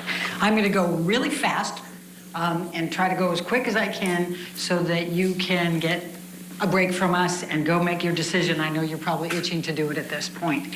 But this is very important to us, and we appreciate your listening, and we appreciate your being here. I'm going to stay on this slide for a moment, and there's something that's very important on this slide that hasn't been brought to your attention by Mr. Depp's team. When you see the actual damages, go down to the last paragraph, if you will. It says, Mr. Depp cannot recover damages for any harm that occurred after November 2, 2020. Do you all see that? So what Mr. Depp's team got up here and told you through Mr. Chu this morning has nothing to do with this case. He had his chance in the UK. The lawsuit was filed June 2018, 6 months before the op-ed. The trial was July 2020. The process ended, according to Mr. Marks, their expert, on November 2, 2020. And his damages stopped then. He can't get reputational damages. He can't get his legacy back for his children. He can't get anything after that day from you. You can't restore his reputation. You can't give him anything. They didn't tell you that, but the court told you that. And that's a very, very important thing here. He told his story. He had his opportunities. He had his full opportunities to do all of that. And he came in here and lied to you and said he's here to get his reputation back. It's just one of many lies in this case, but it's a really big one, because here we are, 6 weeks of your time, precious time, 6 weeks of this court's time, for what? For nothing. Only to go after Amber. That's psychological abuse. He's going after Amber for nothing, because he wants to put her through this again, the third time. So we're fighting back, and that's the counterclaim. She finally has said enough, enough. And we're asking you to finally hold this man responsible. He has never accepted responsibility for anything in his life. You've heard it this whole time. He hasn't admitted to anything. He's blamed everybody in the world, his agent, his manager, his lawyer, Amber, his friends, everybody. But he's never accepted responsibility for a thing he's done in his life. But we're asking you to accept, to make him accept responsibility, to hold him legally responsible for his actions, and to fully and fairly compensate Amber for what he has done by creating this concept of a hoax for the defamation that he has committed, that you have heard so much about, that just took wildfire and went off into negative media and has made Amber's life pure hell up to this day. We're asking you to do that, to compensate her, to be fair and hold him responsible, so he stops.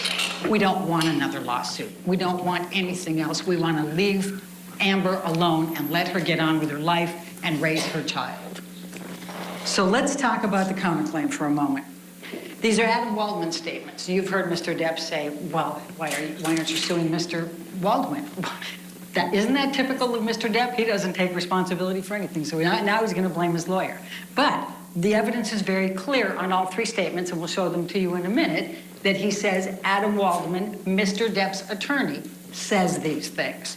Now, Mr. Depp says, oh, I didn't even know about those until the counterclaim. Well, we know that's not true, because Mr. Waldman's testimony was 2 months before those statements were made. In February of 2020, Mr. Depp accompanied Mr. Waldman to the Daily Mail, the same place that all three of these statements were published, and he gave him 2 spliced audio tapes to try to make it look like Amber was the person who was committing the abuse.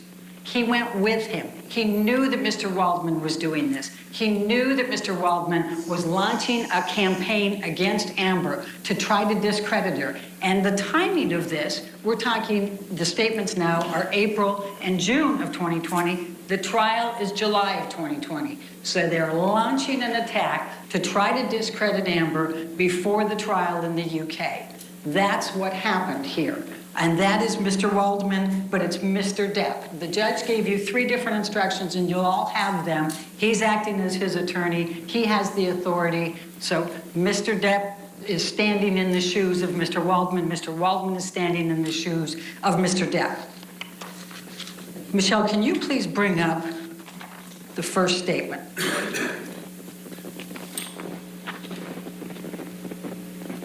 It says, Amber and her friends in the media use fake sexual violence allegations as both a sword and shield, depending on their needs. They have selected some of her sexual violence hoax facts as the sword, inflicting them on the public and Mr. Depp. Now, what this statement is meant to imply is that Amber is lying about the sexual assaults and using them with the media to try to discredit Mr. Depp. That's the clear implications of this. Now, the first part of this is this contradicts Mr. Depp's claims today that the first time you ever heard about the sexual assaults that happened was in this case. It was in the UK case. This is the case that Mr. Depp brought in the UK. And instead of Amber Heard trying to put this out in the media, she did exactly the opposite. Now, this article's not in your evidence, but at least some of you will remember it being shown at one point with the title that said that Amber was successful in being able to treat her allegations of the sexual violence confidential in that proceeding. And it was treated confidential. She did exactly the opposite. She didn't want to tell people this. And you know that. You watched her on the stand. It was heart-rending for her to have to do this with the cameras, no less. But what else is false about this statement? It's that there was no false statements of sexual violence. Ben went through all four of them, and I will not repeat them all. You heard the testimony, and interestingly enough, you didn't hear any stories that differed from that with Mr. Depp. He didn't get on the stand and say, you know, no, this didn't happen, to at least a couple of them. And he can't in Australia. He can't remember anything, likely. But if you just look at the pictures of the destruction in that house, I mean, imagine painting those canvases and how long that took and how much hatred and rage you have to have for somebody to do something like that. Writing on the walls, tearing up her nightgown and wrapping pieces of raw steak and putting it all over the house. Remember that she also testified that he took her clothes and swiped them through all the paint before she left. You know these things happened. With respect to the malice on this one, you know he knows that he did these things. You know that he knows he was out of it for 3 days. And that's all that we need to prove for malice. But there's a couple of more facts here. But you can find whatever Mr. Waldman's done, and you can find whatever Mr. Depp has done. And both of those are the same for purposes of evaluating the verdict form. They stand in each other's shoes. When you have an agent, and that's what the jury instructions say, you can go with both. What did Mr. Waldman do? There was an article about the sexual violence that he had put from the April one that went into the trial. Amber's testimony, she was sitting near him in the trial. Adam Waldman threw that newspaper down in front of her defiantly. That's actual malice. And she was quite upset, and you heard her testimony on the stand about that. He was just inflicting it on her. Remember Bruce Witkin's testimony? This was Johnny Depp's best friend for 40 years until he testified truthfully 4 years ago about the drugs and alcohol, and he stopped talking to him. There was a couple of really important things that Bruce Witkin said. One of the things is he said he met Adam Waldman once. Adam Waldman said, "Do you have any dirt on the Mandels?" And he said no, and that was it. Then he didn't care. He is an attack dog. All he wants to do is attack and put dirt on people. The second thing that Witkin said that I think was pretty instructive was that Johnny Depp has deep-seated anger issues that have nothing to do with Amber. He remembered even back when Johnny was married to his sister-in-law, he had extreme jealousy even back then. And I think that's pretty significant. Remember, Mr. Witkin also was called in a few times to intercede in some of these fights between Johnny and Amber when Johnny would become so angry. The last thing I thought he said that was actually pretty important was that Kipper and his whole group are a scam. He said, you know, how is it that they can be sober doctors, you know, for these years, and he's never sober? You know, he's even taking pot all the time. How can you be sober? I thought that was quite instructive. But in any event, going back to, that's the first statement. The second statement, Michelle, if you can bring that one up. Oh, before I go there, I want to talk about a few more things from Mr. Waldman that you have in your pocket to be able to find additional malice with him.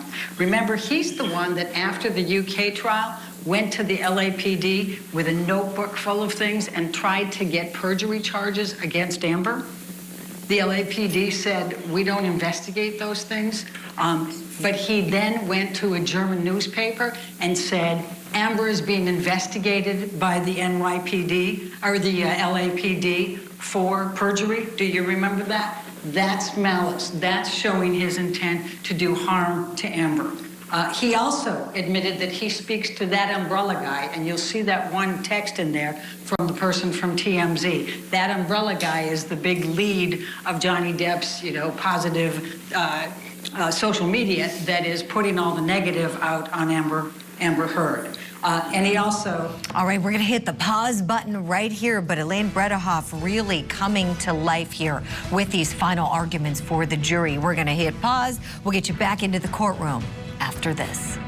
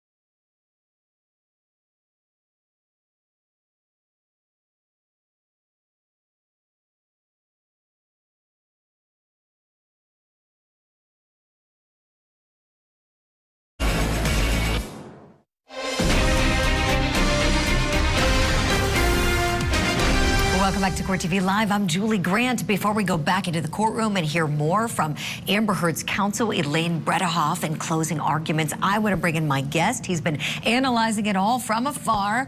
Actually, Minneapolis, Minnesota. Criminal defense attorney Joe Tamburino. He's also a former prosecutor as well, and a regular guest here on Court TV. Joe, always great to see you. I know you've got tons of thoughts. We've been able to talk a little bit off camera this morning and into the afternoon. Let's start with Elaine Bredehoff and Benjamin Rottenborn and what they're doing for Amber Heard right now. Your thoughts, please. Well, thanks for having me on, Julie. I think they're doing a very good job. I mean, Elaine is doing much better than she did in the actual trial because she was caught a little flat-footed trying to respond to hearsay objections by the other side. But they're doing a really good job. What are they doing is this. They're giving reasons for the jury to find for Ms. Heard. They're doing it very well. And Mr. Rottenborn, he really did a nice job of expanding the issue of abuse. It's not just physical abuse, it could be something like damaging property. So that was a really good argument. Yeah, definitely very smart and well done by both of them. Tell me quickly before we go back in, the Depp side, what did you think about the closing arguments that they presented, please? I have to say, Ms. Vasquez was a little boring. You shouldn't just get up there and simply regurgitate what people said by saying, well, this person said this, they also said that. You got to get up there and say, here's what this all means, and here's why my side wins. You simply just can't hit the replay button and go over what everyone said. Yeah, I was surprised she was as tied to her notes as she was. And that is one difference when you see these attorneys representing Amber Heard. They're not tied to the notes. They're making eye contact, moving about the courtroom, making those arguments. Joe Tamburino, so glad we have you on the show. We're going to go back into the courtroom now. We hit the pause button previously. We're picking up where we left off. Twitter because he was abusing Amber. So now we'll go to the second counterclaim statement. And that is quite simply, this was an ambush, a hoax. They set Mr. Depp up by calling the cops, but the first attempts didn't do the trick. The officers came to the penthouses, thoroughly searched and interviewed, and left after seeing no damage to face or property. So Amber and her friends spilled a little wine, roughed the place up, got their story straight under the direction of a lawyer and publicist, then placed a second call to 911. Now this is May 21. Now, the clear implication here is that they're saying that Amber got together with her friends. They decided they were going to set Johnny up to be charged for domestic violence. And so they called the police, and they tried to make up this whole story, get him arrested, but the police said there's no evidence here, and went away, and they said, darn. And so they spilled wine, and they, busted up the place, and they called 911. They got advice from a lawyer and a publicist, called 911, and tried again to get Johnny charged. That's what this says. Now, we all know that's false, and it's heinously false. Because, after these events happened, and Ben talked about a little bit of it, but I'll talk about the rest of it, and I'm going to try to do it really quickly. But we all know Amber did everything in her power not to tell them who Johnny was, not to press charges, not to have him arrested. The exact opposite of this. But what were the facts of May 21st? He comes over, he's already been drinking, he's already high, and he is on a tear about feces in the bed from a month ago. And remember how Amber talked about when he gets into these drug-induced things, he gets into these paranoias, and he gets some idea in his head, and he just won't let it go. And that was his this time. There's somebody put that feces in the bed a month ago. That was his spin. So she gets Io Tillett on the phone. He's in New York at the time. He's going, they thought, this is ridiculous. Of course nobody did. And by the way, Boo has this huge problem. Of course it was Boo. He's always doing this. But Johnny just won't get there. So then they laugh. That makes him mad. Then he throws the phone at Amber. Amber screams out and says, ow, you just threw the cell phone at me. It hurts. Io says, Amber, get out of there. Johnny gets madder, pulls her hair, grabs her and starts hitting her. So Io gets hold of Rocky Pennington. She comes over as quickly as she can. She goes and gets in between the two of them. She puts her hands up on his chest. He pushes them down. And then she continues to stand in between them. And he's screaming loudly,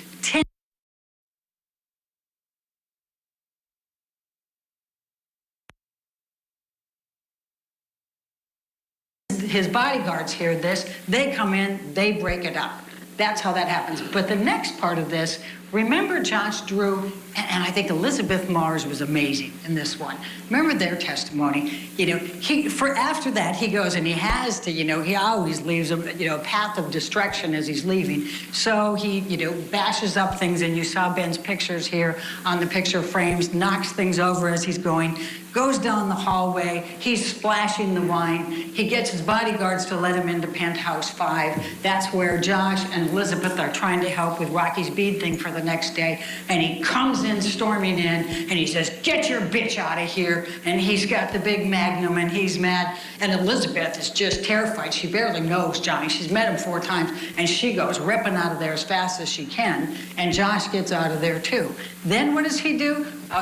he rearranges the furniture, or he might have knocked something off, one of the countertops or something, I think is the testimony of his bodyguards. But you saw the pictures. He went through and trashed that place again as he left.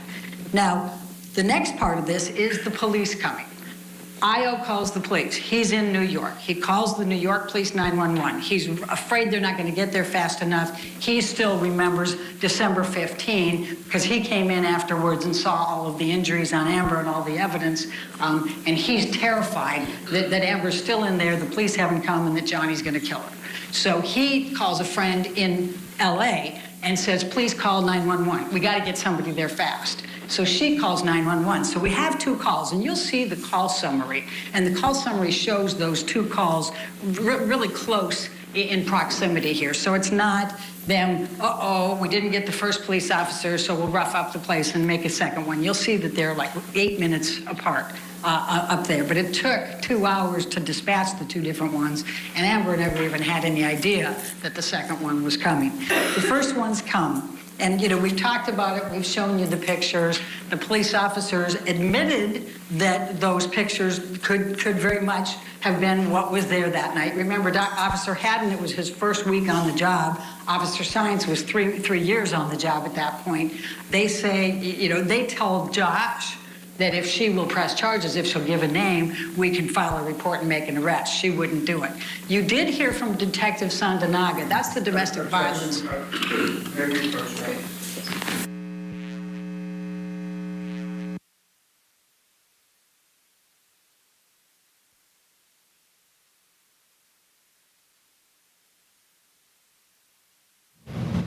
Ooh, an objection during closing arguments. When you're a trial attorney, that is a huge no-no. Unless you must, you try to give as much deference to the other side and never interrupt unless you feel there's something you have to preserve for the record in the event of an appeal. Let me bring in my guest in Minneapolis, criminal defense attorney and former prosecutor Joe Tamburino. Joe, we didn't get the basis of the objection on the record.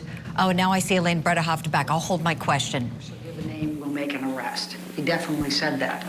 But in any event, she would not cooperate. She didn't want to. But Detective Sandanaga, their domestic relations or domestic violence person, said they should have done an incident report no matter what, even if they decided there wasn't a crime. Because domestic violence, it has the cycles. They come back, and it's good to have the record for the next time that it might happen. So she said they should have under the circumstances, even if they didn't. And she also said that when they put verbal dispute only in those calls, it is a code that they use, and you'll see that it's twice on that call report. So to say that's why we didn't write a report.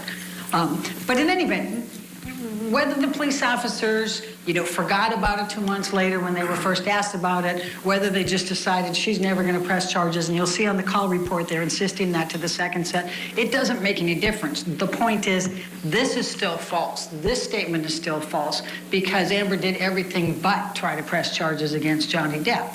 So they go away. And the testimony is that Josh and Amber and Rocky cleaned up because they have dogs. So they cleaned up a lot of the glass and the wine and those types.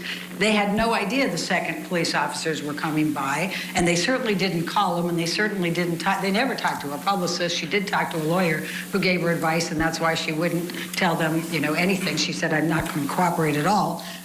So the second one's coming. You saw that. You've got the video cameras in there, and you see there's no effort by them to try to get now these officers to press charges against Johnny Depp. Just the opposite. Josh Drew doesn't want to even let him in the place. They come through quickly. Everything's fine. They wave. Everything's fine. Are they trying to press charges against Johnny? No.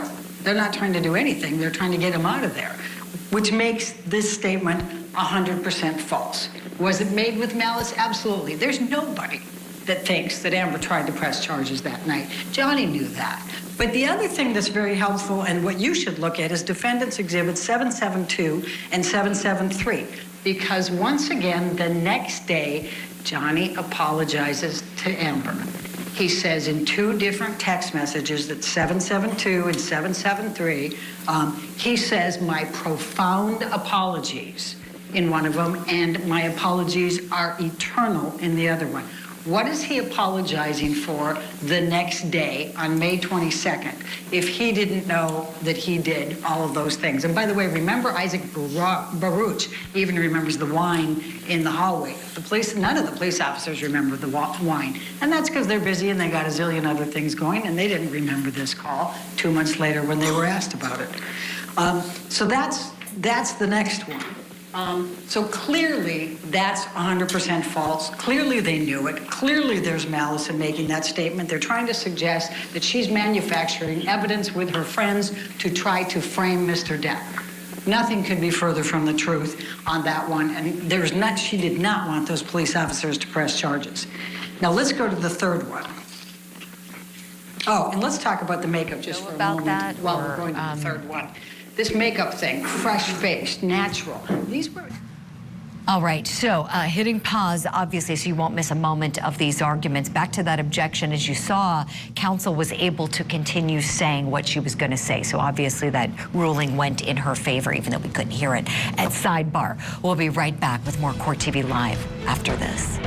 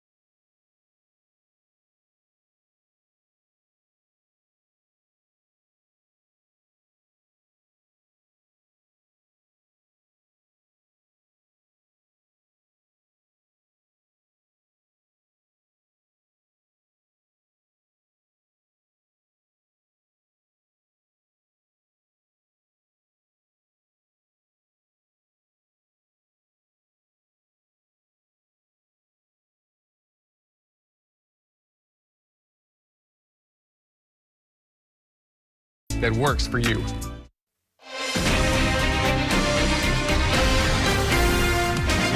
Welcome back to Court TV Live and our coverage of Depp versus Heard. I'm Julie Grant. Before we go back into the courtroom to hear more of the closing arguments from Amber Heard's attorney, Elaine Bredehoft, I want to bring in a special guest we have on the program. She is a body language expert. She's a jury consultant and has expertise in the area of human behavior. Her name is Susan Constantine. You know her. You've seen her before on the program. Susan, great to have you back. Thank you for being with us this afternoon.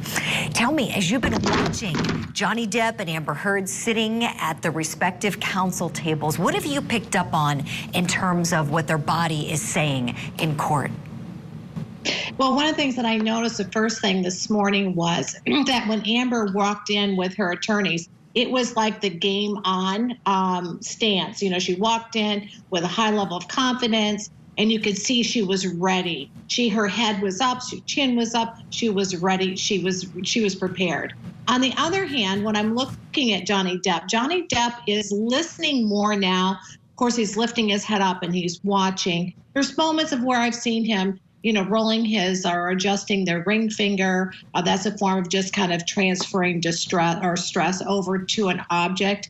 But for the most part, he is showing some, when he doesn't agree with things, he'll pinch his eyebrows together, he'll lift his eyebrows or pinch them together, lift his eyebrows a little bit. And those are like subliminal messages of saying, I don't agree with you, I disagree. On the other hand, when I'm looking at Amber, now her eyebrows are lifted right here. And there was a time where she was playing with her glasses. And when you think about that, this is one is where she's looking like that she's an authority figure. She's ready to kind of like a teacher position. You know, she's there, her game is on, and she's taking copious notes, which I don't really understand why, because at this point, it's already over.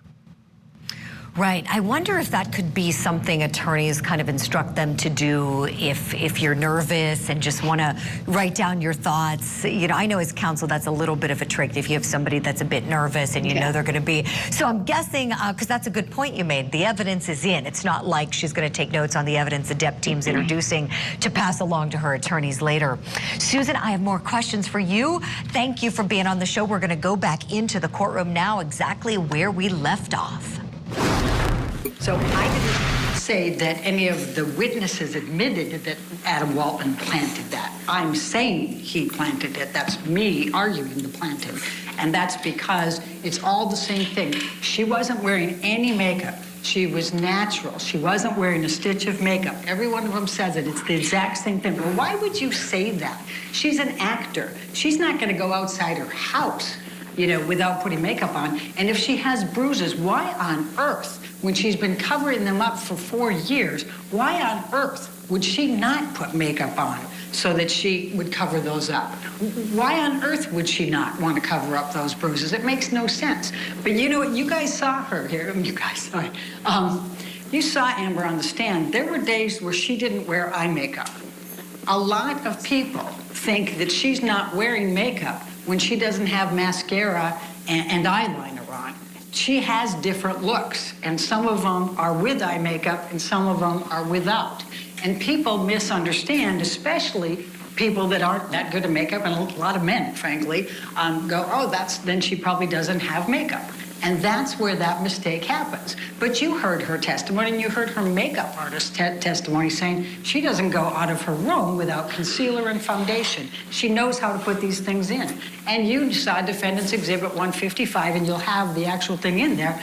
That's the type of palette she used, and she was very adept at telling you what colors she puts on for the different days of bruises. This is a woman who for 4 years did everything she could to cover up anybody knowing anything about this abuse. Do you honestly think she's just going to walk around for the week with her bruises exposed? Of course she's not. Now, let's go to the third one. And this is the abuse hoax. He says, we've reached the beginning of the end of Ms. Heard's abuse hoax against Johnny Depp. Now, obviously the defamatory meaning of that is that Amber's creating an abuse hoax. But there is no abuse hoax. I don't need to tell you all of the evidence because Ben did a beautiful job of just taking you through all of those different things, but I will point out a couple things for you, and that is, remember Bonnie Jacobs, the therapist. Dr. Hughes and Dr. Spiegel testified about Bonnie Jacobs' notes. And remember that I was holding that, you don't get to see them, but they testified that they went through them. Dr. Hughes testified that she also spoke with Bonnie Jacobs. She kept contemporaneous notes from 2011 when she first started seeing Amber. And the abuse is documented in those notes, is what Dr. Hughes testified to. They start in 2012, both physical and sexual Objection, abuse. Your Honor. Dr. Hughes testified to that.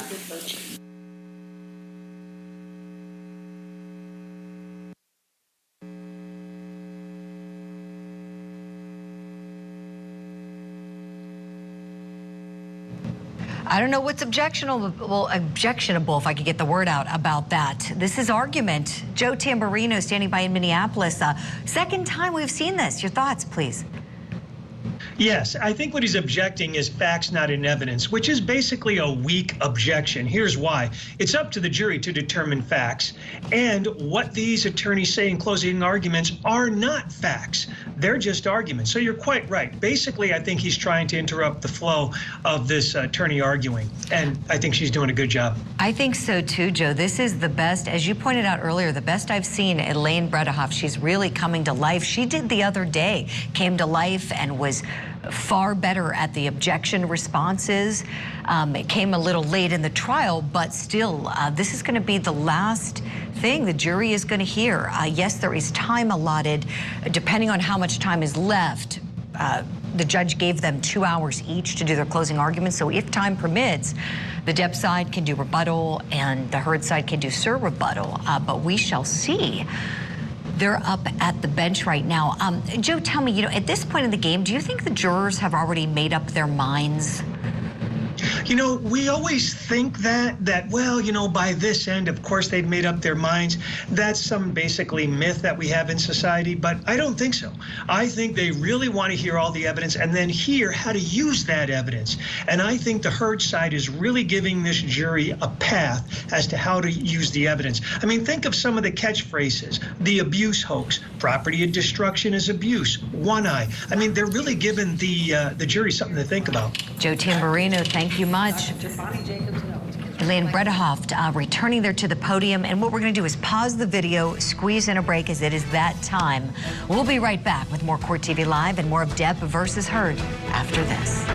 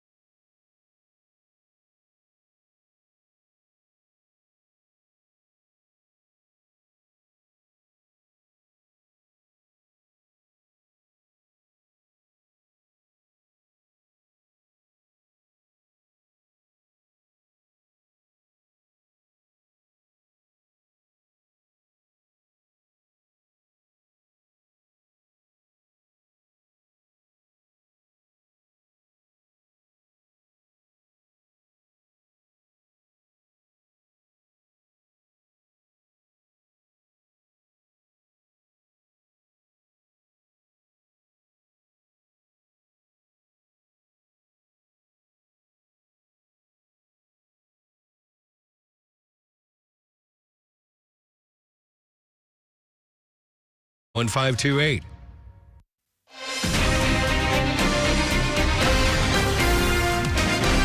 Welcome back to Court TV Live. I'm Julie Grant. Let's go into the courtroom together now as the jury is hearing the final arguments from Amber Heard's team.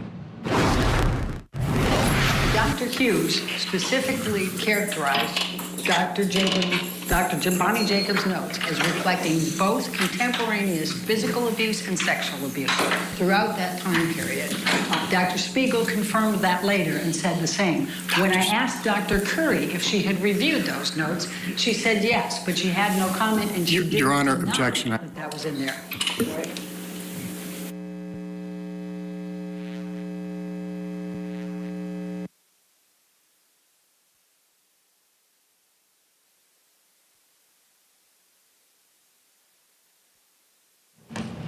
Oh, here we go again. Objection number 3 in close. And I can't emphasize enough how big of a trial advocacy no-no this is. You try to avoid objecting at all costs in the back. Confirmed that he had reviewed Bonnie Jacobs' notes as well. And when I asked Dr. Curry, she said she had reviewed them, but she had no comment, but she also didn't deny that those were in there. Amber Heard testified that she went back, and because of Bonnie Jacobs' notes, she realized for the first time that the abuse started much earlier than she even realized before. She always had thought that it had started in 2013. When she went back and saw Bonnie Jacobs' notes, she realized that it had started much earlier, and she was very embarrassed by that. Now, significantly, you remember that she testified about how she was first called upon to actually detail all of her events of abuse in February of this year. And she went through and took the notes, took photos, she took everything she had, calendars, everything, put it all together, and you heard about at least 64 pages of detailed accountability of that. And Mr. Depp's team has been able to not refute any of that. Remember, they tried to impeach her and say, well, you didn't say that. She said, yes, I did, on page 64. Remember that? It was a very, very difficult process for her because there was an awful lot of it, and she put it in great detail. Now, let's talk for a moment about the motive. They have said that she has created this whole hoax, and I think Ben's done a nice job of showing how that can't possibly have been. But what would Amber Heard's motive be for creating a hoax, or creating any of this, or making any of this up? That's a big question here. They call her a gold digger, right? But she obviously couldn't have done it for the money, because first of all, remember the testimony of Laura Wasser, the divorce attorney.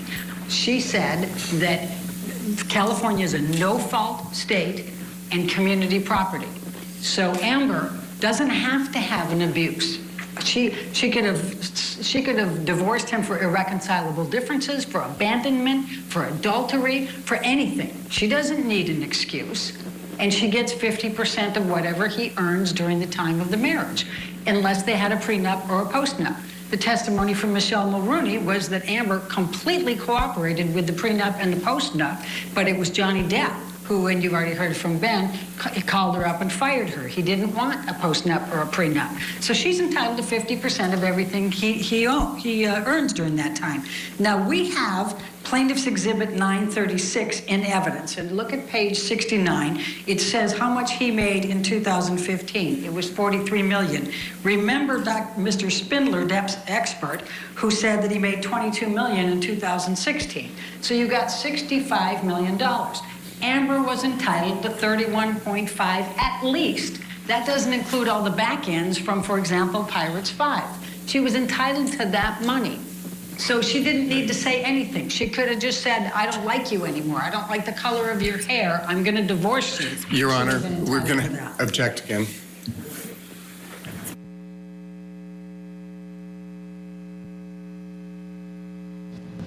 Number 4. Such a big no-no, unless there's something you have to do to protect the record for appeal. Joe Tamburino, this counsel for Johnny Depp, Benjamin Chew, he will not state the basis for his objection out in open court. He waits to do it at sidebar, doesn't he?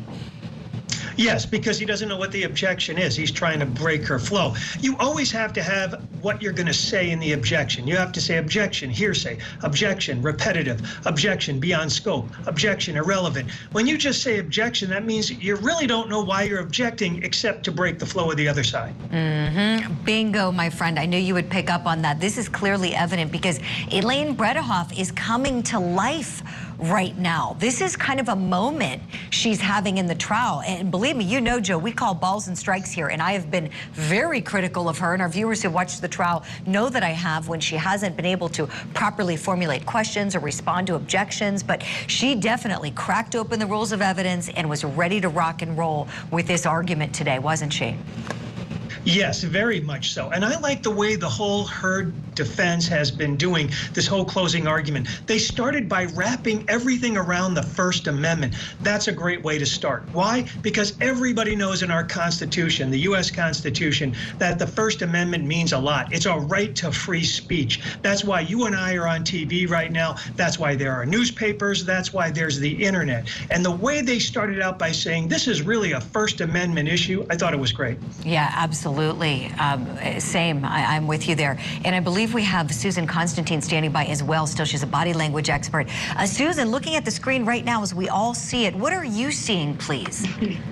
Wow, I tell you what, there's a lot of concern and worry on both parts. We've got Johnny Depp's attention, and also look at his attorney. She's leaning in. She's not feeling super confident here. You can see her arms closed up. There's a lot of concern and worry going on here. Susan Constantine, Joe Tamburino, thank you both.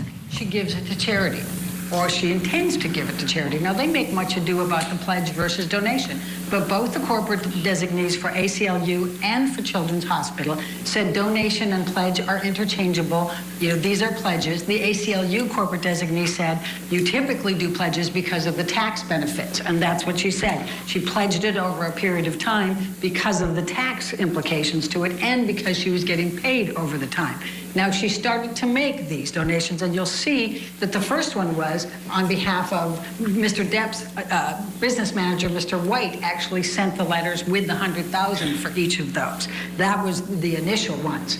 He was trying to take credit for those, and in fact, both the ACLU and Children's Hospital got confused and gave the credit to Mr. Depp, not to Amber, for those. Then she made payments to both, and Elon Musk also made payments to both for $500,000 each, which she didn't count to her pledge, but they helped those organizations. At the end of the day, she's made $1 million in payments to them, but then she got sued here and hasn't been able to because she spent $6 million in attorney's fees. That is unrefuted. She still intends to pay those pledges, honor those pledges, and she said that throughout, and I elicited from both the ACLU and from Children's Hospital, they haven't expired, she can pay them whenever she wants to, and she fully intends to, but she has to get out from under this first. Now, who would blame a woman for giving $1 million in charitable donations? Who would do that? That sounds like psychological abuse to me. Now, Mr. Mandel testified that Johnny Depp is not a charitable person, and he hasn't written any big checks for him. Mr. Depp got on the stand and says he does it anonymously, but Mr. Mandel would have been the one writing the checks, and he says that didn't happen. This is the best I have seen Elaine Bredehoff performing in this trial so far. These are the final arguments to the jury before they get the case and go to deliberate. Then we will be on a verdict watch. Big thank you to my guest this hour, body language expert Susan Constantine and attorney Joe Tamburino. Don't go anywhere. We've got Ashley Wilcott in the studio. She's taking over next. And Ashley, soon we'll be on that verdict watch together. Absolutely. What a day. We're going to get you right back into that courtroom for closing arguments following that verdict watch here on Court TV Live.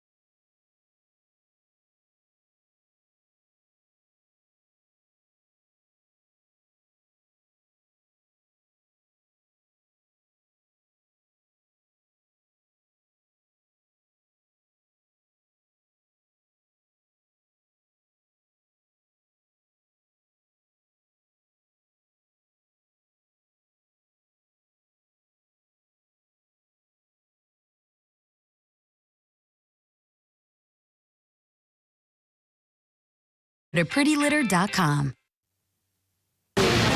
Walk, do not run. Through the maze and the brutality and the killing out here. It's been worth it to come to this Squid Game. I think that Johnny will win. I have a family member who's Team Amber, but I won't mention who she is.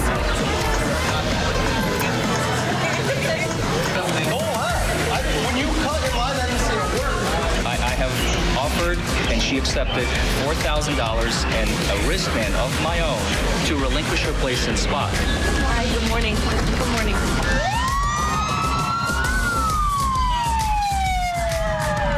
Any amount you allow is compensatory damages, if any, and the amount you allow is punitive damages. All right, closing arguments.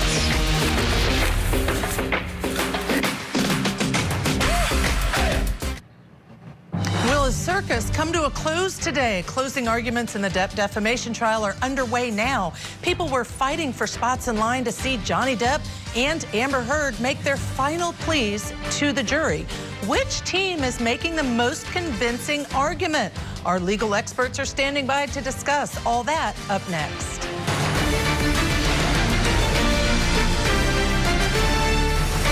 Welcome back to Court TV Live. I'm Judge Ashley Wilcott. Happy Friday afternoon to you. We are finishing up closing arguments in the Depp defamation trial. We're just a few minutes behind live court, but want you to see every minute of testimony. Elaine Bredehoft is now before the jury. Of course, she represents Amber Heard. She is making closing argument. She follows her co-counsel who's already made his statements. Now it's her turn. Let's get you back into the courtroom.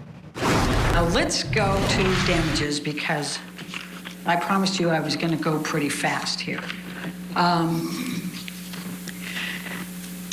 There's a few different types of damages, but one of the things that the court has talked to you about, she told you that because we have defamation, it's invidious, and therefore it's very difficult to prove these.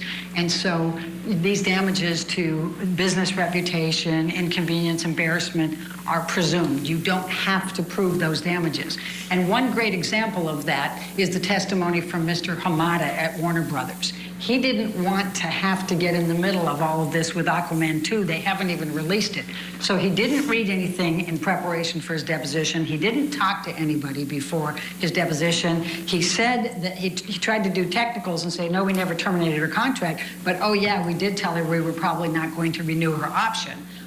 And then we didn't change the script, but Amber got the script, and yes, they did change it. Then he said, no, we never negotiate salaries, but oh yeah, we did renegotiate Jason Momoa's and Gal Gadot's. So he just doesn't want to admit to any of these things. But what came out in Hamada's deposition, and I hope you were listening carefully to this, was the email from James Wan, the director, and Jason Momoa, her co-star, who said they guarantee if they are in the film, she is going to be Mara in the film.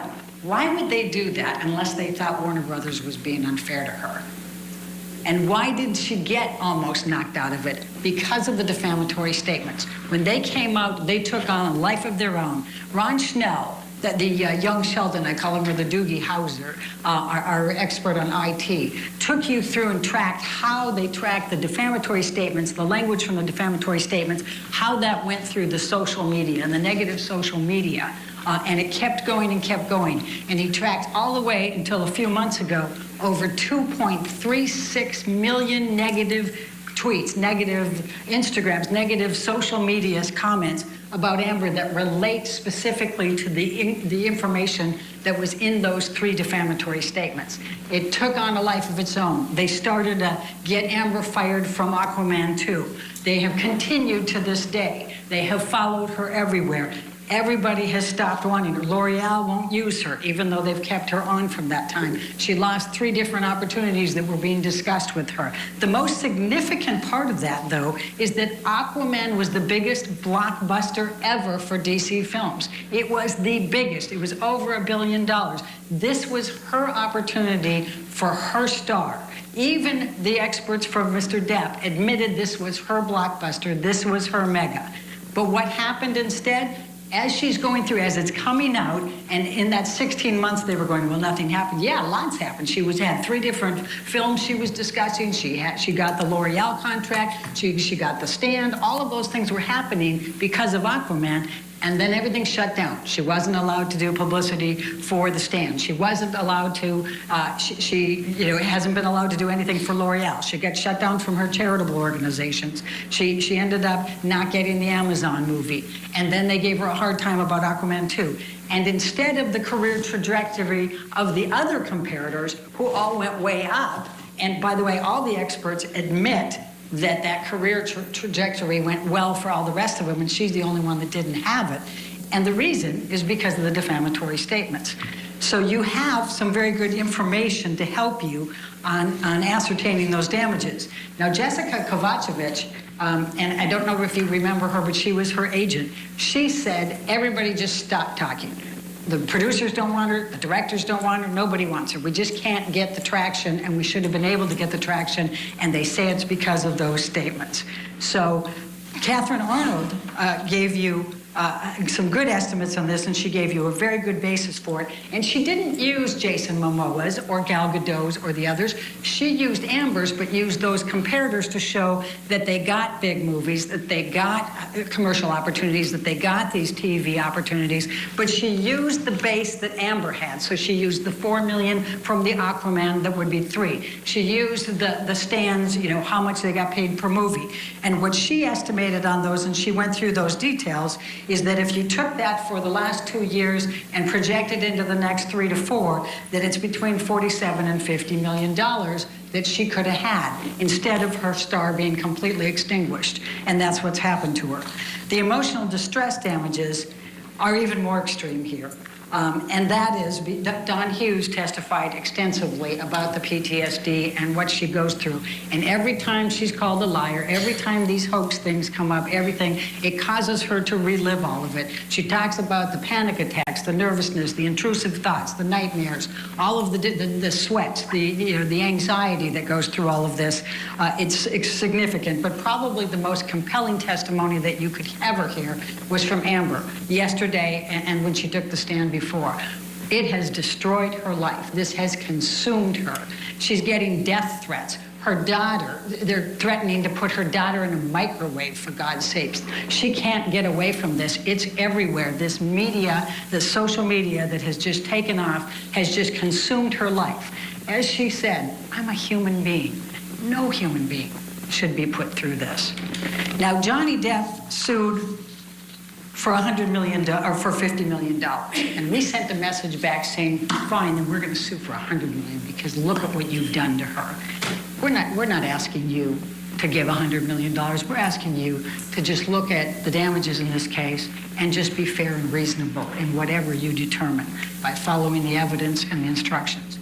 But we do ask that you fully and fairly compensate Amber for everything that she's been through, both in terms of reputation and emotional distress. The very last point is punitive damages, and you surely have those in this case. We've asked for $350,000 for the punitive damages, and we would ask that you award that. Thank you very much. Great, thank you. I'd like to welcome now in Atlanta, Georgia, trial attorney C.K. Hoffler. C.K., we're not going to miss, obviously, any of these closing arguments, but Elaine Bredehoft has just completed her portion. What do you think of how she did during her closing argument? Quite frankly, and first of all, good afternoon. Quite frankly, I think she did quite well. I have been more impressed with her in closing than I have been throughout the entire trial. She's obviously she's a seasoned attorney. She knows rules of evidence, but I do believe that her shining moment has been in closing. She did bring it home for Amber Heard in closing. Sometimes in closing, what you're really doing is just reminding the jurors of the evidence in this case and explaining why you're asking for the money, reminding them of the evidence that support your claims, and she's done just that. She's reminded the jurors of the evidence that's come in. She's tried to draw distinctions with some of the damaging evidence that came in, and she really did a fine job with the damages and summarizing the testimony, summarizing the evidence, so the jurors have a frame of reference for why they're asking for $100 million. But then she said something very interesting, which oftentimes attorneys will say in closing, look, we asked for $100 million, but we don't expect you to give $100 million. Just give what you feel is fair and reasonable based on the evidence. And then, of course, they're asking for punitive damages. The punitive damages aren't very high because we're in Virginia, and so we understand the punitive damages aren't going to be high and are capped. But I think that she did a very, very nice job of really summarizing the evidence and giving the jury a clear picture of why they filed a lawsuit, what her damages have been, and why they should award money. And CK, I wrote down exactly what you just referenced is, you know, she did. She put it out there. She said, we're not asking for $100 million. Of course, we said that we wanted to make a statement in response to Johnny Depp's lawsuit, but we wanted what was fair and reasonable. CK, I should have started off by saying thank you for joining us. I'm so happy to have you on my show as we continue to break this down. We are going to take the opportunity to take a short commercial break. Don't go anywhere. Next, rebuttal by Johnny Depp's team. They have the opportunity to make their rebuttal closing argument. You, of course, will not miss a moment here on Court TV, your front row seat to justice.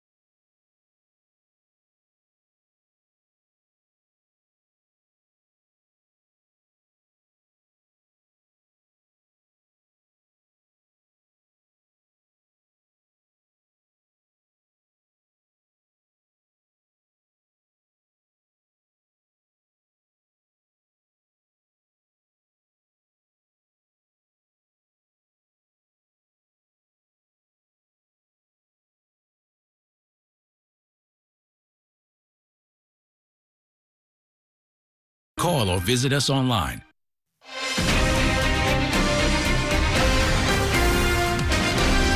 Welcome back. We want to get you back inside the courtroom in Fairfax, Virginia. Closing arguments are going on. Where are we at this point? You haven't missed any of it. The rebuttal argument to be made by Johnny Depp's team is about to begin. Camille Vasquez is the attorney who's going to make that rebuttal argument. Keeping in mind they had a total of 2 hours for each side. The plaintiff's team, Johnny Depp, has 39 minutes remaining, and Amber Heard's team has 6 minutes remaining. Let's get you back into the courtroom. Good afternoon, ladies and gentlemen. Ms. Heard's counsel has mischaracterized the record multiple times, and Ms. Heard lied to you.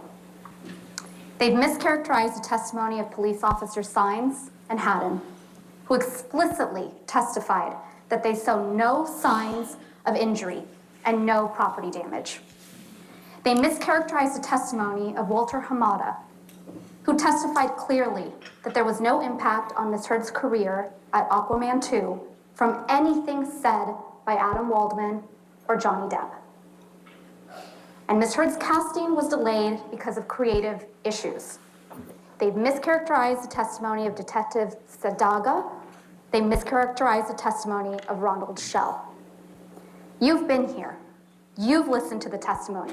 You know the record. Ms. Heard lied. And she lied again, and she kept lying.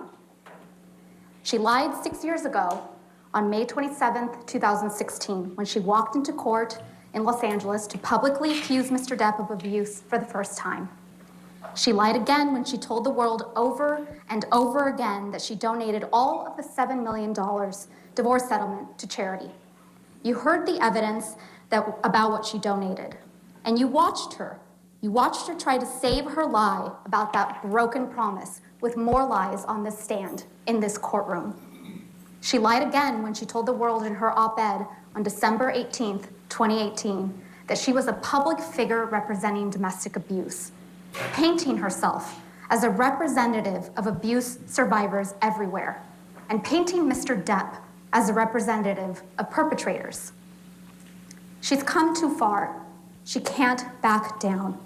She's lied too many times to too many people.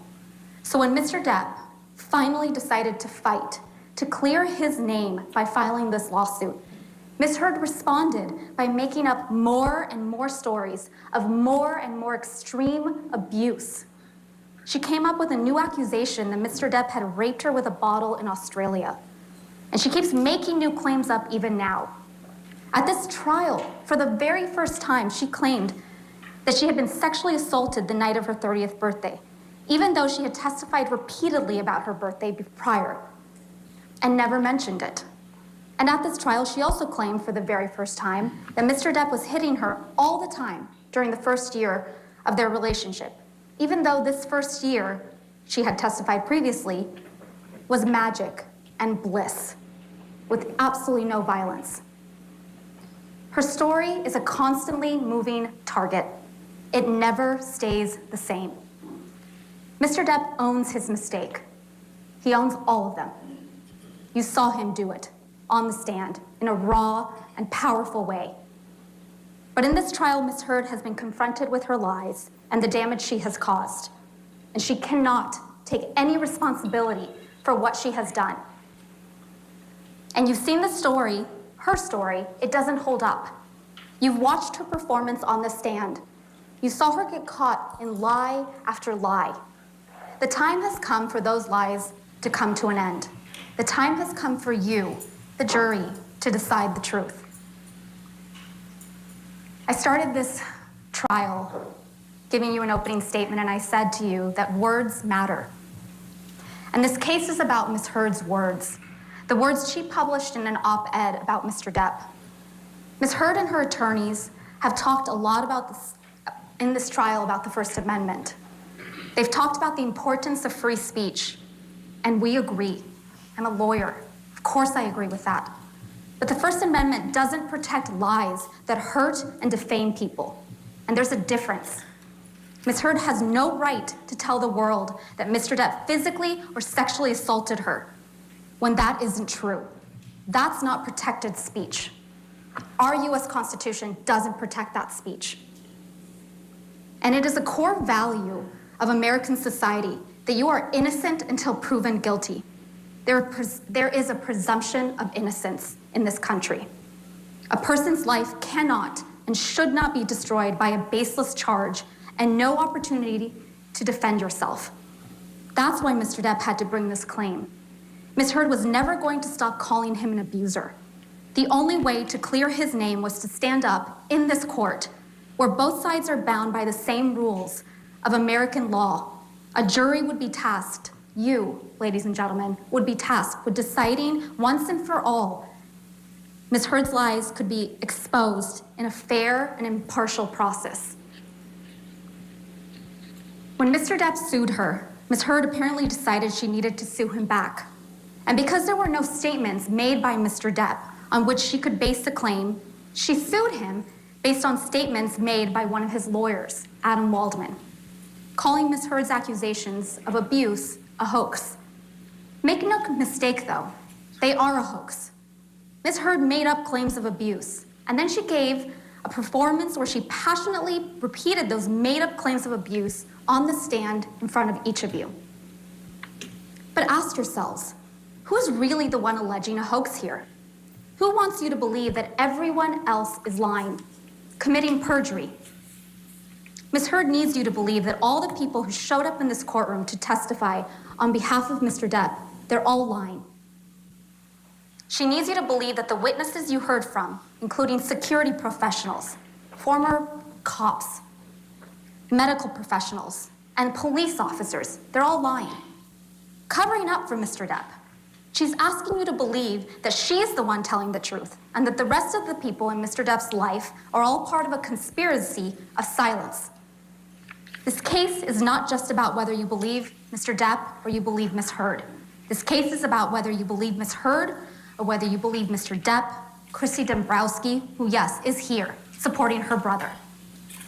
Isaac Baruch, who wept in front of the world. Keenan Wyatt, who doesn't work for Mr. Depp. Sean Betts, a former LA Sheriff's Department. Malcolm Connolly, he worked in the prisons in the UK. Starling Jenkins, a former US Marine. Travis McGivern, also another former police officer. Ben King, he worked for the Queen of England. David Kipper, Dr. David Kipper. Ms. Heard's doctor. And yes, Mr. Depp's doctor. Debbie Lloyd, a nurse. Aaron Filati, Ms. Heard's personal nurse.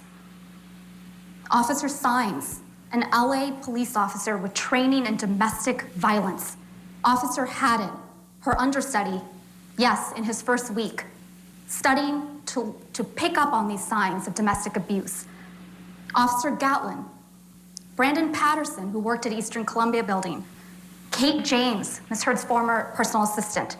Tara Roberts. Alejandro Romero.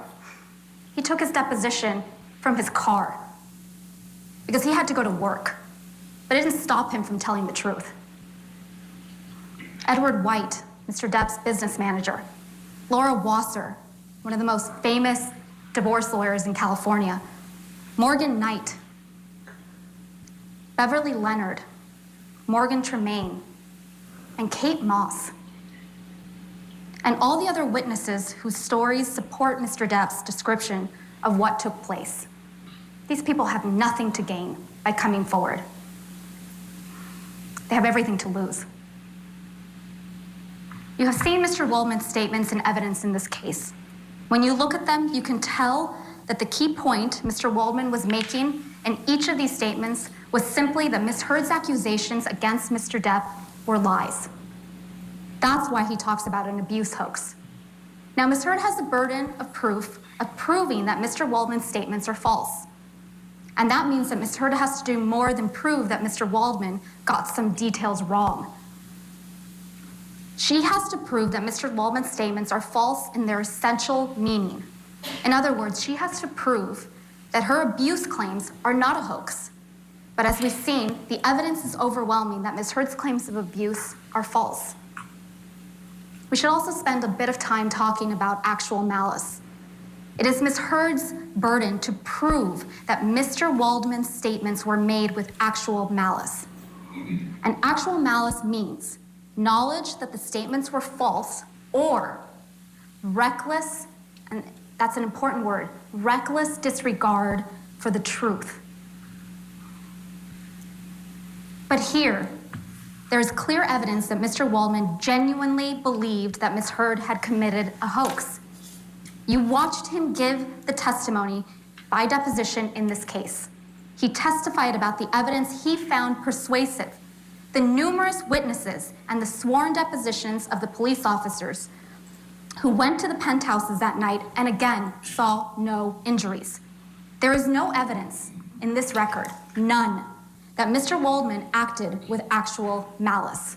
He believed Mr. Depp. He believed the record. It's also important to understand that because Mr. Waldman's statements were not made by Mr. Depp, Ms. Heard needs to prove that Mr. Waldman was acting as Mr. Depp's agent. And within the scope of that agency, within the scope of the agency of the employment, when he made the statements, Mr. Waldman is a lawyer. Ms. Heard has not presented evidence that making those statements was part of Mr. Waldman's responsibilities as Mr. Depp's lawyer. There's nothing in the record. Ms. Heard is also claiming to be suffering from PTSD and claims that she has something to do with Mr. Waldman's statements. Ms. Heard wants you to believe that she suffers from PTSD because Mr. Well, we need to take a short commercial break. Don't worry, you're not going to miss any of the rebuttal argument by Johnny Depp's team. Stay tuned here on Court TV Live.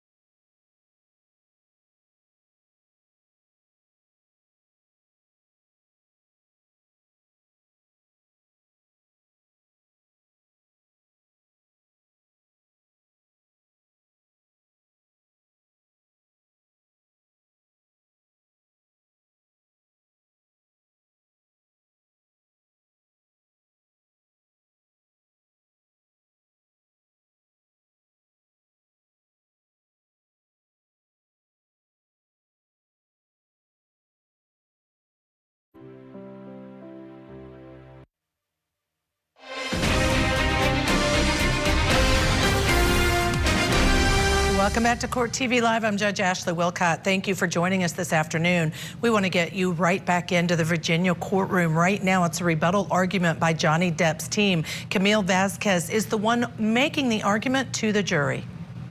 Mr. Depp reportedly abused her, but as usual, Ms. Heard is not telling the truth. As you heard from Dr. Shannon Curry, Ms. Heard does not have PTSD, and she does not act like a person with PTSD. Ms. Heard is an actress in a major film, involved in sommelier training. She just had a baby. Dr. Curry also found that Ms. Heard attempted to grossly exaggerate her symptoms during testing, which is a sign of malingering, or said differently, of Ms. Heard lying. Ms. Heard hired Dr. Don Hughes to help her with this narrative. Dr. Hughes did not catch Ms. Heard's exaggeration during testing because Dr. Hughes used an improper malingering screen test. She wasn't going to find it. One that is meant to identify an examinee's attempt to fake a severe mental illness or psychosis, not PTSD. Dr. Hughes diagnosed Ms. Heard with PTSD without administering the gold standard diagnostic test used for PTSD. She diagnosed her, think about that, she diagnosed her with PTSD before administering the test she admitted was the gold standard. 2 years after diagnosing Ms. Heard with PTSD, and curiously, shortly after Dr. Curry administered the gold standard diagnostic test in her evaluation of Ms. Heard, but before it was disclosed, Dr. Hughes decided to administer the gold standard, finally. Nevertheless, even after Dr. Hughes used the proper test, there were a number of deficiencies in her administration of that test. You saw them, including her failure to even follow the instructions that render her diagnoses unreliable. Ms. Heard's claim for monetary damages related to Mr. Waldman's statements, frankly, it's a fantasy. Ms. Heard speculates wildly that she has somehow been damaged by Mr. Waldman's statements. But in reality, Ms. Heard has not shown any damage at all that was because of or by Mr. Waldman's statements. There is evidence of a mountain of negative press coverage about Ms. Heard, including press reports about her defecating in Mr. Depp's bed, cutting off his finger, and putting out a cigarette on his face. But none of that has anything to do with Mr. Waldman's statements. And Ms. Heard has presented no evidence, none, of any film or other project that she has lost because of the statements. In fact, you heard from Warner Brothers president, Walter Hamada, who explained that Ms. Heard suffered no loss, none. No loss of compensation or other adverse effect on her major film, Aquaman 2. You heard it straight from him. Ms. Heard's expert, Catherine Arnold, testified, but for the statements from Mr. Waldman, Ms. Heard would be much more successful in her career. To form this opinion, Ms. Arnold compares Ms. Heard to actors such as Jason Momoa, the actual Aquaman, Chris Pine, Gal Gadot, and Zendaya. But as Richard Marx, who does deals every day, that's his job, not testifying here for a paycheck, does deals in Hollywood, and Doug Banya both testified that these actors are simply not comparable to Ms. Heard. After all, Jason Momoa, he was Aquaman. Chris Pine, he was Captain Kirk. Gal Gadot, Wonder Woman. Zendaya, she's been acting since she was 13 years old on the Disney Channel. And she's in every single Spider-Man movie. Further, the Q scores of these actors are not at all comparable with Ms. Heard's Q scores. As Mr. Banya testified, Ms. Heard's rating was less compared to these actors, and all of Ms. Heard's Q scores ratings were less favorable than the average of all performers. As you heard from Michael Spindler, because Ms. Arnold relies on the salaries of these comparable actors to calculate Ms. Heard's damages, Ms. Heard's claim for damages makes no sense. There's no connection. Further, and more fatally for Ms. Heard's damages claim, is that there's no connection to the Waldman statements, to Mr. Waldman's statements. Even if you find damage to her career, you have to connect it to the defamatory statements. There is no connection. Mr. Banya testified that all the negative tweets that Ms. Heard has entered into evidence have no causal connection to the statements underlying Ms. Heard's counterclaims.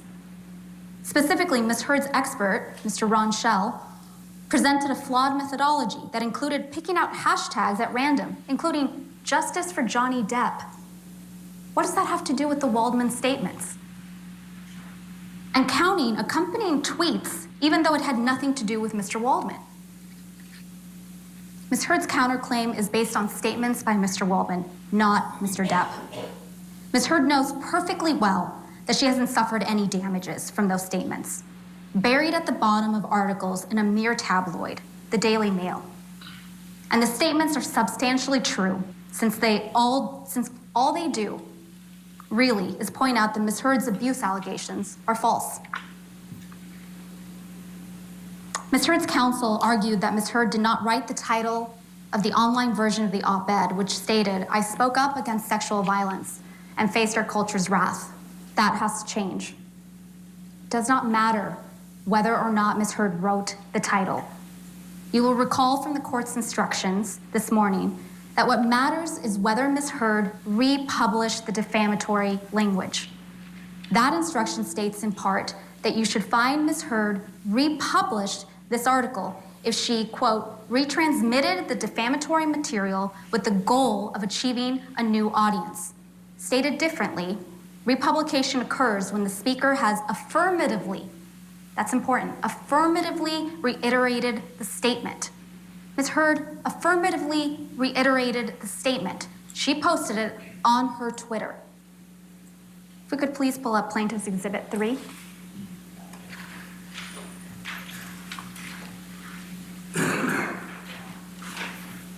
This is the tweet Ms. Heard sent. She retweeted the Washington Post tweet to a new audience, her own Twitter followers.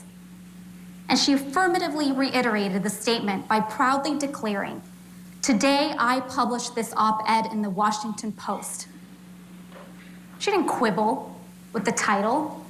She said proudly, "Today I published this op-ed in the Washington Post."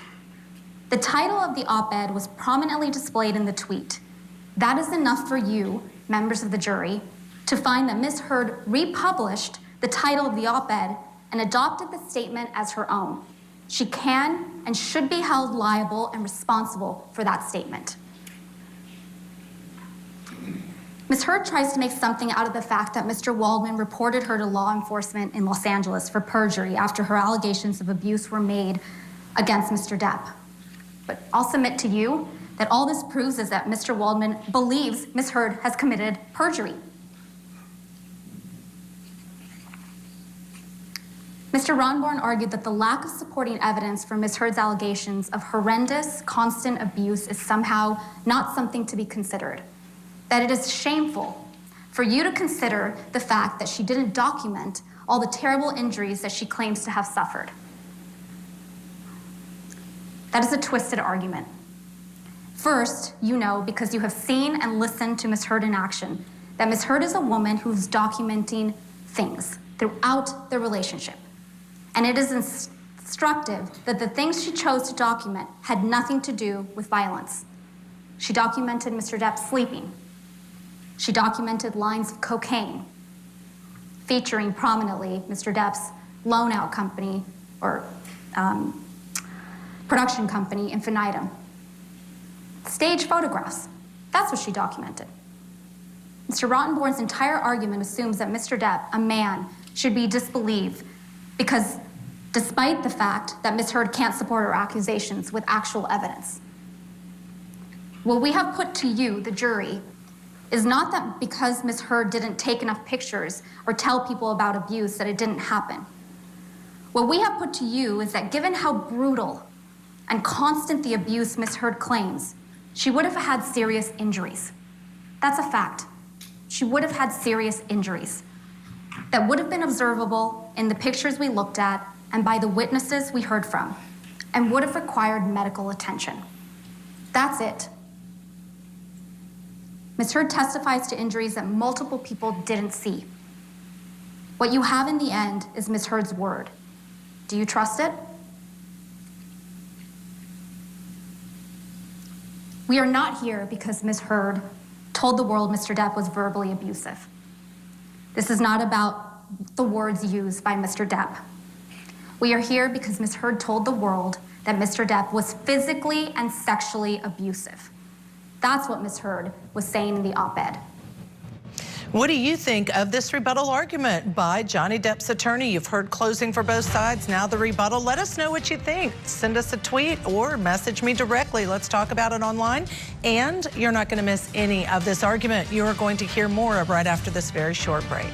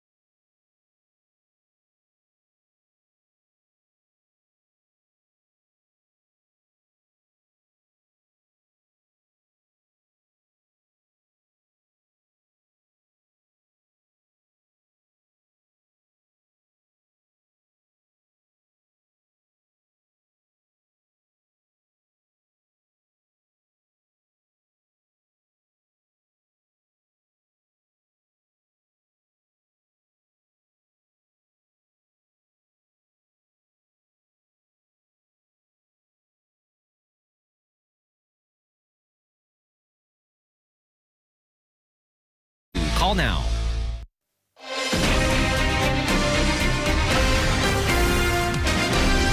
Johnny Depp's team is doing the rebuttal closing argument. Specifically, Camille Vasquez is the one making that argument. You've missed none of that. Let's get you back into the courtroom. On May 27th, exactly 6 years ago today, 2016, Ms. Heard walked into court with a mark on her face to tell the world that her husband was abusive. She renewed that falsehood in her op-ed, describing herself as a public figure representing domestic abuse. And she published the op-ed, including the title, claiming that she spoke up against sexual violence.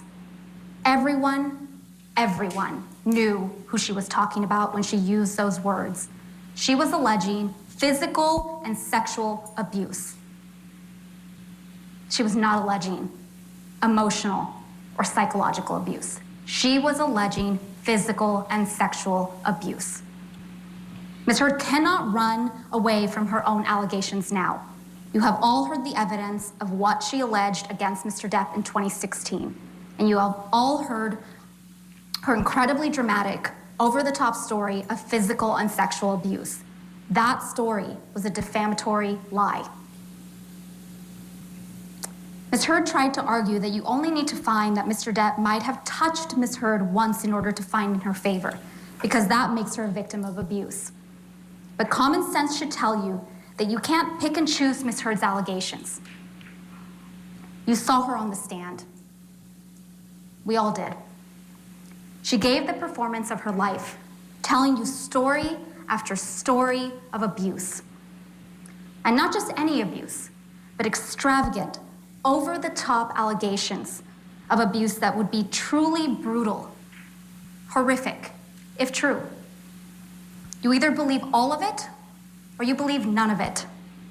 Either she's telling the truth, including in her most extreme allegations, or she's lying.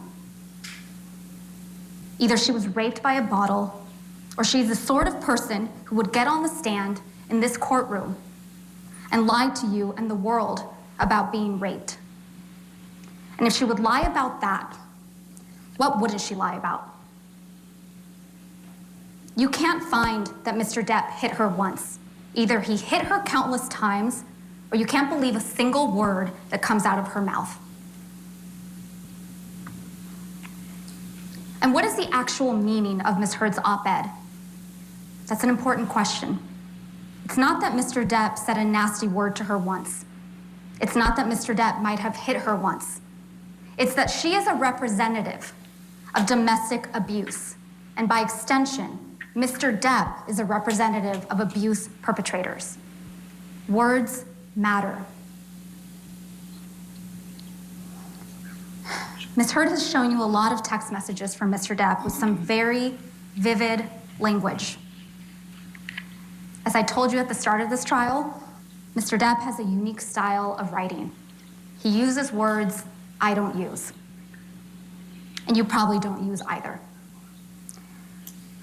But as you also heard during this trial, Mr. Depp writes in that way, in part because he modeled his writings on literary giants like Hunter S. Thompson. And he's got a dark sense of humor. It's not everyone's cup of tea, but it's who he is. And Mr. Depp owns text messages. He acknowledges that he said those things, and he said things that he shouldn't have. But using bad language and colorful humor does not mean that you are a violent abuser. And ironically, as much as Ms. Heard is trying to use Mr. Depp's words against him, it is Ms. Heard who repeatedly admitted to violence. In her own words. You've heard the tapes. You've heard her admit to violence. Ms. Heard can try to distract you with text messages showing that Mr. Depp uses bad language and has a dark sense of humor. But none of that, I submit to you, ladies and gentlemen, none of that is evidence of abuse. Hitting your husband is evidence of abuse.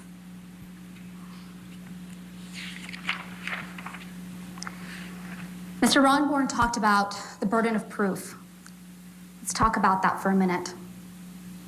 Mr. Depp only has to show that it is more likely than not, that the statements in the op-ed are false, that it is more likely than not that they have a defamatory implication, that it is more likely than not that Ms. Heard designed and intended the statements to refer to Mr. Depp.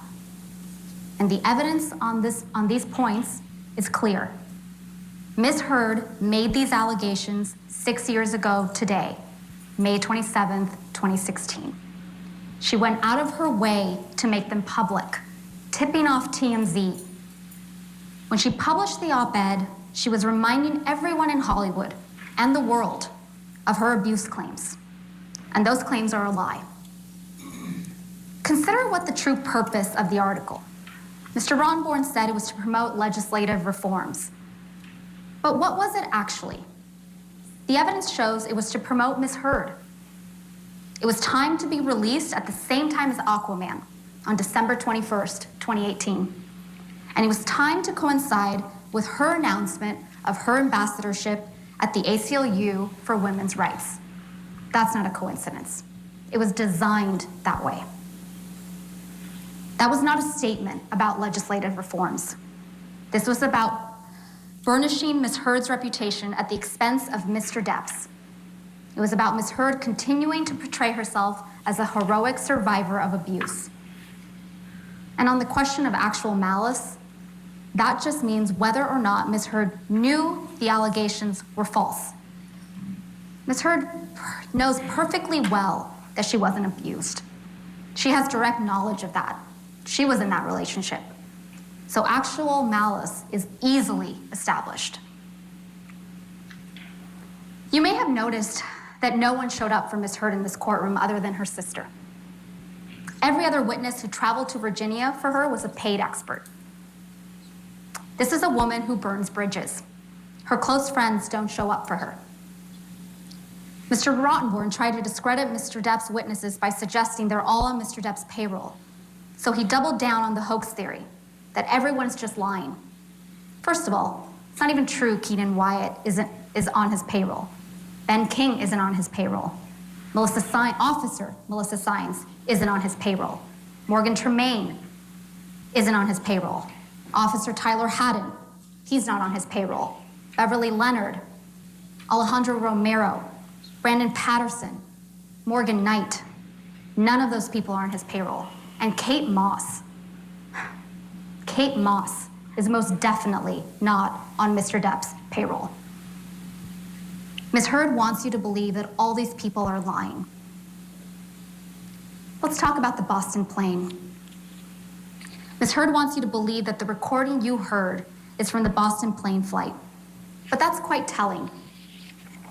What did Ms. Heard capture of this supposed rampage? Mr. Depp moaning in distress? That's what she chose to record. What sort of person records something like that? We're nearing the top of the hour, which does mean a break. Don't worry, we're going to hit the pause button. You will not miss any of this rebuttal. Still with us, trial attorney C.K. Hoffler. I must ask you, C.K., what do you think so far of Camille Vasquez and her rebuttal argument?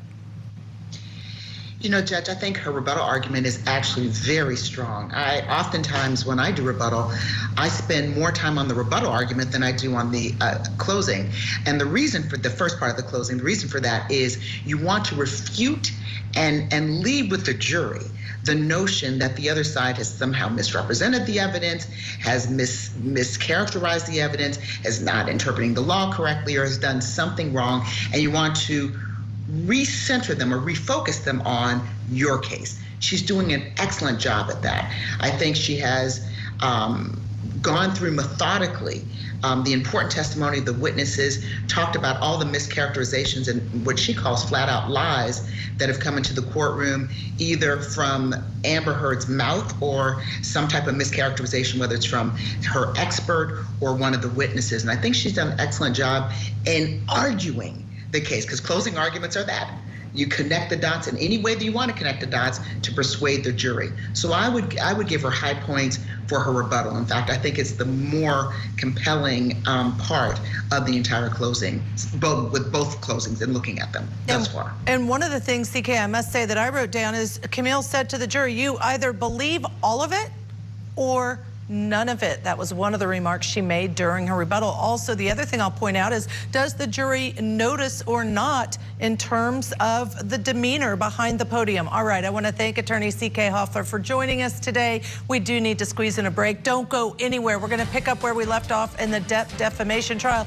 Closing arguments continue after the break. And then, of course, what is this jury going to do? We will be on Verdict Watch. Stay with us.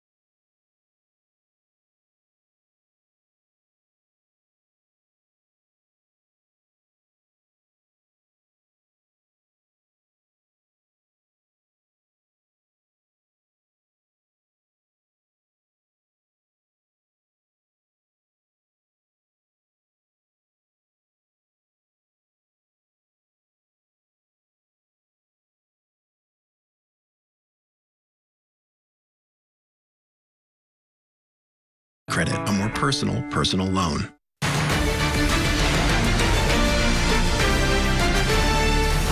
Welcome back to Court TV Live. I'm Judge Ashley Wilcott. Thank you for joining us this Friday afternoon. A big day in Fairfax, Virginia, where Johnny Depp, Amber Heard's teams are delivering their closing arguments. Right now, we didn't let you miss anything. We hit the pause button because Camille Vasquez is making the rebuttal closing argument for Johnny Depp. Let's go back into that courtroom. What sort of person takes pictures of their husband or boyfriend or fiance who's struggling with sobriety, nodding off with ice cream dripping down his leg, his hand in his pocket, or asleep on the ground? What sort of person does that? Definitely not someone that's afraid of him. And Ms. Heard's attorney told a story of May 21 that was completely, utterly inconsistent with the testimonies of Officers Sines and Haddon, who testified clearly that they saw no signs of injury, no sign of property damage. And she told a story about how Officer Sadanaga's testimony was also wrong. She testified that the report was only required in case of a crime. Ms. Heard's attorneys tried to tell you that Mr. Depp apologized on May 22nd because he had hit Ms. Heard. Mr. Depp didn't apologize to Ms. Heard on May 22nd for hitting her. He apologized because he was leaving Ms. Heard. And this was a woman that, in spite of all her violence and all her rage, Mr. Depp, he loved her. He had been with her for years. Of course he apologized when he finally broke it off. Ms. Bredehoff also tried to tell you that Ms. Heard did everything in her power to keep the authorities away and to not get Mr. Depp in trouble on May 21st, 2016. Take a minute and think back to what Ms. Heard did 6 days later, 6 years ago today. She walked into court with a visible mark on her face, not wearing makeup that day. She tipped off TMZ, she made it public, and she showed up on the cover of People magazine with a mark on her face. Was that protecting Mr. Depp? Or was she trying to destroy him? Mr. Ronborn asked you to consider why you're here. So why are you here? You're here because of a lie. And that was a lie that Ms. Heard repeated in the op-ed. At the start of this trial, we told you that this trial is about the evidence. The evidence overwhelmingly shows that Ms. Heard is an abuser and that she is a liar. She lied about Mr. Depp and took on the role of a lifetime as a public figure representing domestic abuse. What is her best evidence of that abuse? A video of Mr. Depp banging cabinets around, and text messages of Mr. Depp using bad words and dark, ugly humor, but never once admitting to abuse. Pictures of Mr. Depp sleeping. That's her best evidence. Ms. Heard herself, Ms. Heard held herself out to the world as a representative of abuse survivors everywhere, the face of the Me Too movement. This is not a Me Too situation. There are no Me Toos, just not me's. Ms. Heard does not deserve to be known as a representative of survivors of abuse. And Mr. Depp does not deserve to be known as the representative of perpetrators of abuse. That is what this case is about. It's not about money. It's about giving Mr. Depp his life back 6 years ago when she took it away. While you deliberate, ask yourselves why Mr. Depp would put himself through this. Expose every embarrassing detail of his life on national television. If he was guilty of anything that Ms. Heard accuses him of. We ask you, we implore you, to render a verdict for Mr. Depp. We ask you to set the record straight, that he is not the abuser she described, and that she is not the heroic survivor she portrayed. And we ask you to tell Ms. Heard that what she did was wrong. Thank you very much, ladies and gentlemen. Great, thank you, ma'am. Rebuttal closing?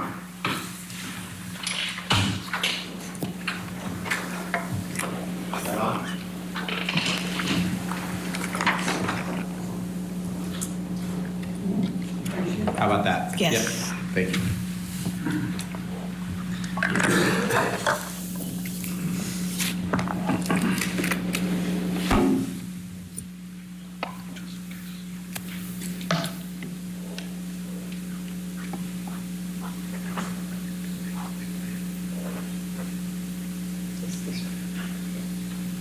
Ladies and gentlemen, it's interesting that in both their opening and their rebuttal closing, that you heard Mr. Depp's attorneys address none of Ms. Heard's witnesses. None of Ms. Heard's witnesses. They listed their own, who didn't see, who are on his payroll, weren't there behind closed doors with him, but they didn't address any of the witnesses. For example, Josh Drew, Rocky Pennington, Liz Mars, who were all there on May 21st, Melanie Iglesias, who covered Ms. Heard's bruises. They say that no one showed up for her. No one showed up for her, but then they say that these people aren't friends anymore. If they're not friends anymore, then why would they be doing what they would suggest are lying for her? Why would they be corroborating everything that she says? It's this simple. If you believe that Depp was abusive to Amber one time ever, in any of the various forms of abuse, not only physical, verbal, emotional, psychological, sexual, any of the ways of abuse, then your job is very easy. And you can not only deny Mr. Depp's claim, but you can fine for Amber on her counterclaim. And it's interesting that Ms. Vasquez just changed their theory after 6 weeks. She said, oh, well, domestic abuse just means physical abuse. It's not what Mr. Depp said. It's not what Dr. Curry said. It's not what Dr. Hughes said. It's not what you know to be true. You know that the evidence that you've seen constitutes all sorts of abuse. And there's a reason that they're running as fast as they can from those sorts of abuse, because they know that he did it. Now, the suggestion that Amber's abuse allegations are a hoax is vicious and vile. Mr. Depp can say whatever he wants now, but he can't change the evidence that you've seen at the trial. And the evidence shows that Ms. Heard did not commit abuse hoaxes, not about sexual violence, not about May 21st, 2016, and certainly not about Mr. Depp and Mr. Waldman's catch-all, all-purpose statement that Ms. Heard's abuse hoax, which suggests that every one of her allegations are false, that that's coming to an end. The evidence shows she did not commit any of those hoaxes. The evidence shows that she was abused exactly how not only she, but her witnesses supporting her claims say that she was, and their witnesses even, who claim that Mr. Depp abused her. Ms. Vasquez talked about actual malice. She says because Mr. Waldman was acting as Mr. Depp's agent, you have to look at Mr. Waldman. They're standing in the shoes of one another. And as Mr. Depp's agent, Mr. Depp's malice is Mr. Waldman's malice. Mr. Depp's malice is Mr. Waldman's malice. He acted with actual malice when he made these statements. Now, after years and years of Mr. Depp controlling the roles that Ms. Heard took, Ms. Heard had the biggest hit of her career 3 months before she was sued. She had withstood Mr. Depp's attempt to have her fired from Aquaman and his own jealousy as his career went down the drain before her op-ed for reasons having nothing to do with Ms. Heard. But once the lawsuit against Ms. Heard was filed, his campaign that he promised to destroy her entered a new phase. And then it reached a crescendo when Mr. Depp and Mr. Waldman decided to meet with the Daily Mail together and decide to plant statements that were defamatory of Ms. Heard in the spring of 2020, leading up to the UK trial. You've heard Amber and her agent, Jessica Kovacevic, talk about the impact to Amber's career. She can't get hired because of the negative treatment she gets. Studios like her, co-stars like her, she tests well, but she can't get opportunities because of the negativity associated with Mr. Depp and Mr. Waldman. You heard Amber Heard on the stand yesterday telling you exactly what she has experienced as a result of Mr. Depp's promise to bring her global humiliation. That promise, to paraphrase Catherine Arnold, Ms. Heard's damages expert, that promise was a spark. And that promise he kept because he had told her again and again, the only way out of this is death. And when she chose a different path out of it, he decided to make that promise. He decided to throw that spark. And when Mr. Waldman became involved, that spark became a forest fire. That forest fire has continued to this day. We ask, ladies and gentlemen, that you hold Mr. Depp accountable for his actions. Stand up for victims of domestic abuse everywhere who suffer in silence. Stand up for the freedom of speech, the freedom to speak about your life that the First Amendment protects. Give Amber Heard her voice back. Give Amber Heard her life back. Thank you so much for your service on this jury. Thank you, Mr. Rottenborn. Members of the jury, this is an important case to both the plaintiff and the defendant. In order to reach a verdict, each of you must agree on that verdict. In other words, your verdict must be unanimous. The first thing you should do when you go back to the jury room is to select a presiding juror. The role of the presiding juror is to see to it that the deliberations are conducted in an orderly and businesslike manner, that they are conducted only in the jury room when all the members of the jury are present, and that each juror has the opportunity to fully and fairly express his or her views. It is rarely helpful for jurors upon first entering the jury room to take a straw vote, or for any juror to make an emphatic expression of his or her opinion in the case, or to announce a determination to stand for a certain verdict.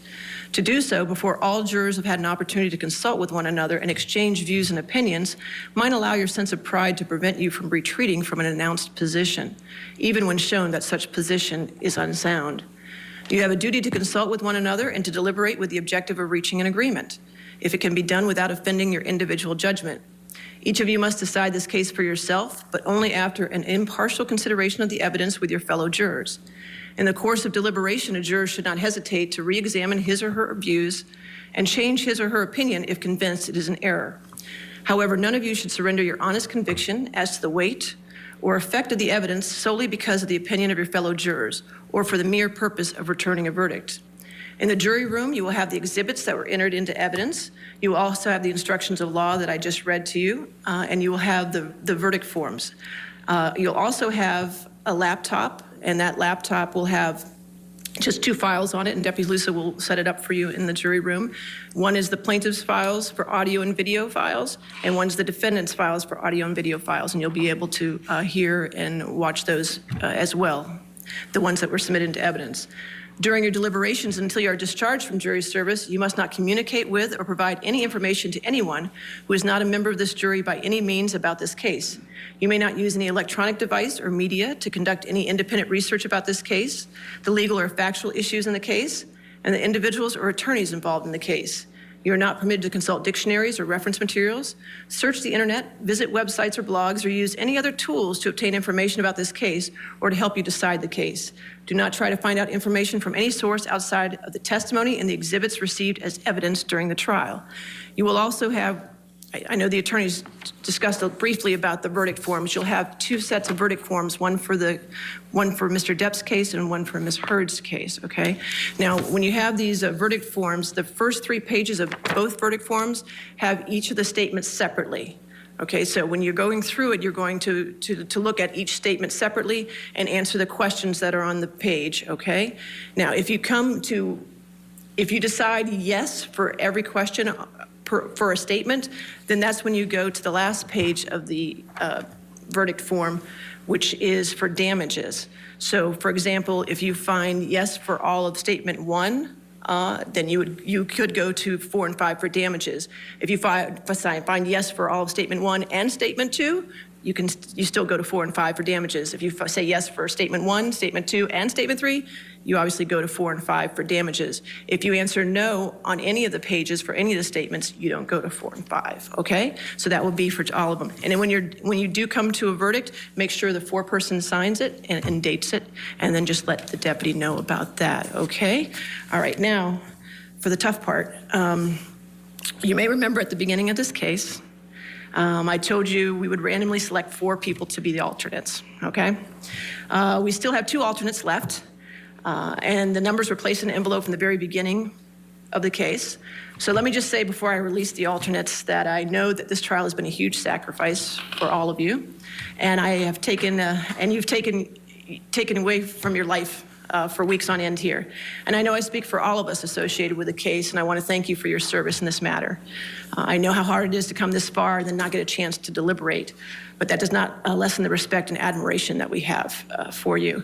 As an alternate, you will not deliberate, but you are still under order of this court not to do any outside research in this case or to talk to anyone about this case at this time, and you're still under your oath as a juror. That is because if something happens to a juror during deliberations, I will call you back for service, and you will join the deliberations and they'll start again and you'll be part of the jury. So you are under these restrictions and your oath until a verdict is reached. We will contact you once this has occurred and then you'll be free from your obligations, okay? But again, thank you for your service, all right? So in this matter, the alternate jurors are juror number 3 and 14, all right? At this time, those jurors are excused and also the remaining jurors can retire now to the jury room to begin their deliberations, okay? So thank you all, okay?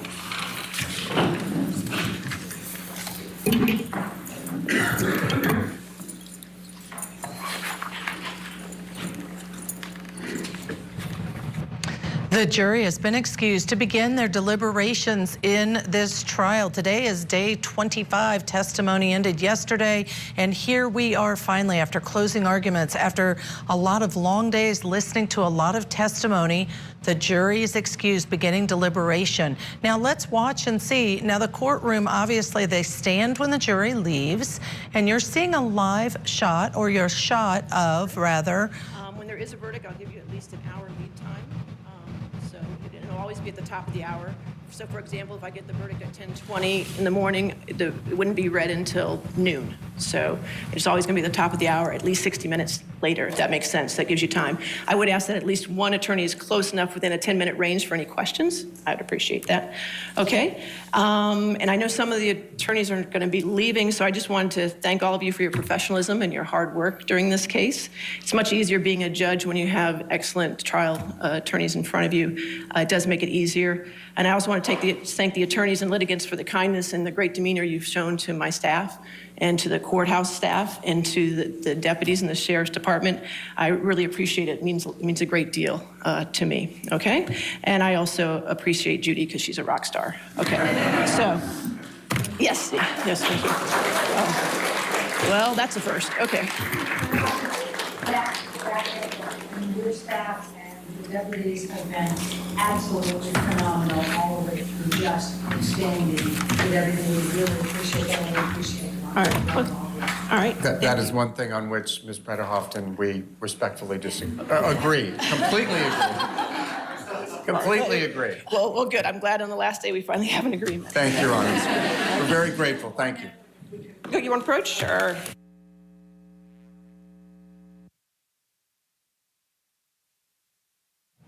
And this was just a little bit ago, a little earlier, because of course we've been pausing throughout when we have to take a break so that you haven't missed anything that's been said or that's happened in this courtroom. And you know, the judge just very appropriately thanked everybody, the attorneys, the parties, for showing kindness to the staff and letting them know that there would be at least a 1-hour notice of a verdict so that they could all get back into the courtroom. There you see Johnny Depp hugging his attorneys.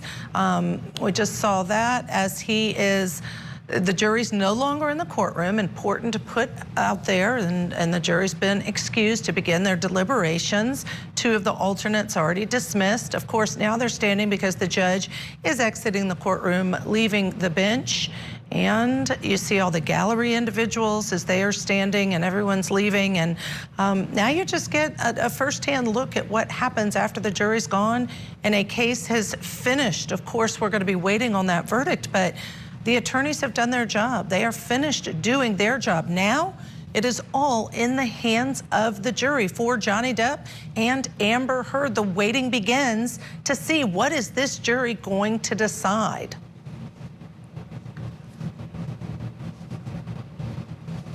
We are going to squeeze in a break. Of course, we're going to bring you more of this as soon as we come back. Stay with us here on Court TV Live.